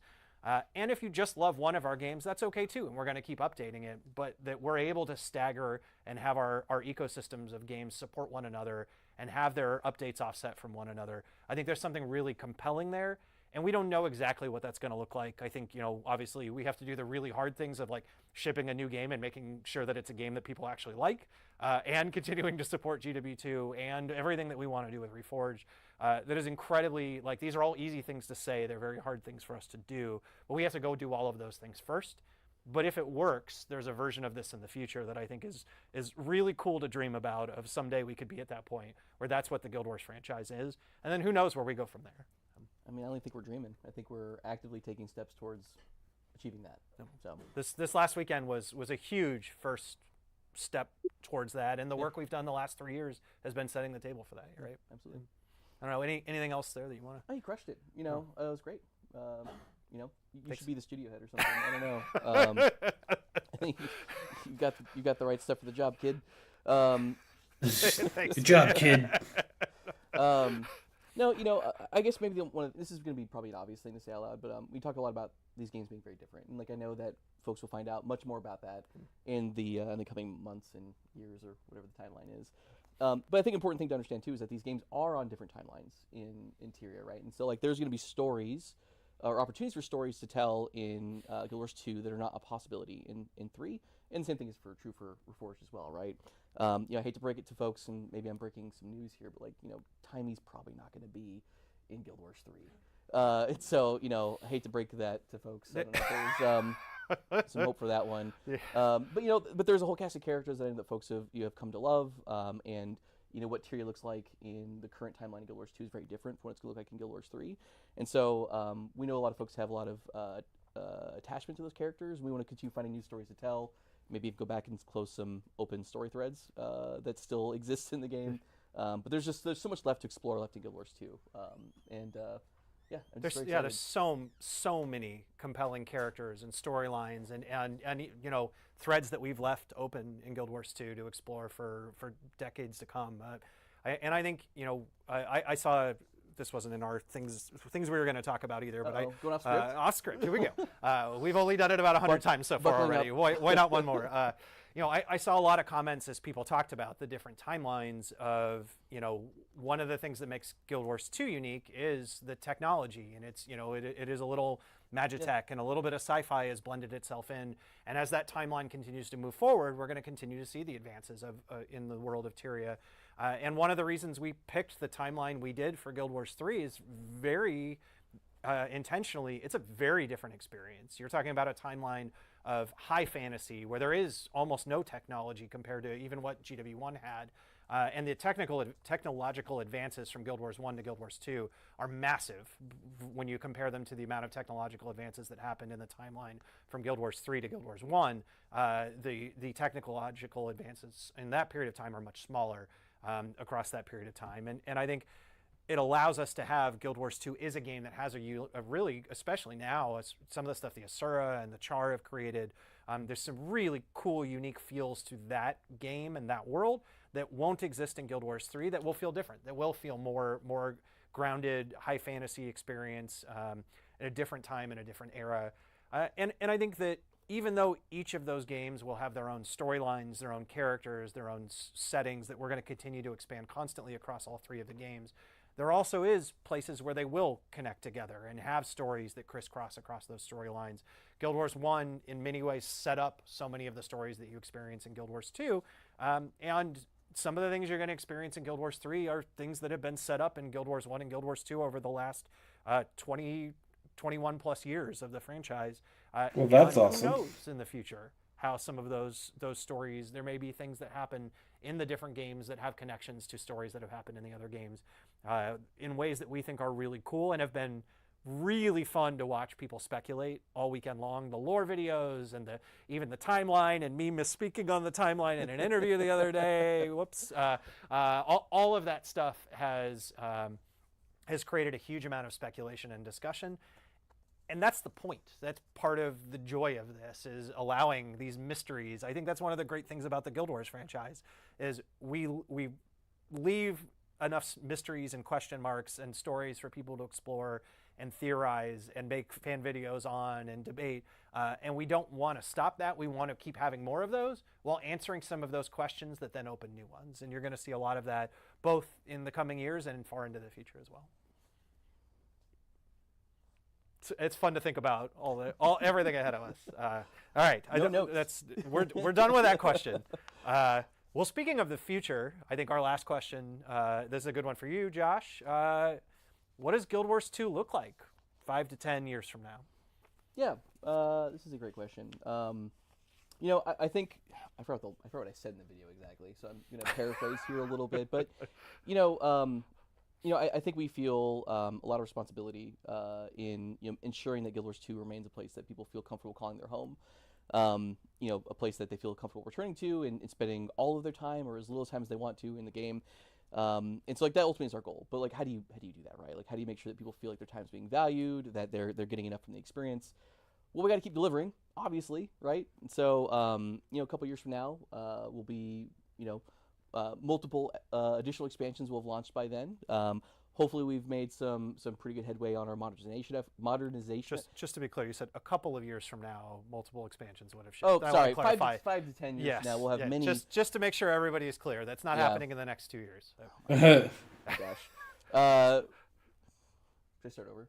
No, you're good. In the next 5 to 10 years, there'll be more expansions. Point is, looking out 5 to 10 years from now, we'll have multiple expansions out. I think hopefully a lot of the modernization efforts. I gotta find a better word than modernization. That's a really hard one to say. A lot. It does sound really close to monetization also, which is not the message. That is not it. Okay, we'll workshop that one. We don't really have a good term for it. The Reforged. Well, that's taken. Oh yeah. I don't know. We'll come up. We'll get the marketing team on it to help us out. But yeah, anyways, I'm hoping that we see a lot of great improvements in the modernization work that we're going to be doing, which I'm again personally very excited about. Hopefully, a lot of the work that we're doing under the hood will be, in terms of fidelity and optimization and whatnot, will be very visible and present in the new content we're developing. But like I said, there's just so many places to explore still that we want to go to in Tyria. So many different storylines and stories to be told. Some new ones that we will manufacture, but I think also closing the loop on a lot of open threads that have been in the game for many years now. So I think a lot of ways, hopefully it feels very similar to what it does right now, right? We're kind of already doing the thing that we want to be doing. We're just taking a bit of a break to move and focus on a different thing for right now. But we're gonna get back at it here very shortly. Actually, expansions take a while to develop, so we'll actually be starting development on it next year. But you won't hear about it until after the release of Guild Wars 3. But again, hopefully it feels very similar to what it does right now. And I think that's what people want. That's perfect. More of what they love, which is what you love about Guild Wars 2. We want to just keep giving you more of that. Cool. Well, I think that hits everything. The fun thing about this is we can't see chat. I have no idea how this is going. Yeah, we may have bombed historically at this point. I think it's going okay.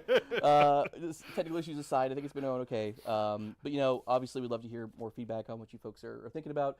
This isn't going to be the last time we're communicating about any of this. This is, in some ways, the very start of a long campaign, especially for Guild Wars 3. Absolutely. And so, as you folks have thoughts and feedback, one, if it's about the game itself, there's a new forum that we've launched. You should go drop your comments there and complain about Event Timer specifically.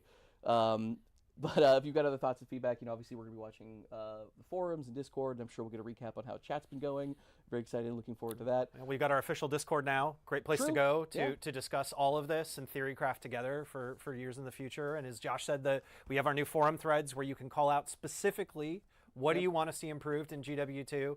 And Josh said it earlier. Please don't write Josh said we should do this, or else we will ignore the thing you said. Most important thing in this whole live stream. But you can go in there and anything that you're excited about, anything that you want to see changed in the existing game and any of the expansions, please put those in there. We really, really appreciate it.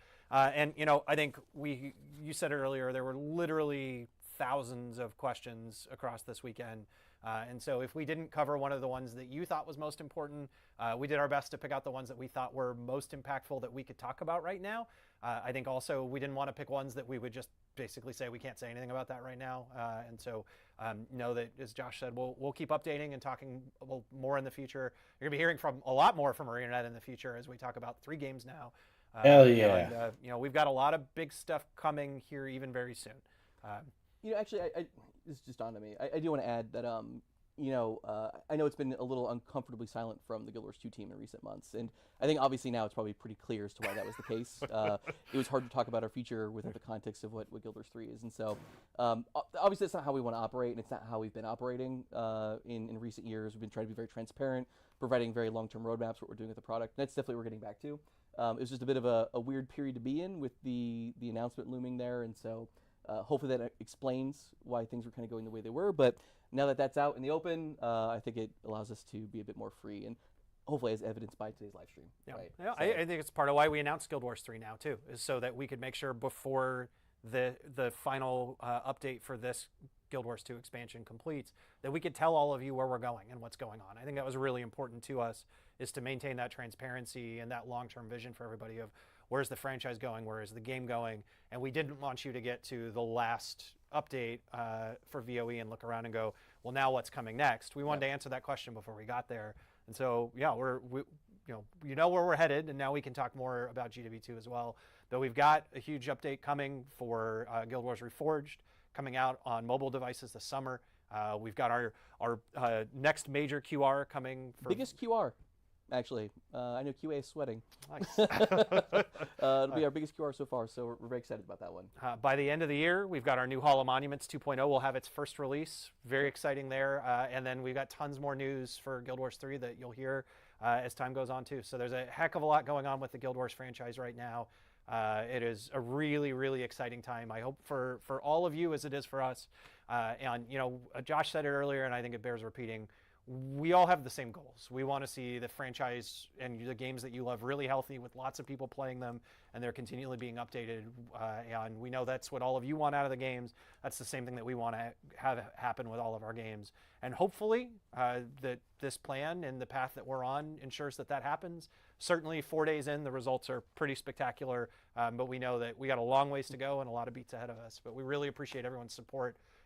All of the positive reactions and also constructive feedback that we've had too. Both are absolutely. Very, very much appreciated. And it'd be really fun if 15 years from now we're back here having conversations about where the franchise is as a result of everything that we talked about today. And we said jokingly Guild Wars 4 and Roller Beetle Racing earlier, that was a joke. Yes, please don't quote us on that. It's a little premature for that one. Yep.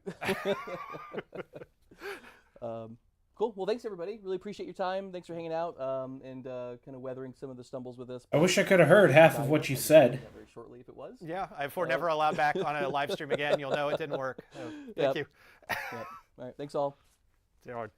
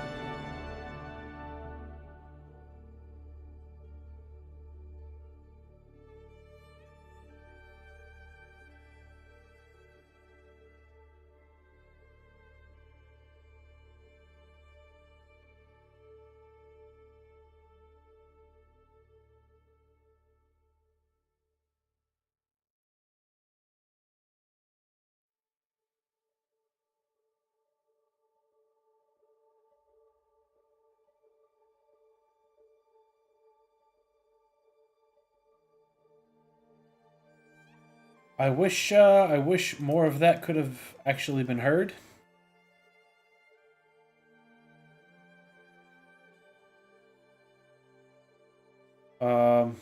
Kind of unfortunate, but okay.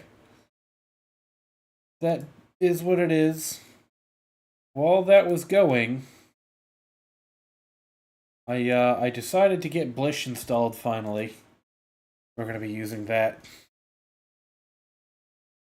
I'm gonna try to keep a lot of that stuff off screen for you guys. We're loading Guild Wars 2 back up, and Raid Night starts in half an hour. We're gonna be tackling the Hall of Chains. I believe that's Wing 5, because it should be the Emboldened this week. We'll finally be able to kill Doom. It's only taken way too many attempts.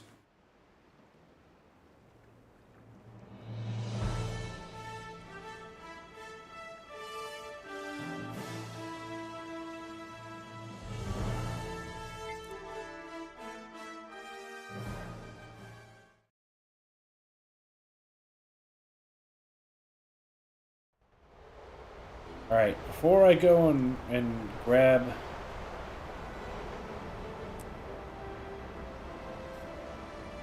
Okay. It's not set up to show at all. Okay.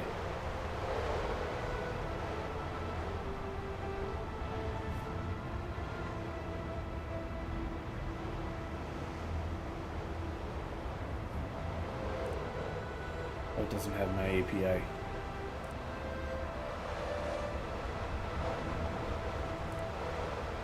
I will do this part off screen.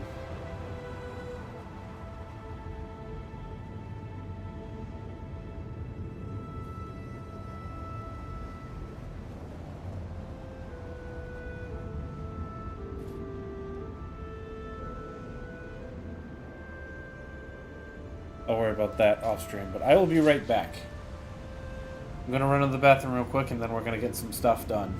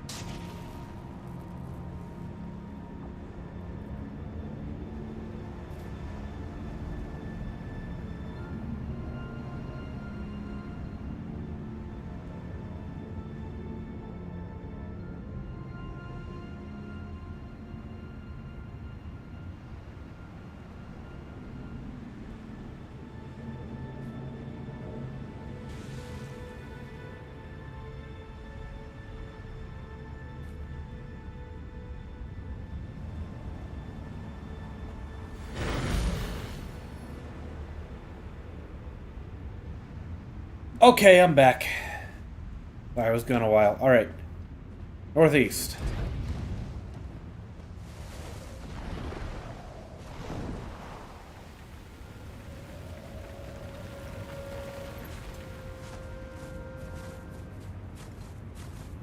I need to go to, what is it called?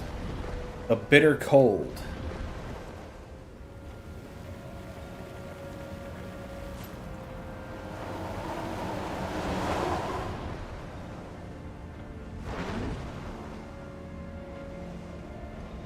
I'm grabbing these because I consider it part of map completion, even though it's actually not. And also...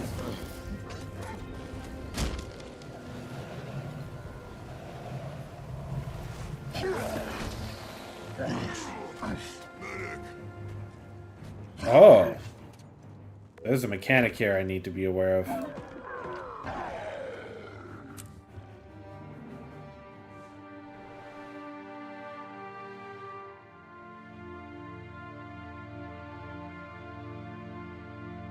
Well, then how would one get it?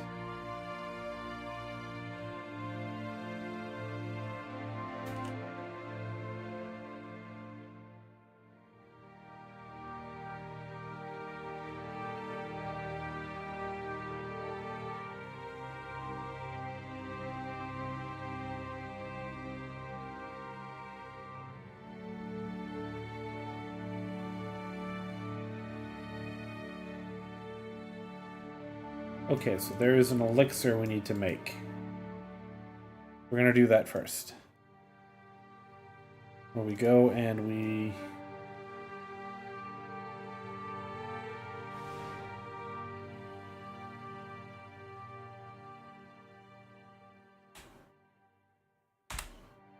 Fine.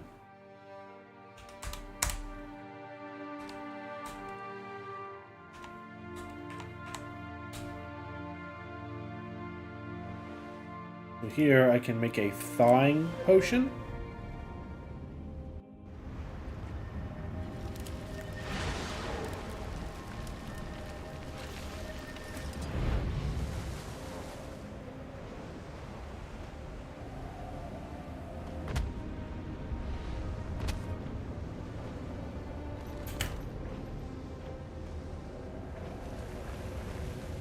So where exactly do we go about that?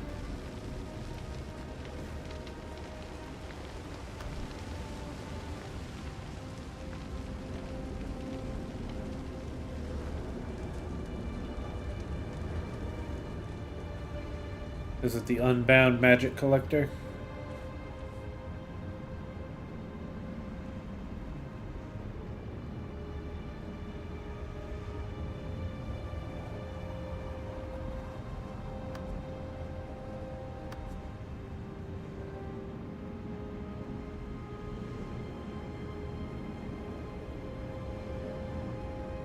I have 7 Unbound Magic, it doesn't matter.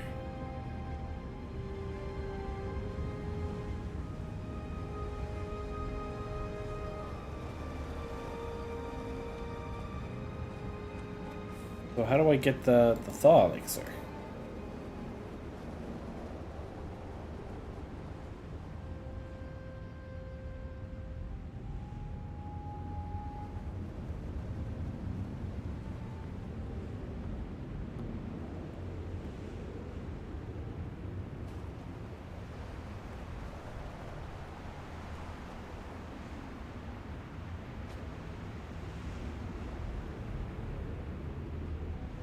Oh, what?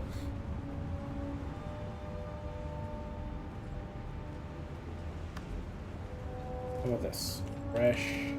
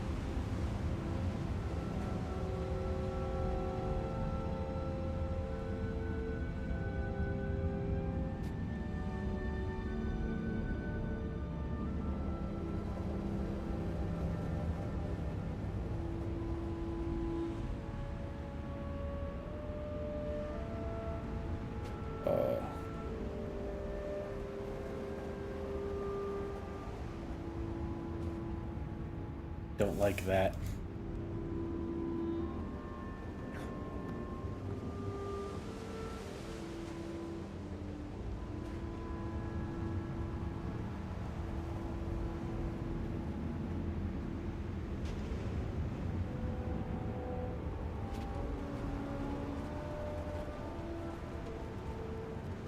I need to be able to cook it here.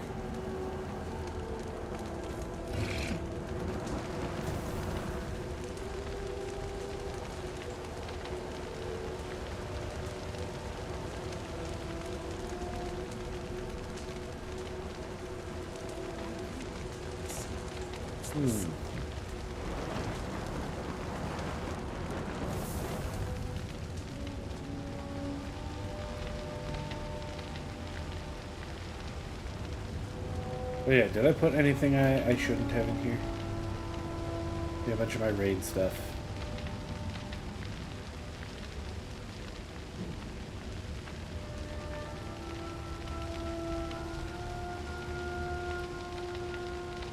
Okay.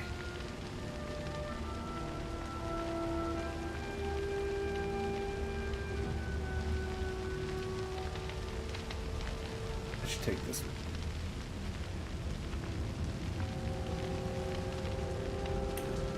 Also gonna have to hop into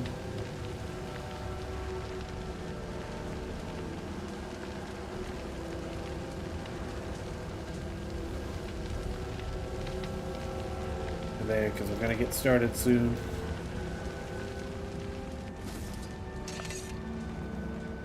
I don't think I want to worry about that.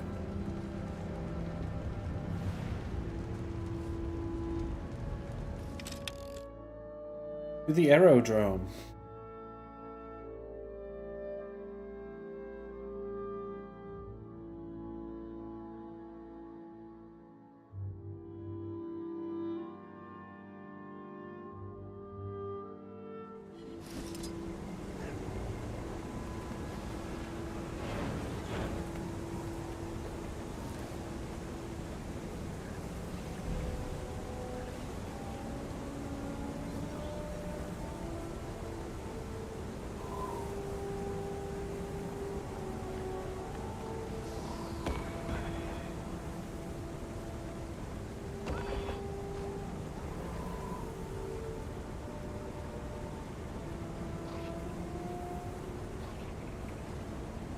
Also think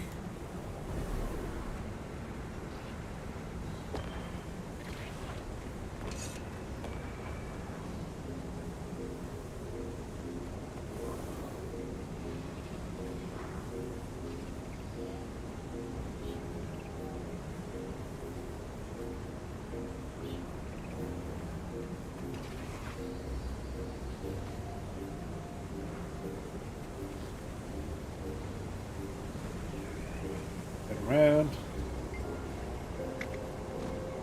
Go to the aerodrome. We get ready to do raid things. Violence and whatnot.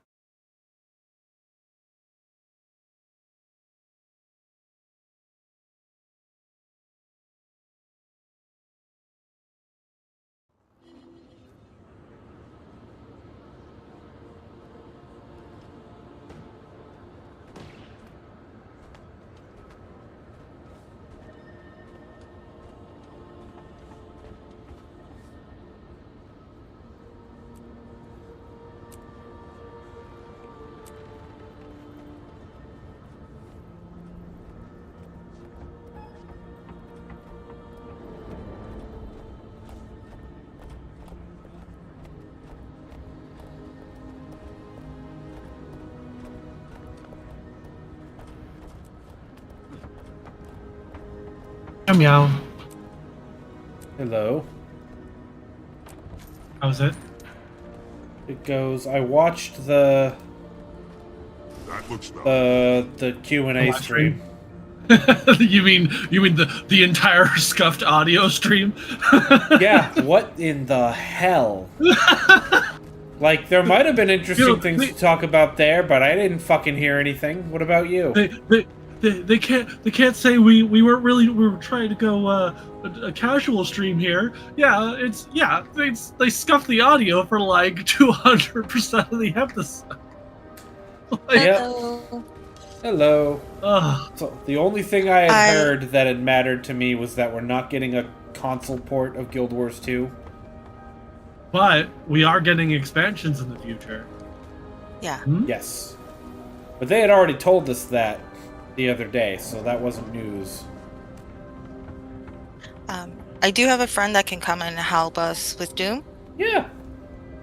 He's pretty much what taught me how to do Doom. So he can do any role that's needed. Excellent. So I don't know what you guys want roles of. I think still basically need everything. I was gonna say I can probably take one of the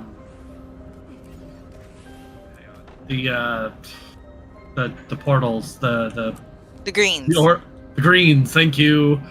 Yep. Yeah. Do you have it on your Bliss side? The timers, everything awesome. Okay, let him know that he can. That we'll need him. I finally reinstalled Blish, but have not. That's good. Put any modules in yet.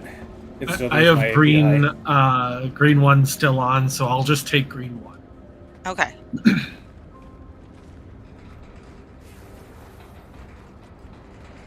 I'm just gonna go double check that it's still the. I'm excited. Yep, it is emboldened. Okay. For the record, so I don't know if you saw Shotgun in the Bush chat. We broke the Steam. We broke the Destiny 2 servers. Yeah, I heard.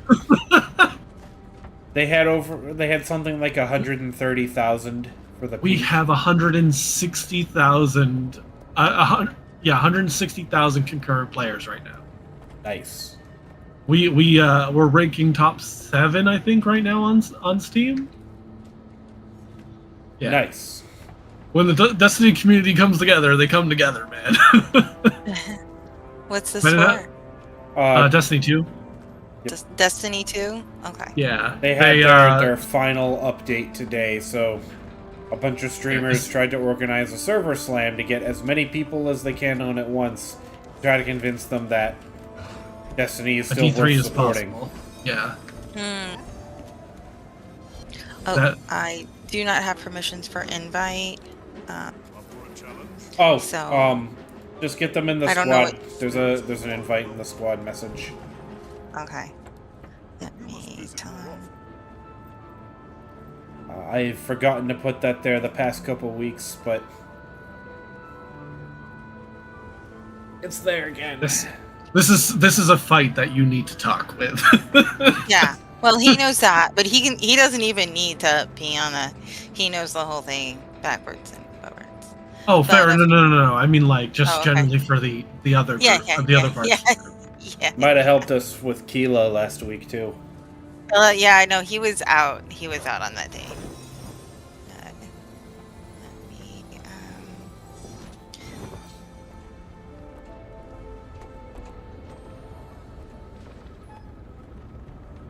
Yeah, I would have invited him if he was available.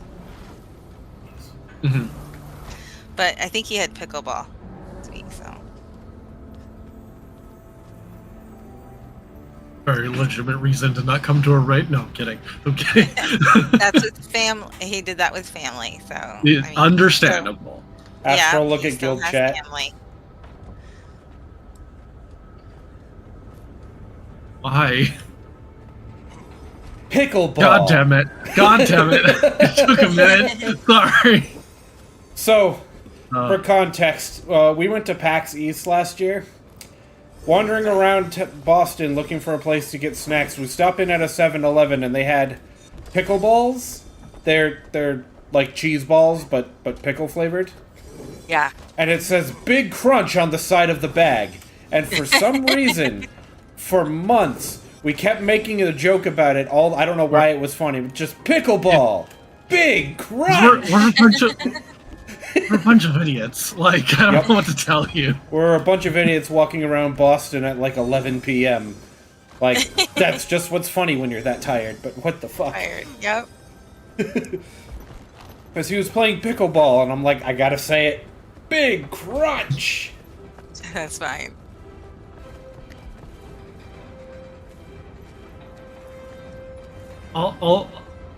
From everything that I did hear from the Q&A, it definitely feels like we're gonna be getting consistent support once as their words, the modernization of it.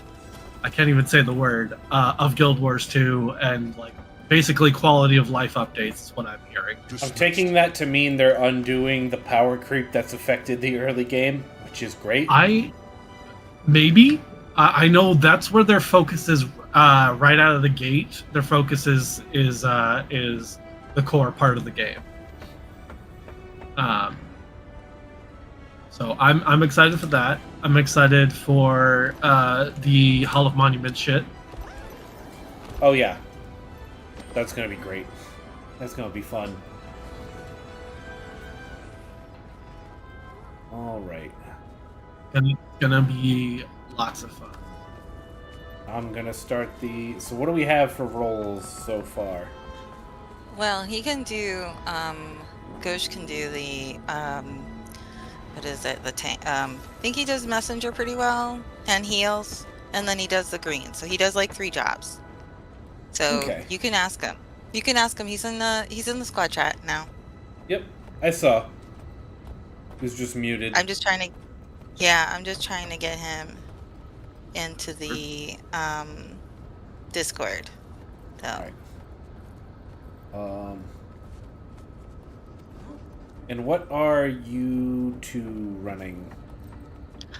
I am just gonna be power. I can heal if you want me to, but I can power. Alright, and Astral? I am healer. Alright. He's gonna tank. Okay, so we need... I'm healing and running green one because that seemed to work out for me consistently, and I like playing my necromancer in a fight against death. So you can fight me for being cinematic as fuck. All right, it's fine. While we're getting everybody together, I will be right back. I am going to grab a snack real quick. Alright. Advertising. I will also actually be right back. My wife just walked in the door and I'm going to go say hello before we get started. Okay.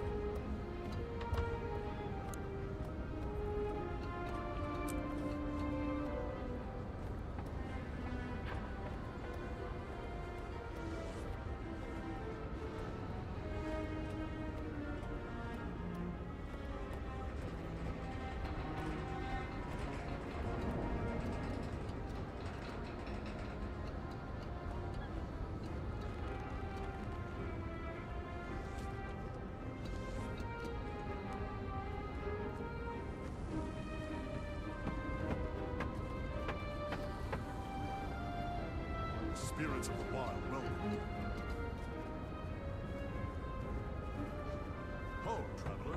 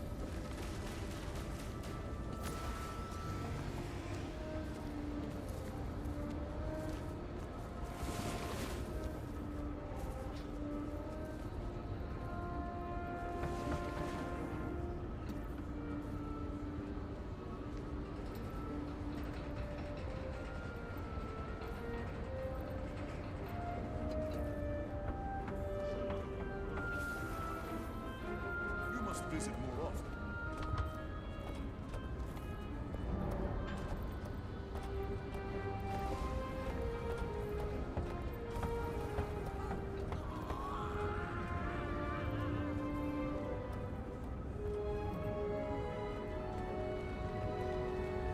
Back.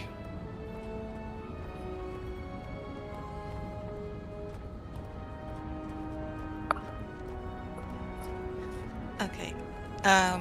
We have people coming in. You're gonna have to organize. So, okay. Somebody's tanking. Someone said that they'll tank. I don't know if that's messenger kite or not. You might want to clarify.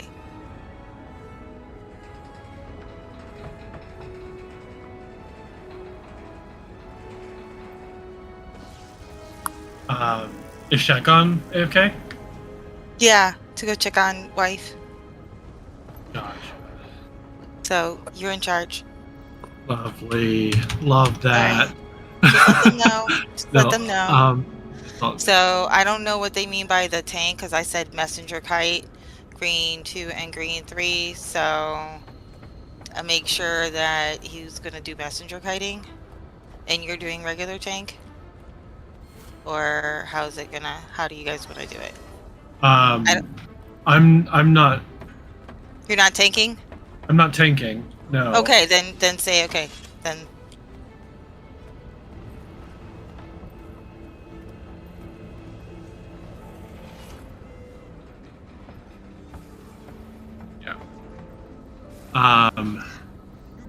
can't remember if green 2, if messenger kite and tank does one of the greens. I think. I gotta get good. Yeah, I think that the tank does. Yeah. G3. Green G2 3? or 3. Okay. I think the last time we ran through this, it was 3. Okay. Well then, I don't know. He's got to come back to do the. Than me. You might want to ask them to join the Discord, please. I've returned.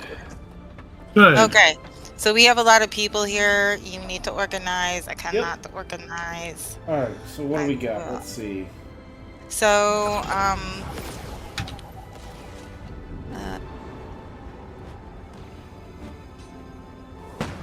yeah, we've got a tank. Yep, that's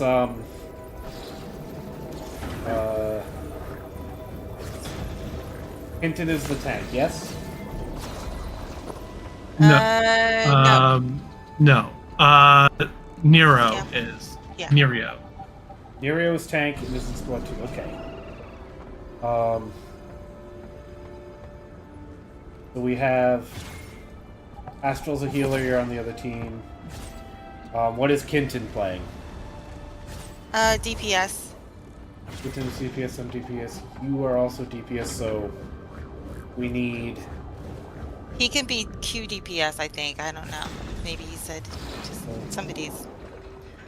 Mia Alondra is QDPS.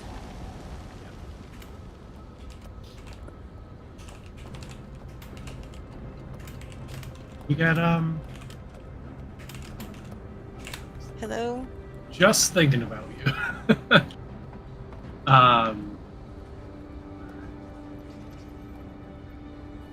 Let's see.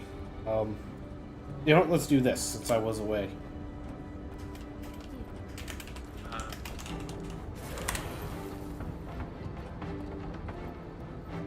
A heal tank, Nereo. Alright, so Nero is healer for that squad, so Astral, you're sticking with us. Yeah.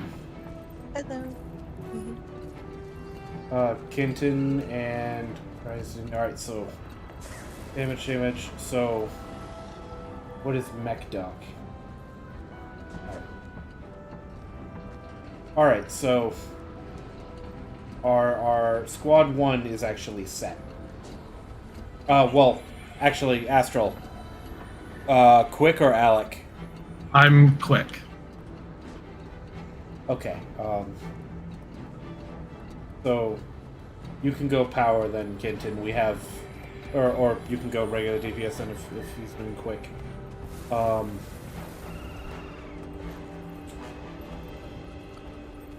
So Oh, you wait, may we- want to. We need a lac for S1.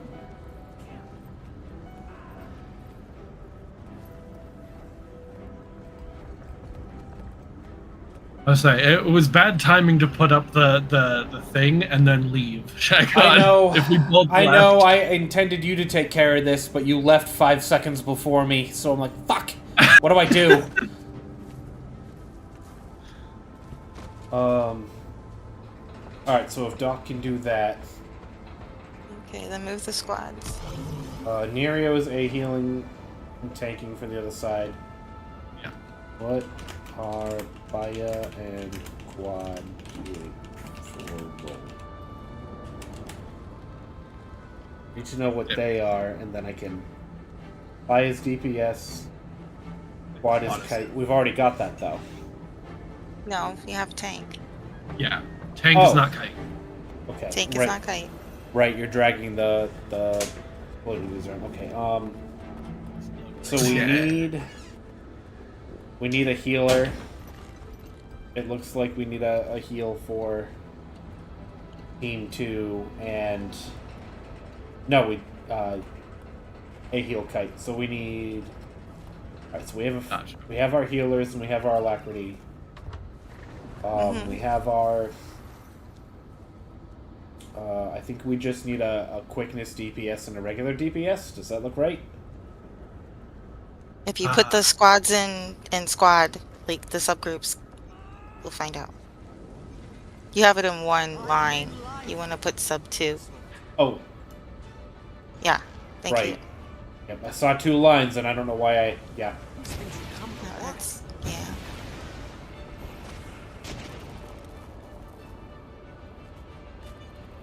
Yeah, he will A heal kite. We have 3 healers now? I would say I'm a healer, but I'm doing my only other role is green. That's fine, yeah, you're a main healer. Sure. This and Is it possible for him to DPS kite? I don't know if that is a thing. That's a hybrid. Yeah. I mean, it's up to you guys. Nerio is an A heal. So. I think Astro. what also might not.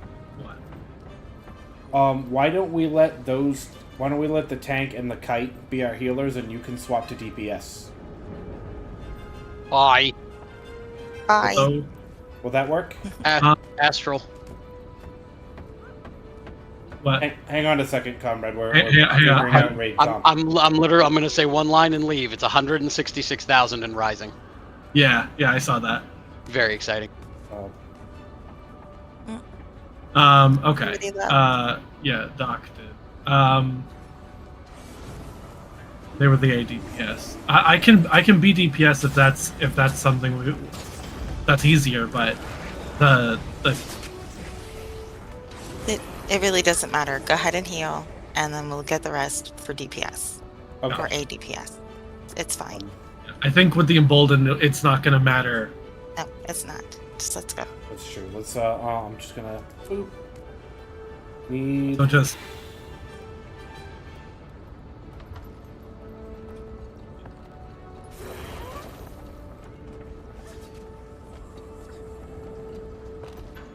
We'll just do that. Just grab.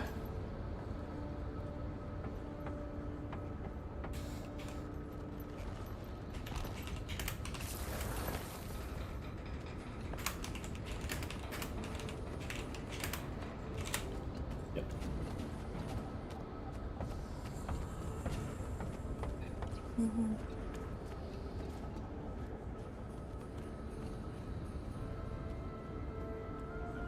We've done it before. We just haven't cleared. Yeah, I know.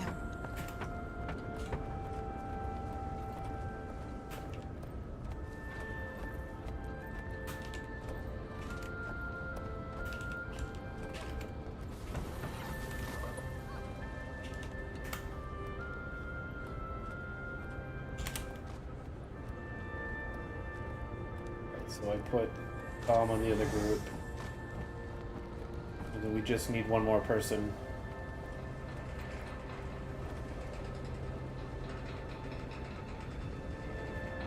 Why don't we go on into the boss? All right. Oh, Okay, the go. bear, shotgun.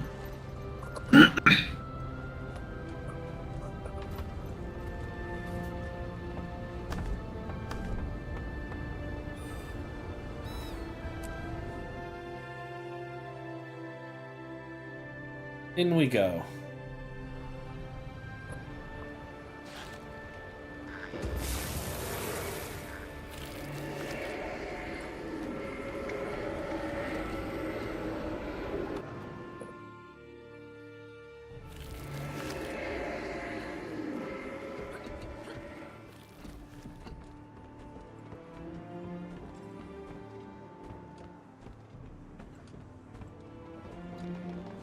Okay, just move the last person into the right sub. Okay, and we just wait for everyone to make it here, get food, get utilities. I have healer food. Okay.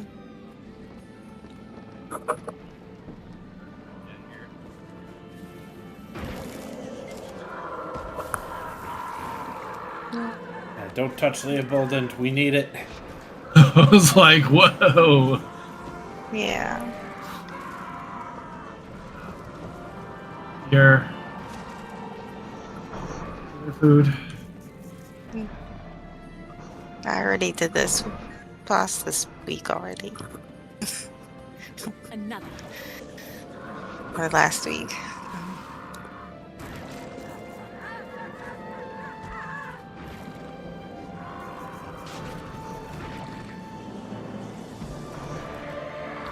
How long has it been since we were last here, Astral? Like a month?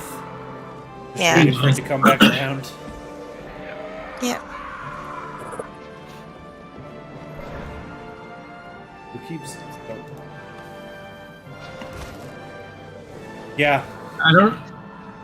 It's next to the Ley Rift. People are hitting it accidentally, trying to fast travel.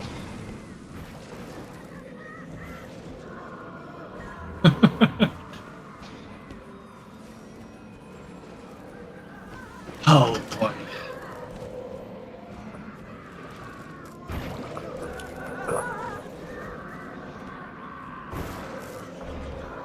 Ate my food. It does.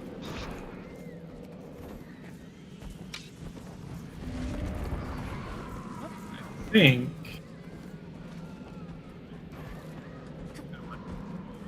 Damage food too. Hang on. Okay. Is everyone here? There's steak right here too. You guys need it. Okay, thank you. Looks like it. Oops. Let's Mushroom try the food. Okay, ready checkup, please?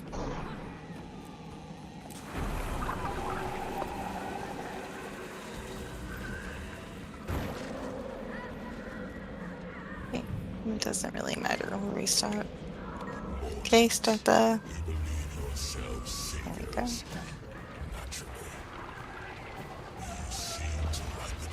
Here we go. Don't hit the messenger. Calm before the storm. Feel its strength.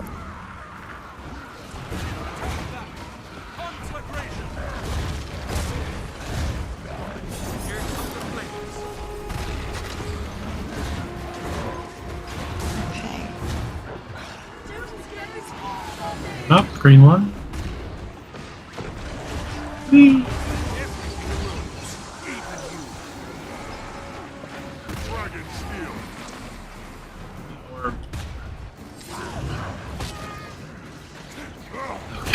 Got it. You got it? Okay, great. Uh-oh. Somebody's downed.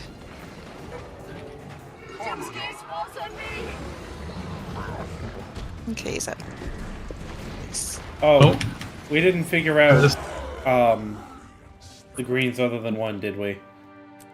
I don't know. I thought that was already taken care of. I think Astral volunteered for one, but I don't think we talked about the others. There we go. All right.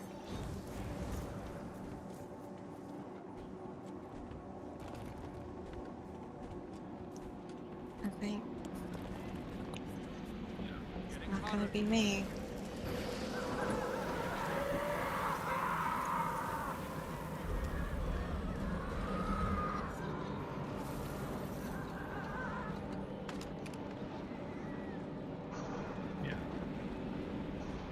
G2 and tank G3. Okay, ready? Check now. All right then.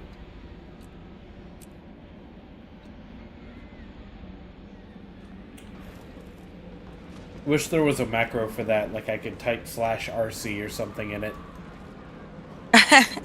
You might be able to do that actually in Blish. There is a chat feature where you can create your own macros. Oh. And it automatically, you just type something and it automatically does it. Says Right, it. mod ready. Well, that would be a good idea to set up. Yeah. Not that it's terribly hard to click Type 2 it, yeah, I know. buttons.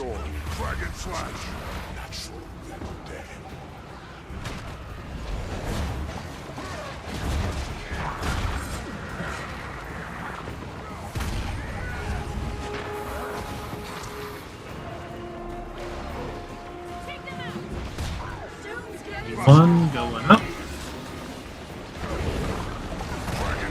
Whee!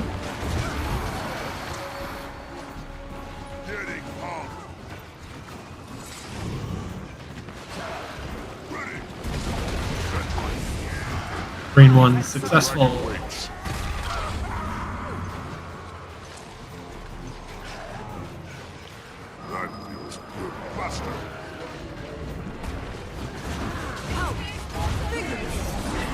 Oh. Ow. Yep. That's Ouch. Somebody had a bomb on the group. I did. Don't worry. We're up.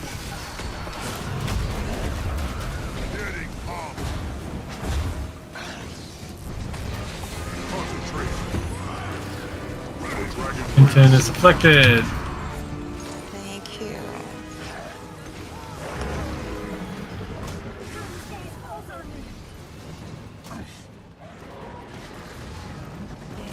Oops, the Reaper was slain or may have No, it sounded like G2 failed. Yeah. Yeah, those orbs are tricky. Slippery things.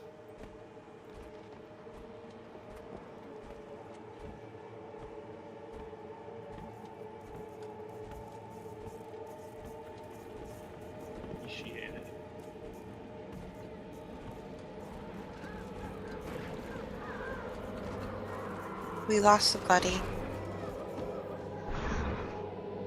Oh, look at that. Ooh.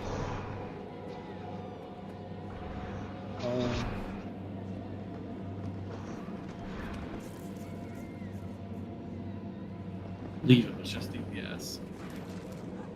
Okay.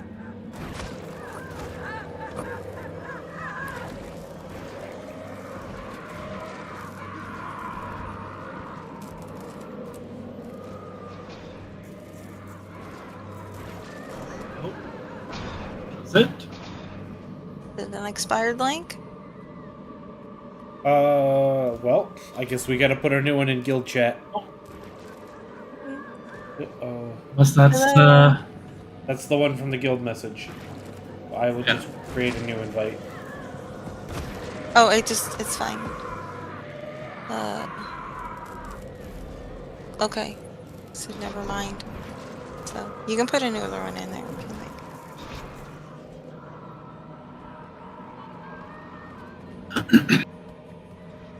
Okay. We need one more person then.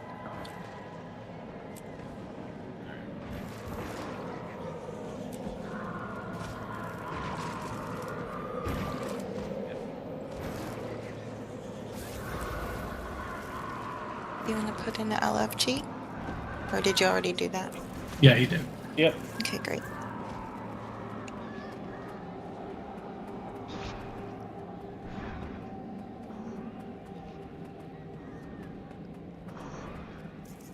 Been updated. Who's the Alack on sub 1?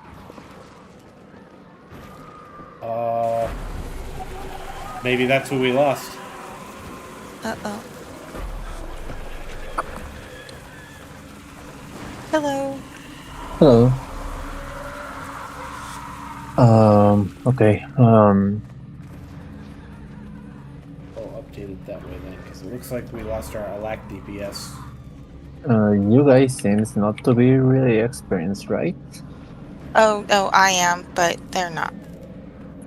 We've done this a Okay. couple of times, and we've gotten him to Who's enrage, the but green? we didn't have the damage. Who's the green one here? I am green one. Okay, you are not picking the big orb, so we are getting an extra enforcer. I am grabbing the big orb if I can. There's usually one that either I clip or it goes past me, so I try and hit that one first as I go by it. Okay, we really need to take that because we are getting an extra enforcer. Yeah, you need to take that bigger one. I am aware. I go Also- for it every time. I promise. And also the same for the first G2. I don't know who said he's doing the first G2. I don't know. It said that Rena? our kite was doing G2 and our tank was doing G3. Oh, Right, but Arena. Oh but no, no, but the there's- first G2, First- is one other, another than the Kaida. Right, it is. Arena White is.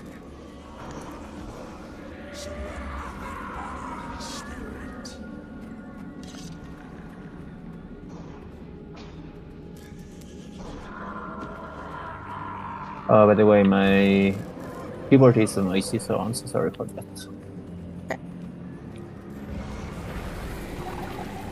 Okay. Are we ready to try again? Yep, go ahead.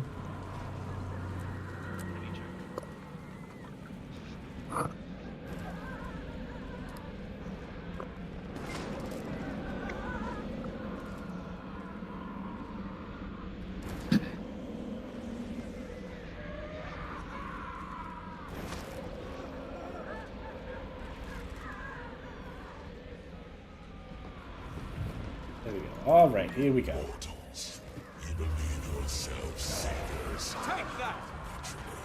Gaining adrenaline. Adrenaline full. Reload.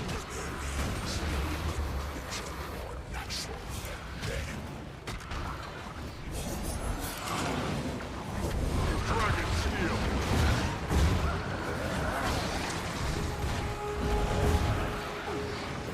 You won't happening now?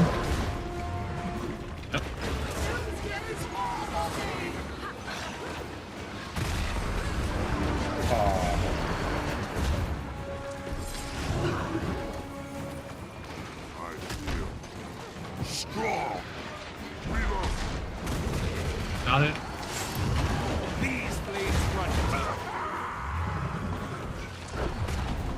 We got an enforcers.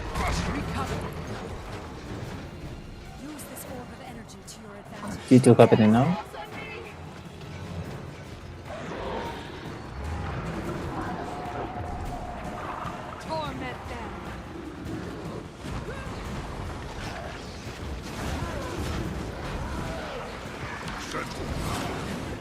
The dragon. Red gun. You got a Bomb bomb. out.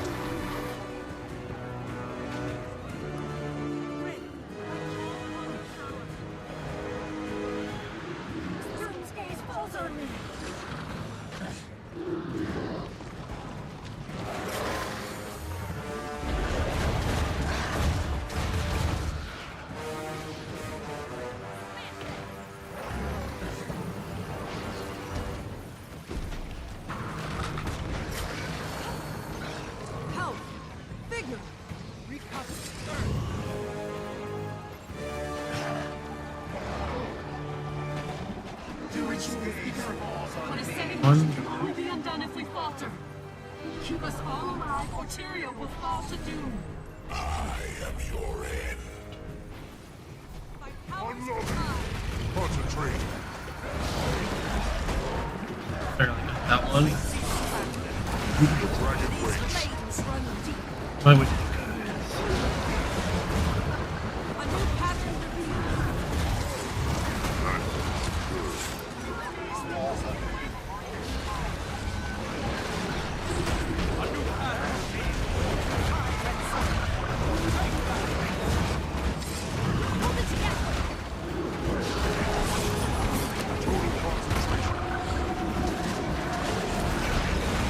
Little dip.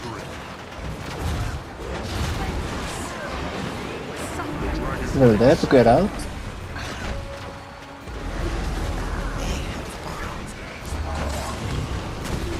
Stay out, stay out.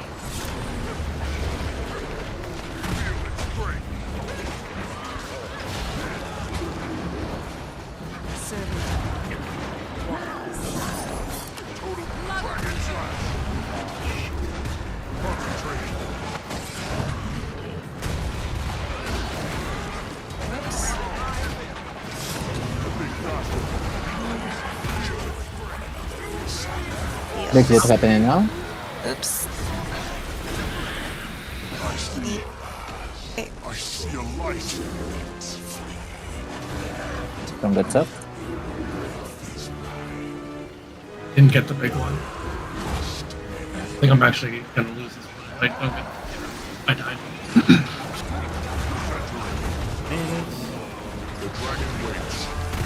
This is we have not enough people for 10%.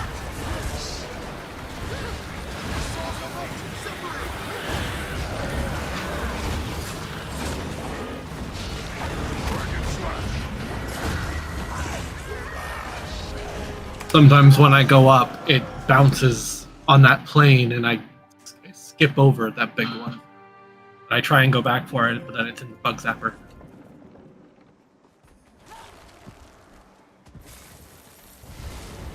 I've made life.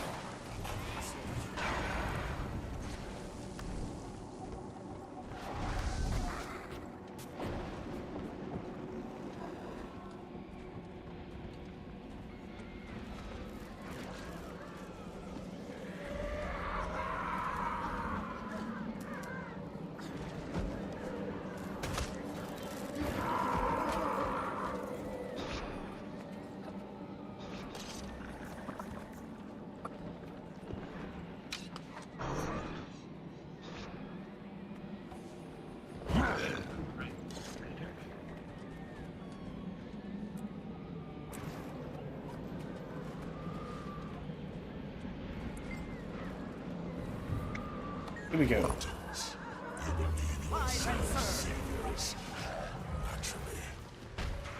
Centering. That's the stuff. Fire!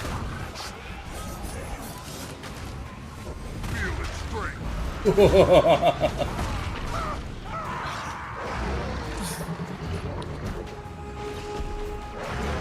I know it's Bring just one because up. I'm emboldened, but it's the first time I've ever done 786,000 in a single hit. Like, oh. Wait till you do Kindred Amalgamate. On. You can do that same damage again. Alright. Or more. Not the big one. Okay. Bring to the states.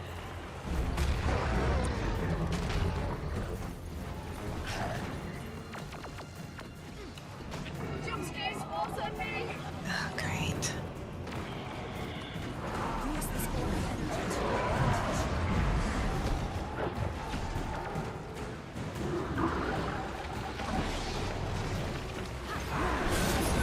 Calm before the storm.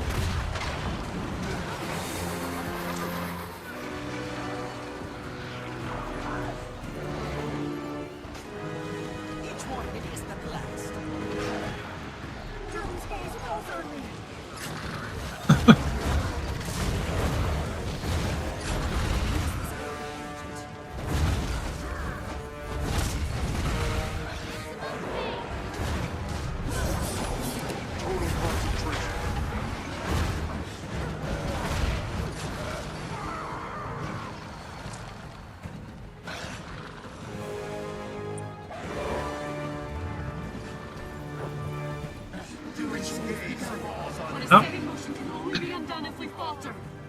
Keep us all alive, or Tyria will fall to doom. Centering.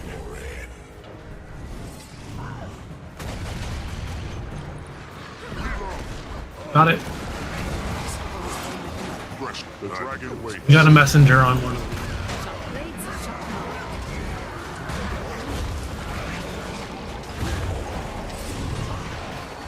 You.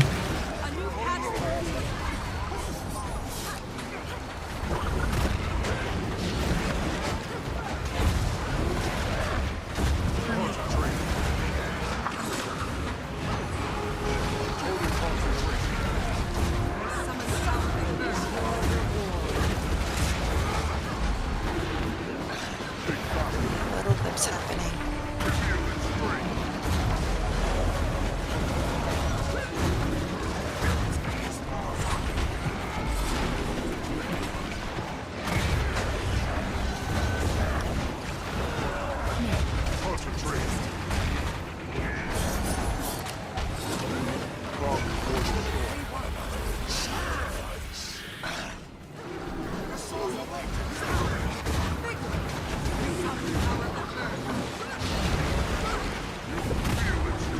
Maybe you might want to get your backs to the wall. Big dip's coming. One going up. Okay, don't get sucked in. Moving. Down.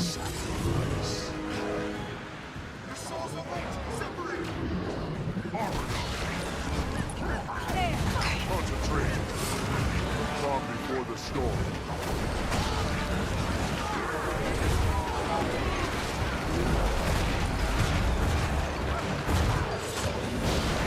Think faster.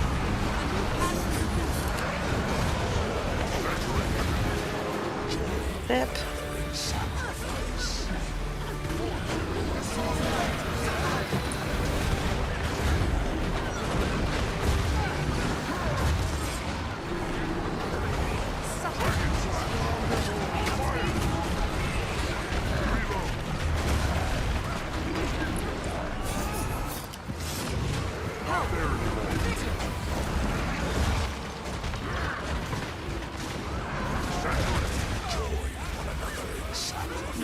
Big dip in a few seconds.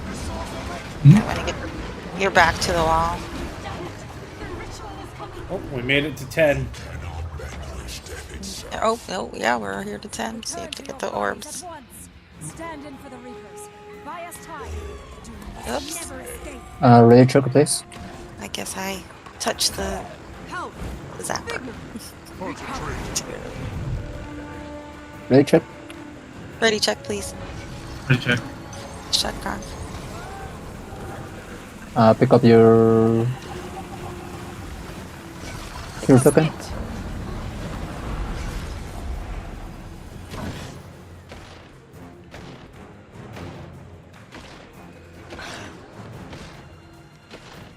Hold nothing back now. The fate of Tyria hangs in the balance.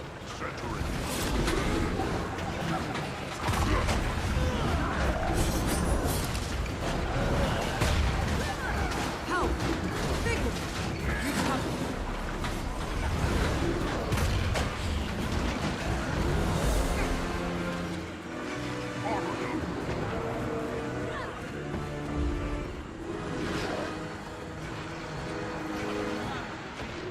Hold nothing back now.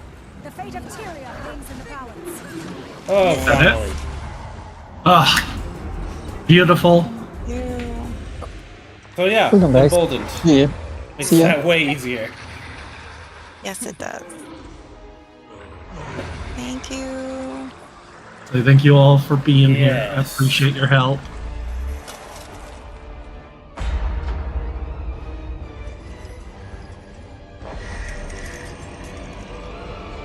Now he gets to go to Super Hell. Basically. Silenced again. The Reapers paid a heavy price. They did as they were meant to do. So I don't know what you want to do now that There's no one left we've to taken rule the care of this underworld. pretty quickly. Isn't there? Yes. Now I don't know. I don't know which other wing you want to do. What other boss? I mean, if we wanted, we could do the whole rest of this one. Otherwise, what's the Ooh. What is Yeah. the oh? Let's say that's Solus an option. Horror. Right. But Solus Horror is more difficult than Doom. It's more randomized. The firewalls can take you out the whole entire 2 hours. Well, we've beaten all the rest of it. Yeah, I know. But I'm just saying, we don't. If you want to do it again, it's gonna be the hard one. But it's up to you if you want to go ahead and go to 6, or go back to 4, 3, 2, 1. Yeah. We could do. We could do keep construct yeah. on CM, or I think that's pretty easy. Veil Guardian, Percival. Yeah. Those Why are don't we easy do ones. Why don't we do a Spirit Veil CMs? I don't think we've attempted those yet. But we've run Spirit Spirit Veil- Veil quite a bit. Yeah, it doesn't have CM. Oh. The only one that has CM is Wing 4,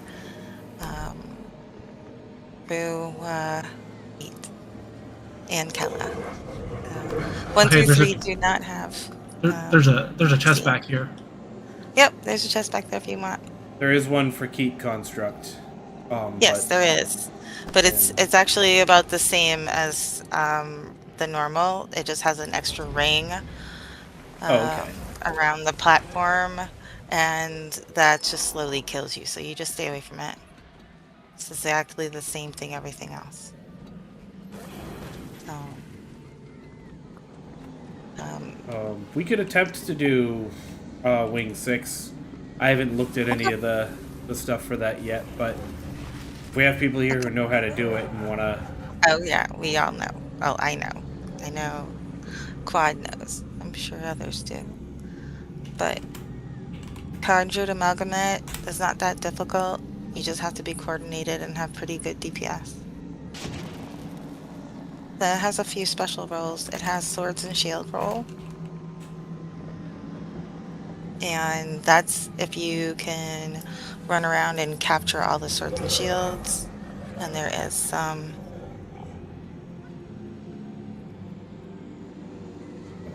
yeah, done it in pieces.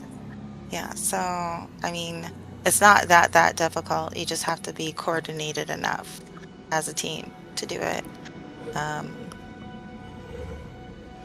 Yeah, the one after that... What's with all that this like commander luck you got going on here? I got fucking oh, look at this. dirt shit. Well, you're gonna get lots of the mini dooms and the minis, duplicates, and you can get magnetite shards if you sell it back to Glenna. Gotcha. Okay. So yeah. Lena, I need to talk to you. Yeah. You can also. We Mhm. need to talk. Yeah, but they also you can get Gobbler and the one of the raid gobblers, and then you can sell it to the raid gobbler instead of asking Glenna every time. So if you want to do Wing 6, we can do Wing 6. All right. Well, I think we need some people for that. So we'll, Yes, we do. But let's move over there, and then if you haven't done it, I can talk about it a little. All right. Yeah, this is what is yes, I have Thank not you. seen it at all. Yeah. Astral, this Any is of the path- inside the Mystic Forge. It is. I'm aware of the story implications. Wee! Yeah.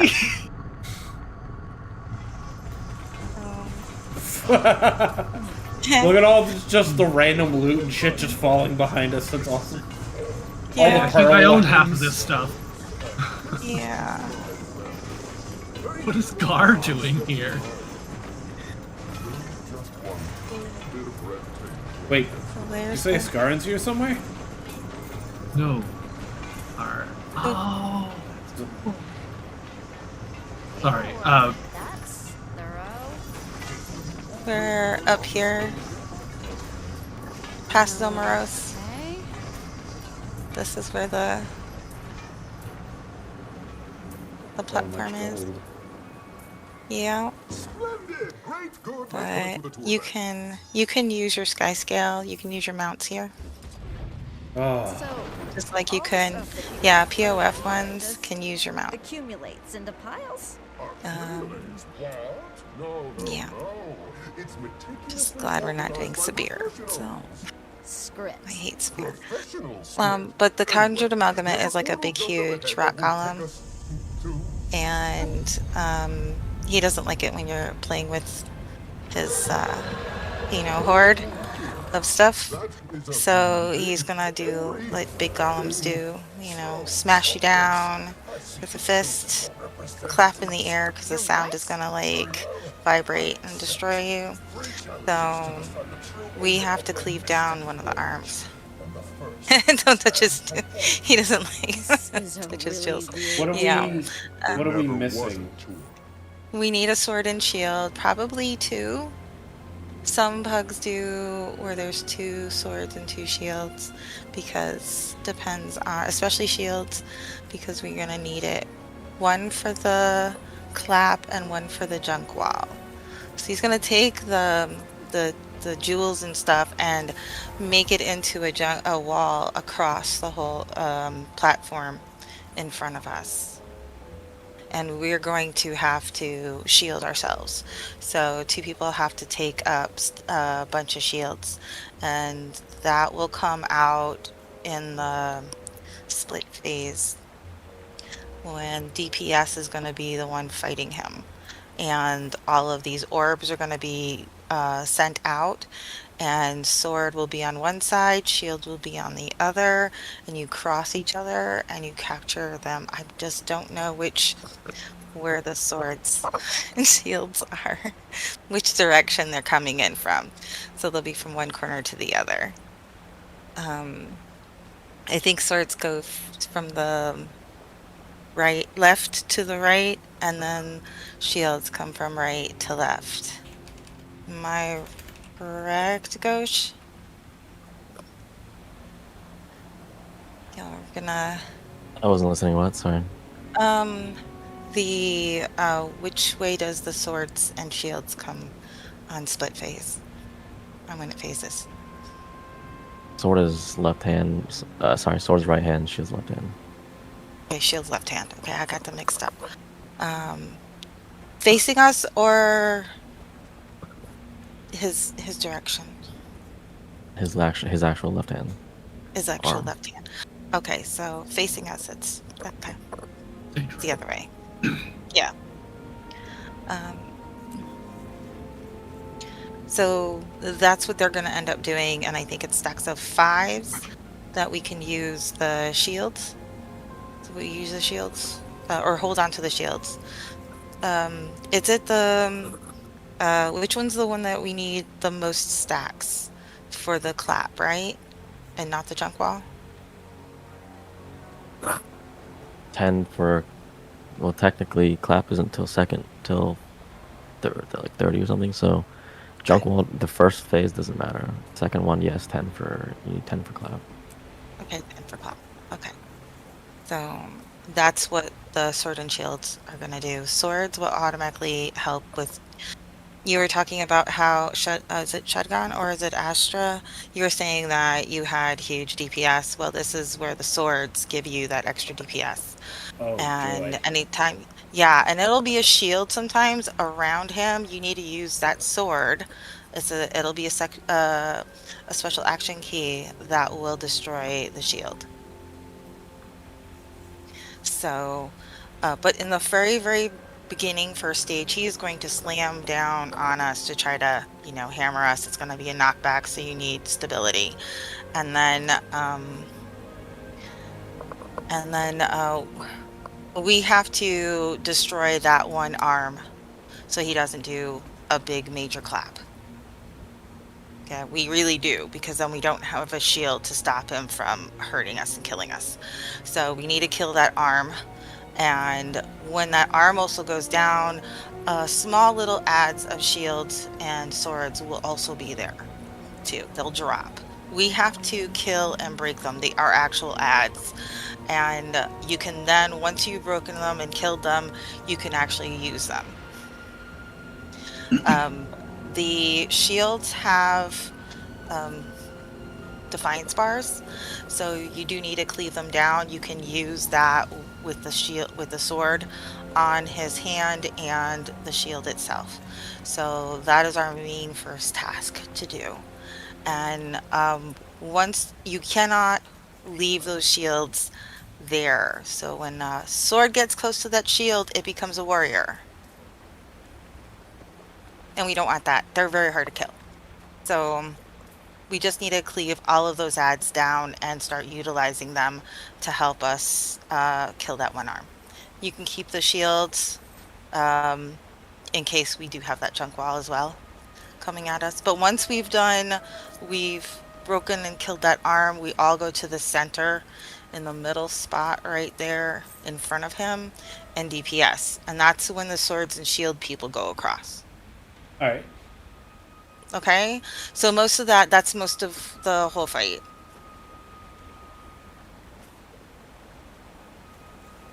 We just need 2 more people. Do you want to?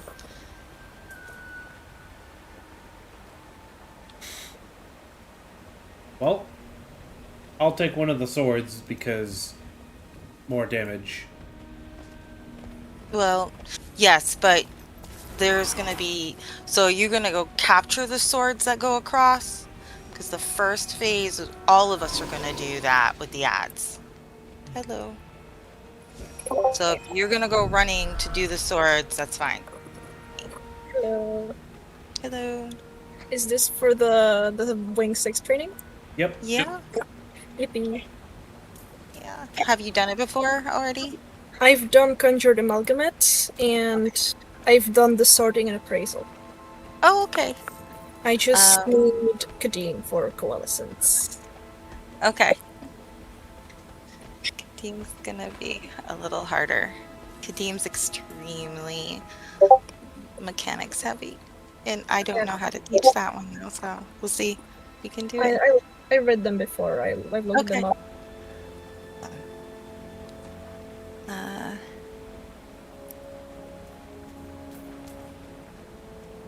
Okay. So let's go to the platform then. Who wants to do shield roll?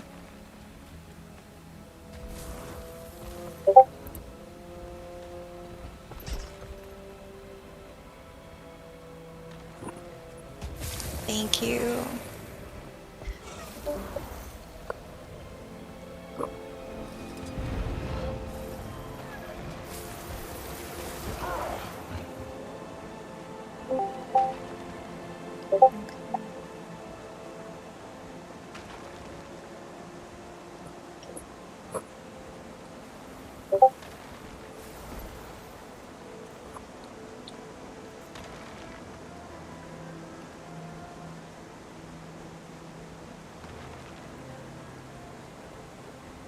So are we gonna need another shield, or should we just leave it all to you to handle it? I don't know. No, I'm asking Ghosh if he wants. Okay, we'll find out. Fine. So does anyone need an explanation on how this works? I think we're gonna have to. I think we might have to see it in action a little bit first. Right. I know. That's what I'm asking. So we got one more person we need. Yep. Okay.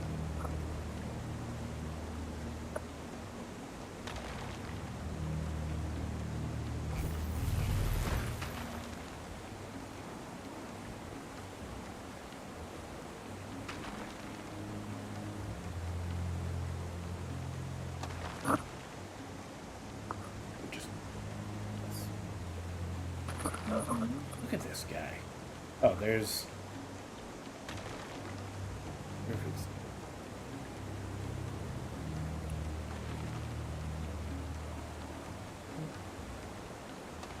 So what is the reason that we're here in the forge to begin with? Why did he let us in? Well, eventually we gotta save Zomaros from Kadim. Oh, is he trying to move in and take over or something? Mm-hmm. Well, when you see the platforms moving around, when you see Kadim, you're gonna understand. We have a lot of special roles for that one. And I don't know how to do the puzzle towards the end or where the portals go, but I'm hoping we can find people that can do that or help out. I'm just a good lamper. I know that's an easier job, but I can also do healing parts too, so. And you'll need a lot of CC for it as well. And a tank, 2 tanks, I think. So that's a little bit more in depth. But the Twin Largos is another one that's, that one's a little bit more random about what to do, you know, like how to handle the mechanics. It's just being coordinated with your rotation and remembering when the mechanics happen, what to do. So that's not too intricate. But it can down you pretty quickly. Okay, so we do have our DPS. You want to move him to where he needs to be?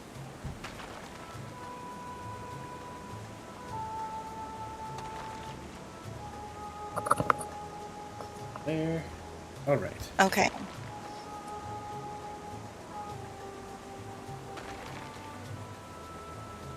All right. Let's ready check. Okay.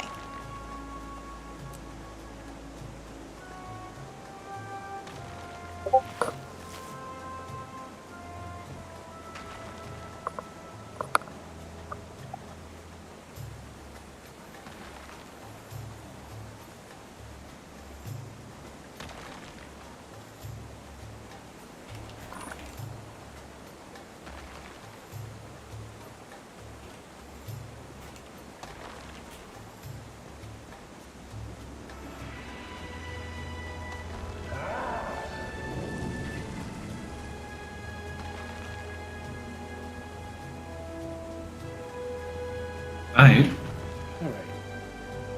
Okay. Go on in. Throw down stability. I don't even know. Yep. Careful to knock back. Okay. Kill those swords. Go grab a sword.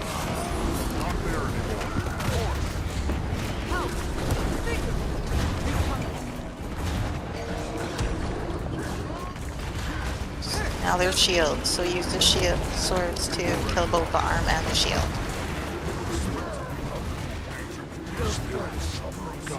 And you need to kill his arm at the same time too.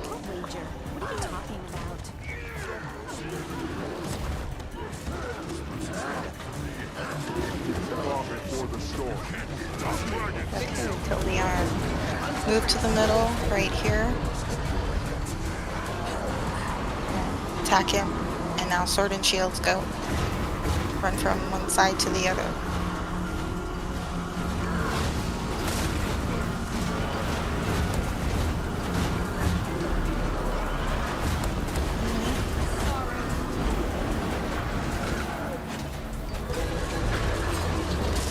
Okay. Someone who has a shield. Thank you. Whoop. That wasn't enough stat. Can we get kills?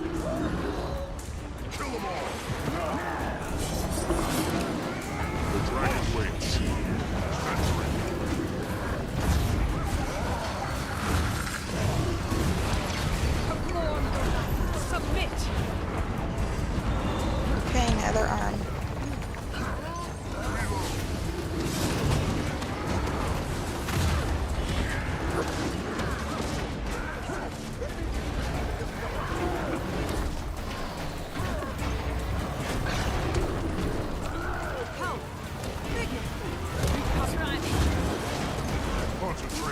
Kill those shields.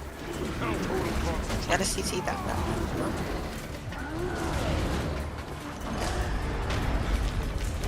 Fixed, focused, concentration.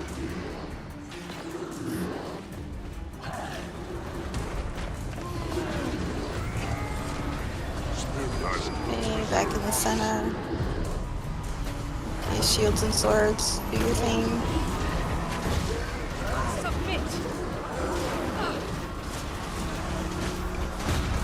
Is the slap attack next? The insta-down? Yeah. Well, he doesn't have any arms at this point.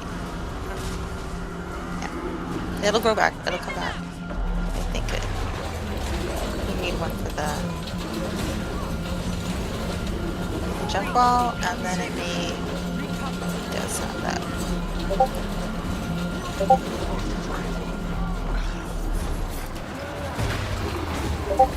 Oh, even better. Should we have enough? Nope. Never mind.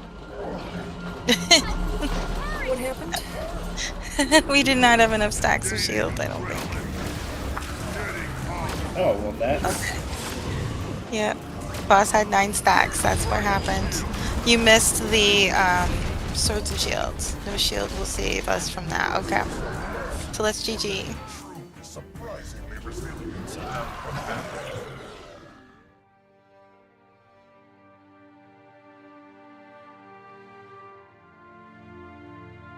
You up just for us to GG.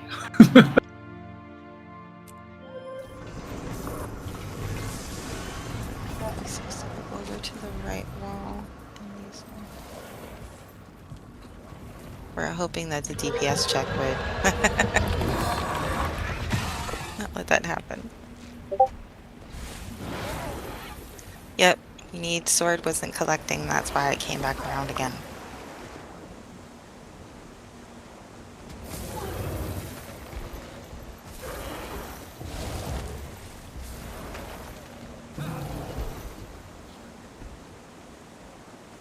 You want to put markers down? It'll help.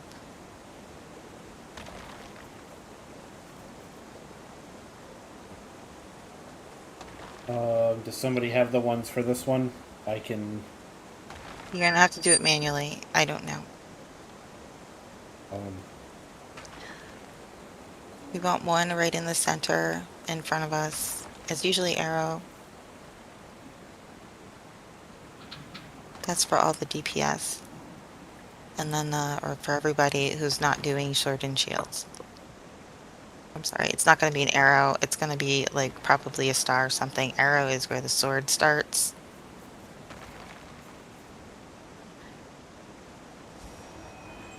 And a circular square to the other, for the other one.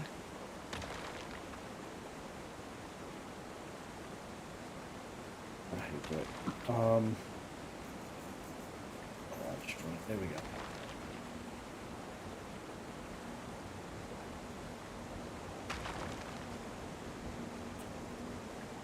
How'd I put that right? I can't see the... I can't either. Alt shift. Lieutenant me.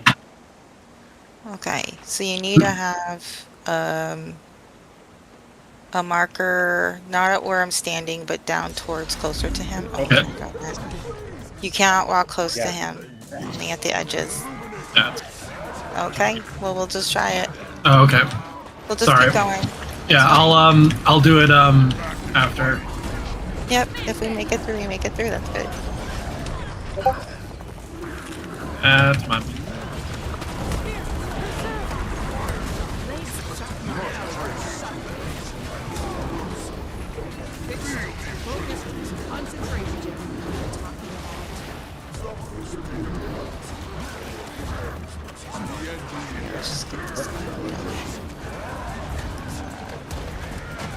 Oh, we have a warrior, so we need to kill that. He hurts. Yes, yes, he does. Okay.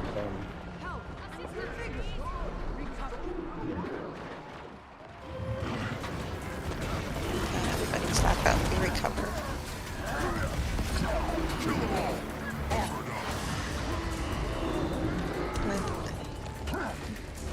Let's just kill the last of his arm. Okay, sword and shield collects now. Everybody towards the center. Go get the green orbs, Grab the green orbs. Please. Sword and shield. Because...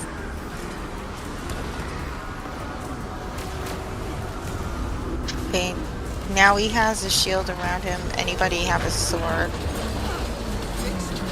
to kill through? We're not actually hitting him. Thank you. Okay.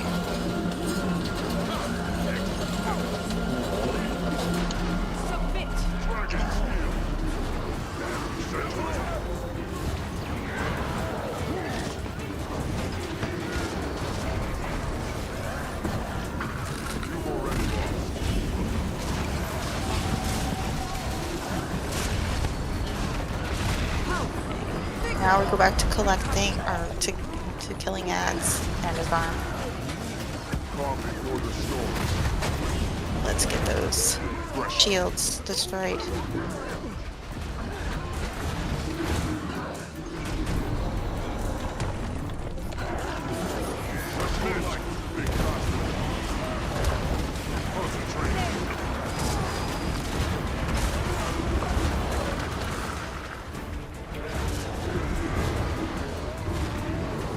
Okay, towards the center again, except for sword and shield. Somebody break that with their sword, please. The shield that he has on, thank you. Okay. Somebody get those green orbs. Okay, somebody hit the shield with a sword. Hit his shield with a sword now. Shield us, please. Nope. Nope.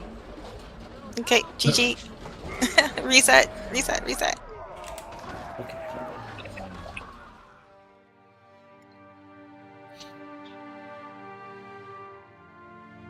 You need help on swords?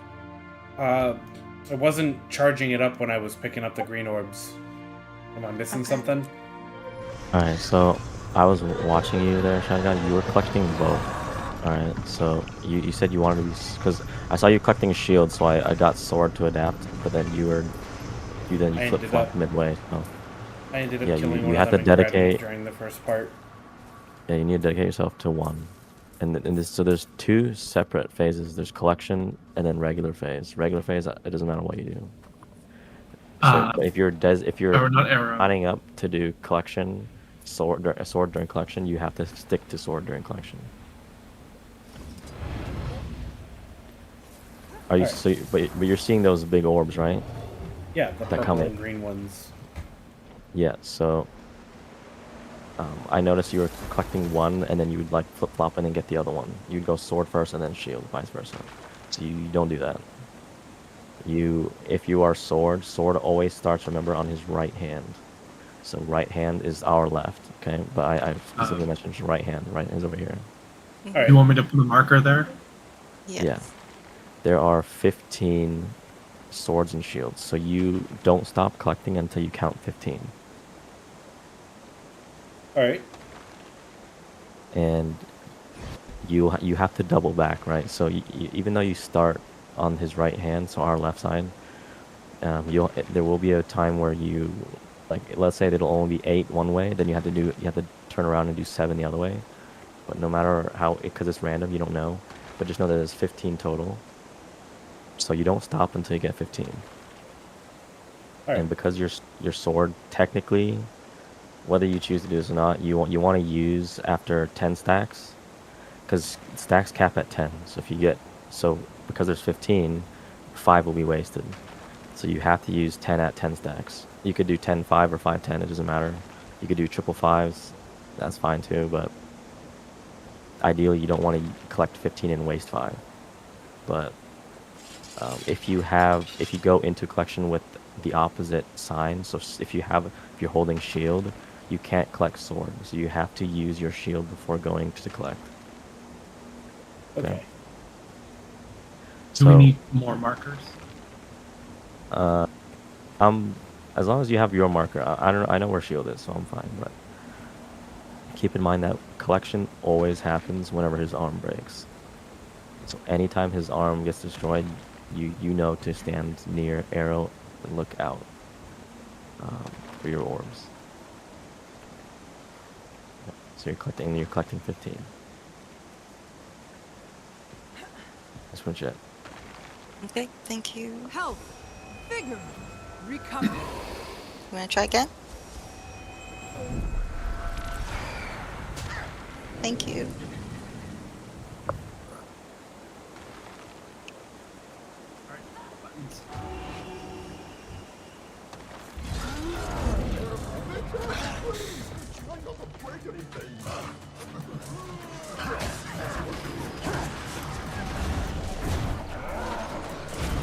Get those swords.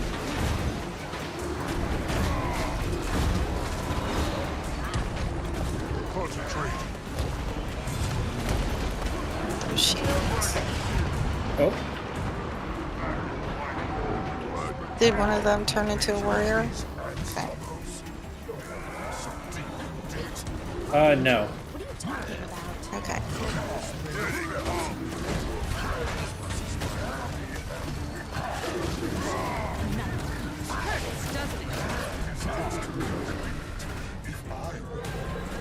Grab those 2 swords. Oops.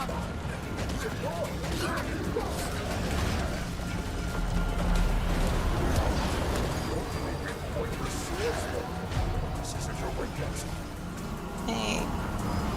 Collection time.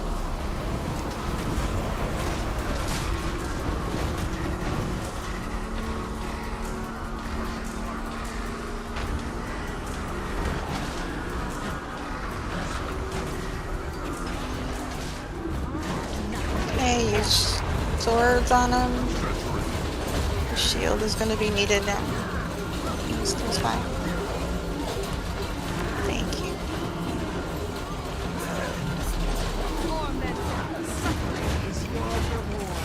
Hey.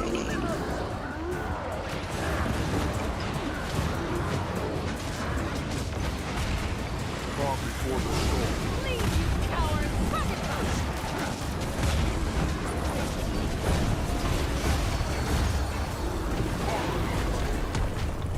Yeah.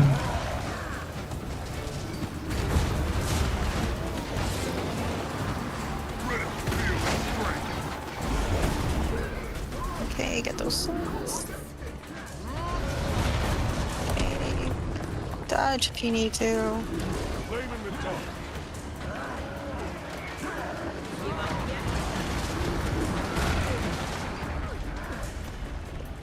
Becomes you. Spirits, guide us.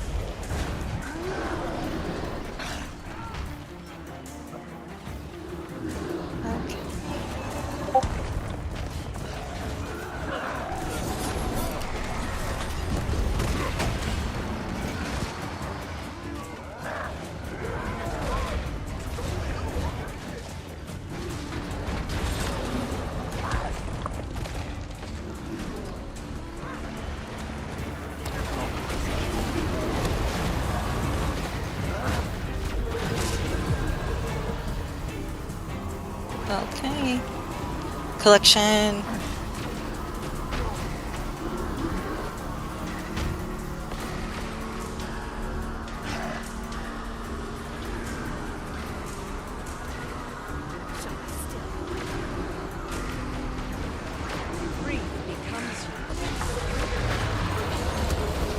We're gonna need that shield.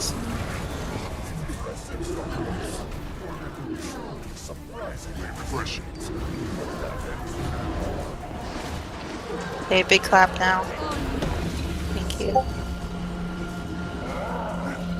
Okay, this is the only arm that we have to worry about.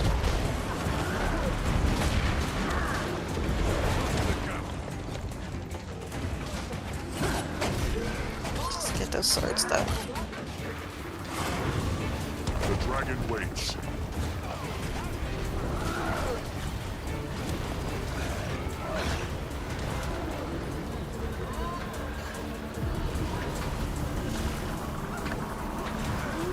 Oh, collection phase. We killed that one arm.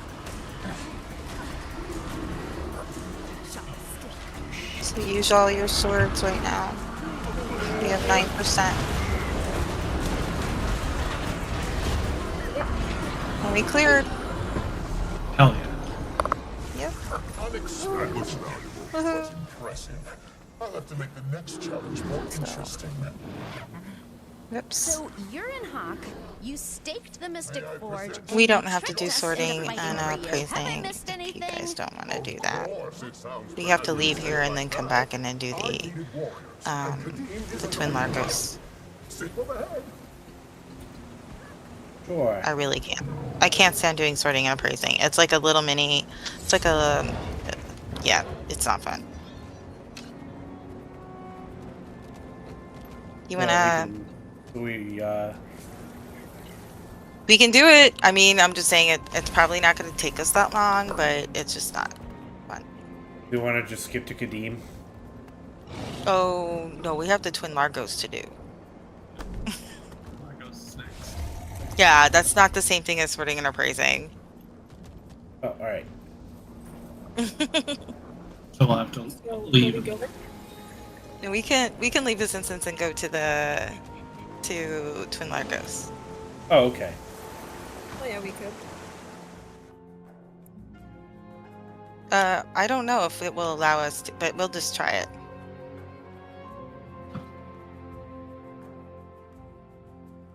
I think it should. I feel like raids don't really restrict that. Yeah.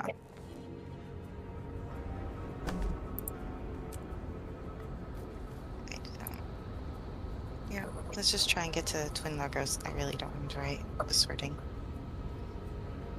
You have to follow through those portals and then go to a couple of places.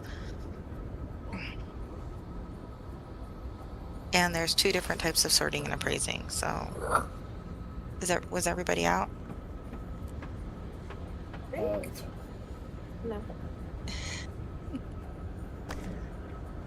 Okay. Let's wait for everybody to come on out. No, not everybody's left yet. Okay. I'm gonna do a bio real quick. I'll be right back. Okay.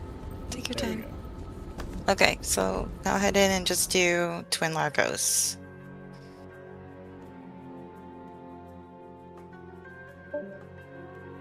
Hello. Okay, go to the ley line here. Travel for sorting and appraisal. I guess we have to do it. Damn. I was hoping not to. Just have to follow the script with your jackal. Hopefully everyone has a jackal, else you don't have to come and do this. Okay. Oh boy. I hate doing this one.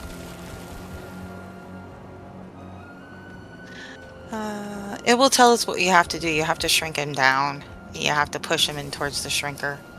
Oh my goodness. And it shrunk me instead, so.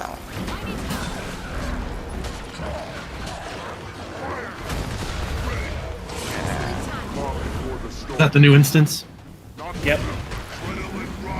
You'll love it. Yeah. We're in a whole area just for minis. Yeah. Listen, you can keep those minis to your goddamn self. I know, these are not fun minis. So, you have to do what it says. Push, pull, whatever you need to do to move them into certain spots. Oh, we have to do sorting. Yep, we don't have a choice. Oh boy. You guys. Get down. No, we don't. Come help.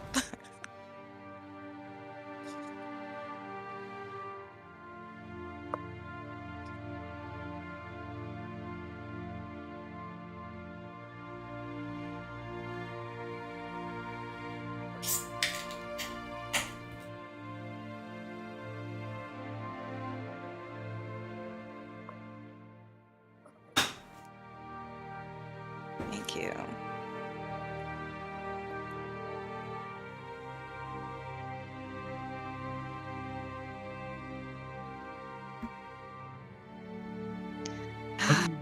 having How a do- hard time rezzing. I don't know where you guys are. Okay, follow the little scrit. He's gonna be near the sand portal you need to follow through. Oh, I see. Okay? And you keep following it, but we need more help.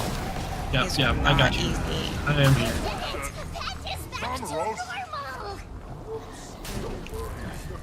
Yeah.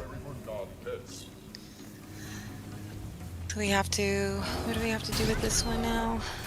I think you have to lead it to a certain spot to get it to shrink or something. It's the middle here, right? Of this platform? I think so, but there's other little shrinking rays I don't recall. Okay, extract the Megapets excess holiday thing. There, the festive fluff extractor.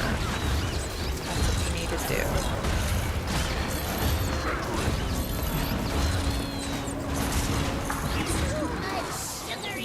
Okay, so now we have to reduce her sweetness level. Where's the sweetness thing? It's right here. It's right next to it. Okay, good. So then we just gotta keep. Yep.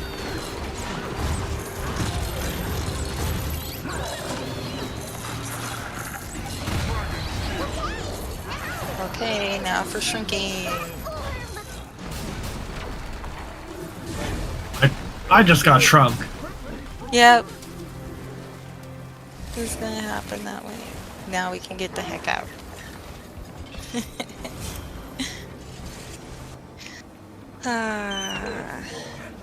Okay, this is the shark in the center, so you can pick up, I don't know where it is, but you pick up something and you can, a bomb, and you throw it at the shark as it's in the air.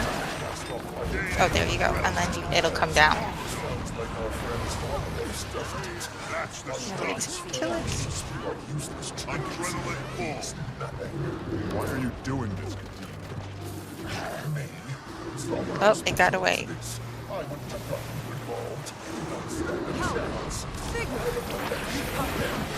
Okay. Not for now. Yeah. So this is where I fill my stack of mystic points today. Yeah. Yes. Cost me 200 gold to get it. Oh my goodness. Okay. Here is the twin Legos. This is one of the banes of my existence. So, yes. I've seen videos of this. Just avoid water. If there's a spreading pool, put it to the side. Exactly. That's for Nikhair. So that's the first guy we're gonna do. First girl, actually. So the platform in front of us is gonna be Nikhair. The next one behind it is gonna be Knut. The two on each side we are gonna split at that point. Nikhair is gonna be on the left and Knut's gonna be on the right. The first platforms on the two sides, we will take it down to 25% and that will move into the next one, and then we kill from 25 to 0. Look, sister. Do you need to, does everybody know the mechanics to this? Or no? I have never been here before. Uh-oh, okay, at least somebody does. Okay, at least we have quite a few. You know, I do, and yeah. Okay, so I haven't attempted this since it released and I never succeeded. Okay. I feel you there. I feel you there. Nikhair is the more difficult one. In my opinion, it is. That one has little bubbles. It picks you up like in Kella. Not Kella, Ura. So it will pick you up and you need to stun break it to get yourself out. There are little backseat comms. Oh, you can, if you want to explain it, you can do that if you want to.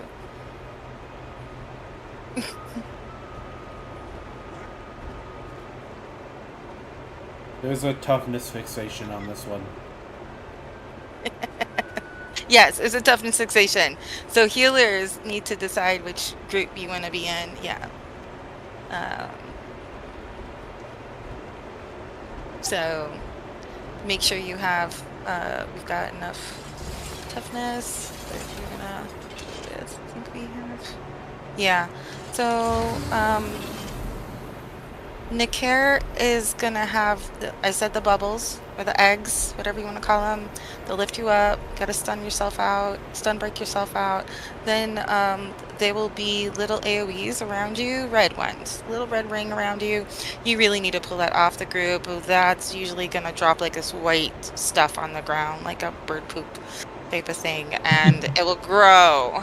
So you really need to bring it to the edge, because when it grows, Oil. it grows. It's not. It's very similar to oil, but it's not where you touch it and it grows. It just will grow gradually. So what happens is, if you have 2 or 3 people who don't put it at the edges, it will go into the middle, and you can't walk without pretty much going down. Trying to think what other. I don't remember all of Nicair's attacks.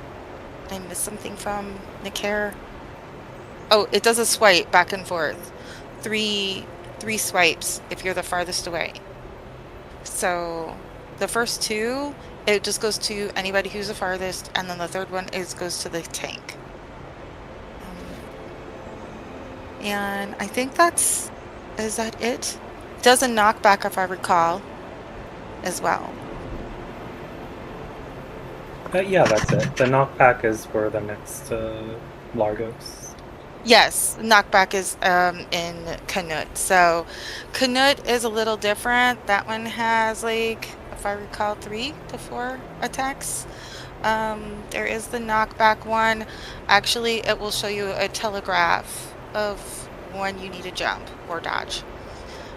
You just got to be aware of it, just like you do in Aetherblade Hideout or Tequatl, whatever you want to. So you need to jump that. It's easy to jump. It has this rectangle. She will disappear, reappear, shadow step away to the farthest person. Or is it? I don't recall which one it goes to. Tank maybe, but it will create a rectangle, and it'll strip you from boons. So you gotta dodge. You see her disappear, you make sure when she reappears, you just dodge away. And then there's little, like, other AoEs that don't really hurt too much at all. That one's gonna have tornadoes, though. So you do need to watch out for those tornadoes. I think that's it. Also, if I remember correctly, there's also CC break phases that are important, I think. Yeah, those are the 2 on the when we split. So you'll have 1 or 2. Yeah, you'll have CC phases on those times. But the first 2 phases, we do not have CCs.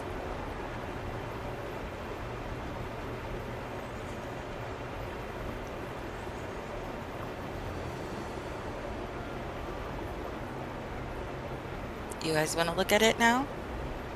Yeah, let's Okay. see how it goes. Ready, check. Yeah, you got everything. Yeah, like, if anything, don't stay in the water for too long, or like the puddles, because you'll build waterlogged, and if you reach 10 stacks, you're dead. Yeah. So the spouts will throw you to the right directions. So if you do get in to fall off the platform, you can move to the water spouts, and it'll throw you back up. Usually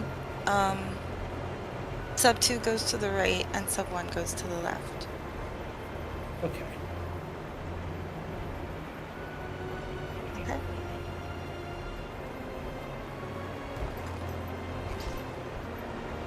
Can we just get that typed in the chat? I already forgot. Oh, okay. Thank you.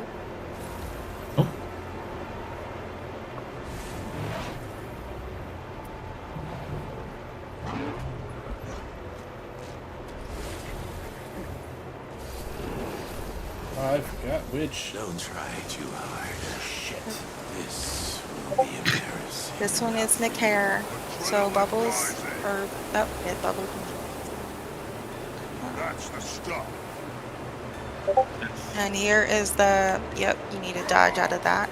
I'm gonna knock you back. Half of us didn't And make there- it onto the platform initially. That's okay. And then there's Some the of us bird may have poop. forgotten which mount they were on and just jackaled into the water immediately. That's okay. How do we But get there's back that up? bird poop. The spouts. The white, Oh, the I water spouts right here. Yep.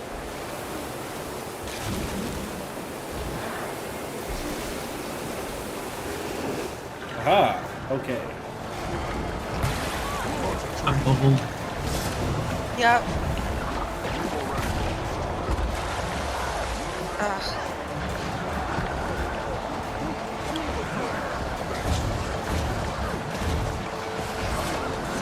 The dragon waits. Okay, bubble. Aye. Oh boy. It's gonna hurt. It's gonna hurt. Yes. I need a res. I'm gonna die. Thank you. There isn't any more space for her to fight. Okay, we're phasing. I hope, nope, we're not. No. That's the stuff. Too waterlogged. Okay. Did you guys want to redo that? Because that whole platform is covered. Or close to. It's up to you guys. You want to keep going? Oh, no. Well, a bunch of us are dead. Yeah, if you don't phase, then the platform goes down. GG. Alright, I feel good about what to do here. Okay.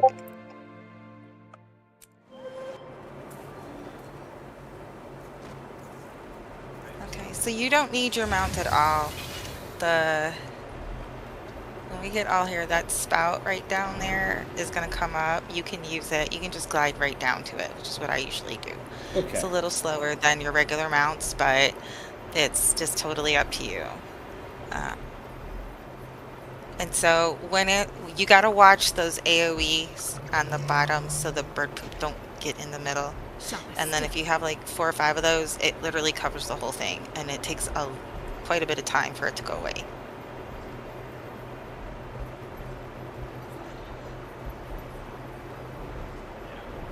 Yeah, once the boss is built, yes. Yep.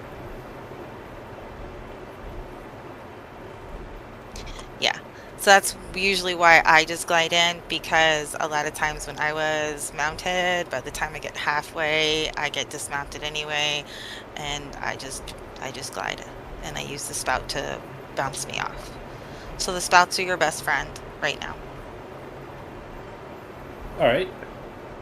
Okay, you want to try again? Let's just make sure that we stay out of the bubbles. Alright.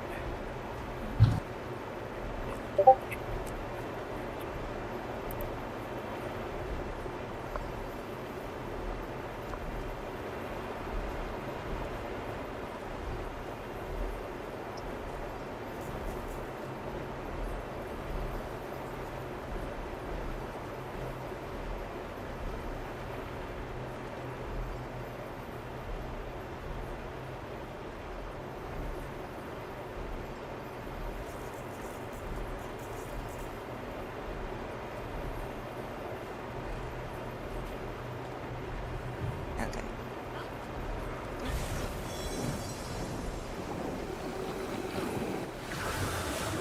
There we go. Try too hard.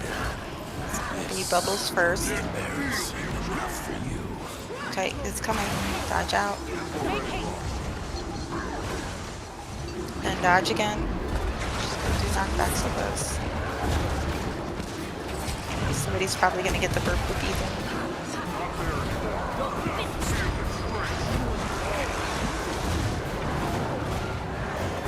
Okay. Bubbles. Dodge.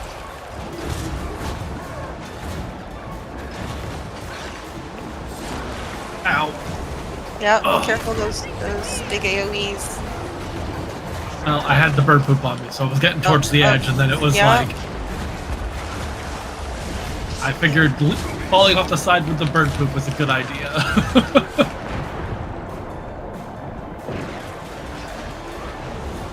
I should have put that there, but well, really should have been behind us.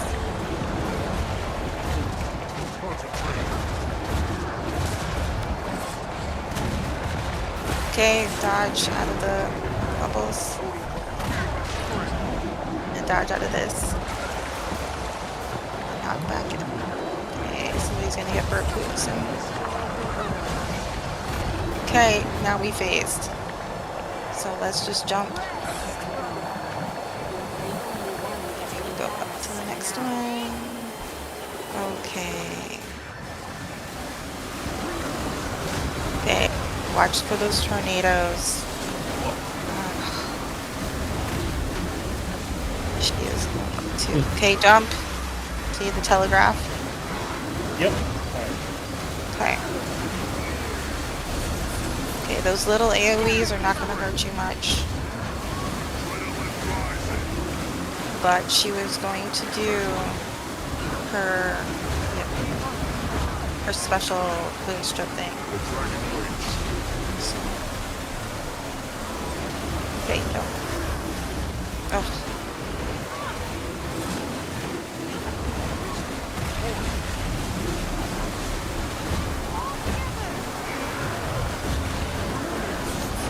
Oh, there, see? Have you seen that, that rectangular, yeah, that outline of the rectangle? She bootstraps you, so you need to bootstrap her. Okay, jump.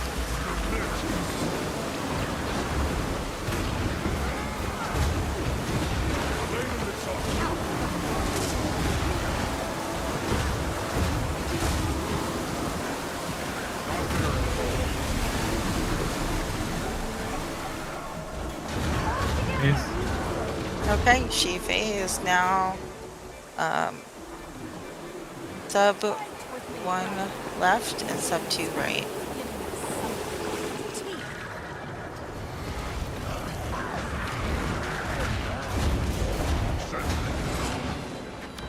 Okay, we gotta deal with the bird poop here. Bubbles.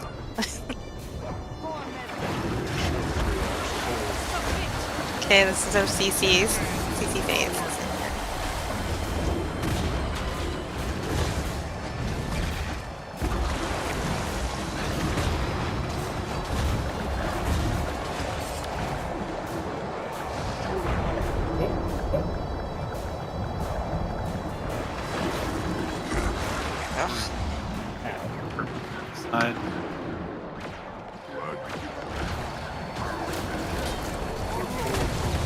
Dodge.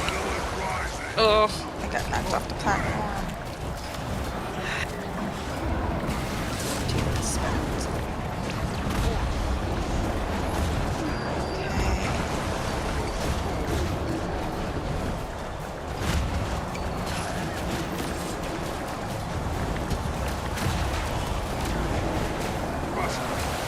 See?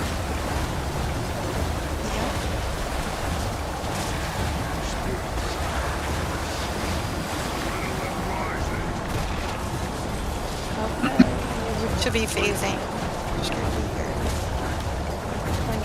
25%. Okay. It's. There we go. Phase. Yep. And it's a little bit slower. Hopefully we can. There is an enragement if one dies before the other, so. Oops. I don't know why we all died. I think we ran out of time. Well, we ran out of time. Okay. So This the second part just feels like a massive DPS check. Yes, it is. It's possible.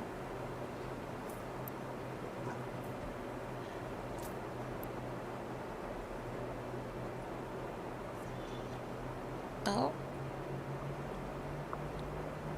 Then, unless everybody in your group has the same.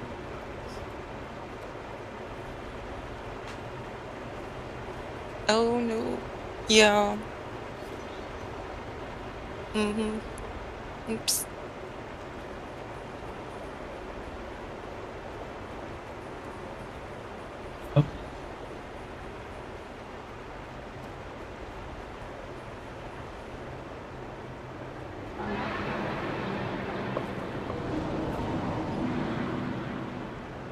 I don't know what's going on.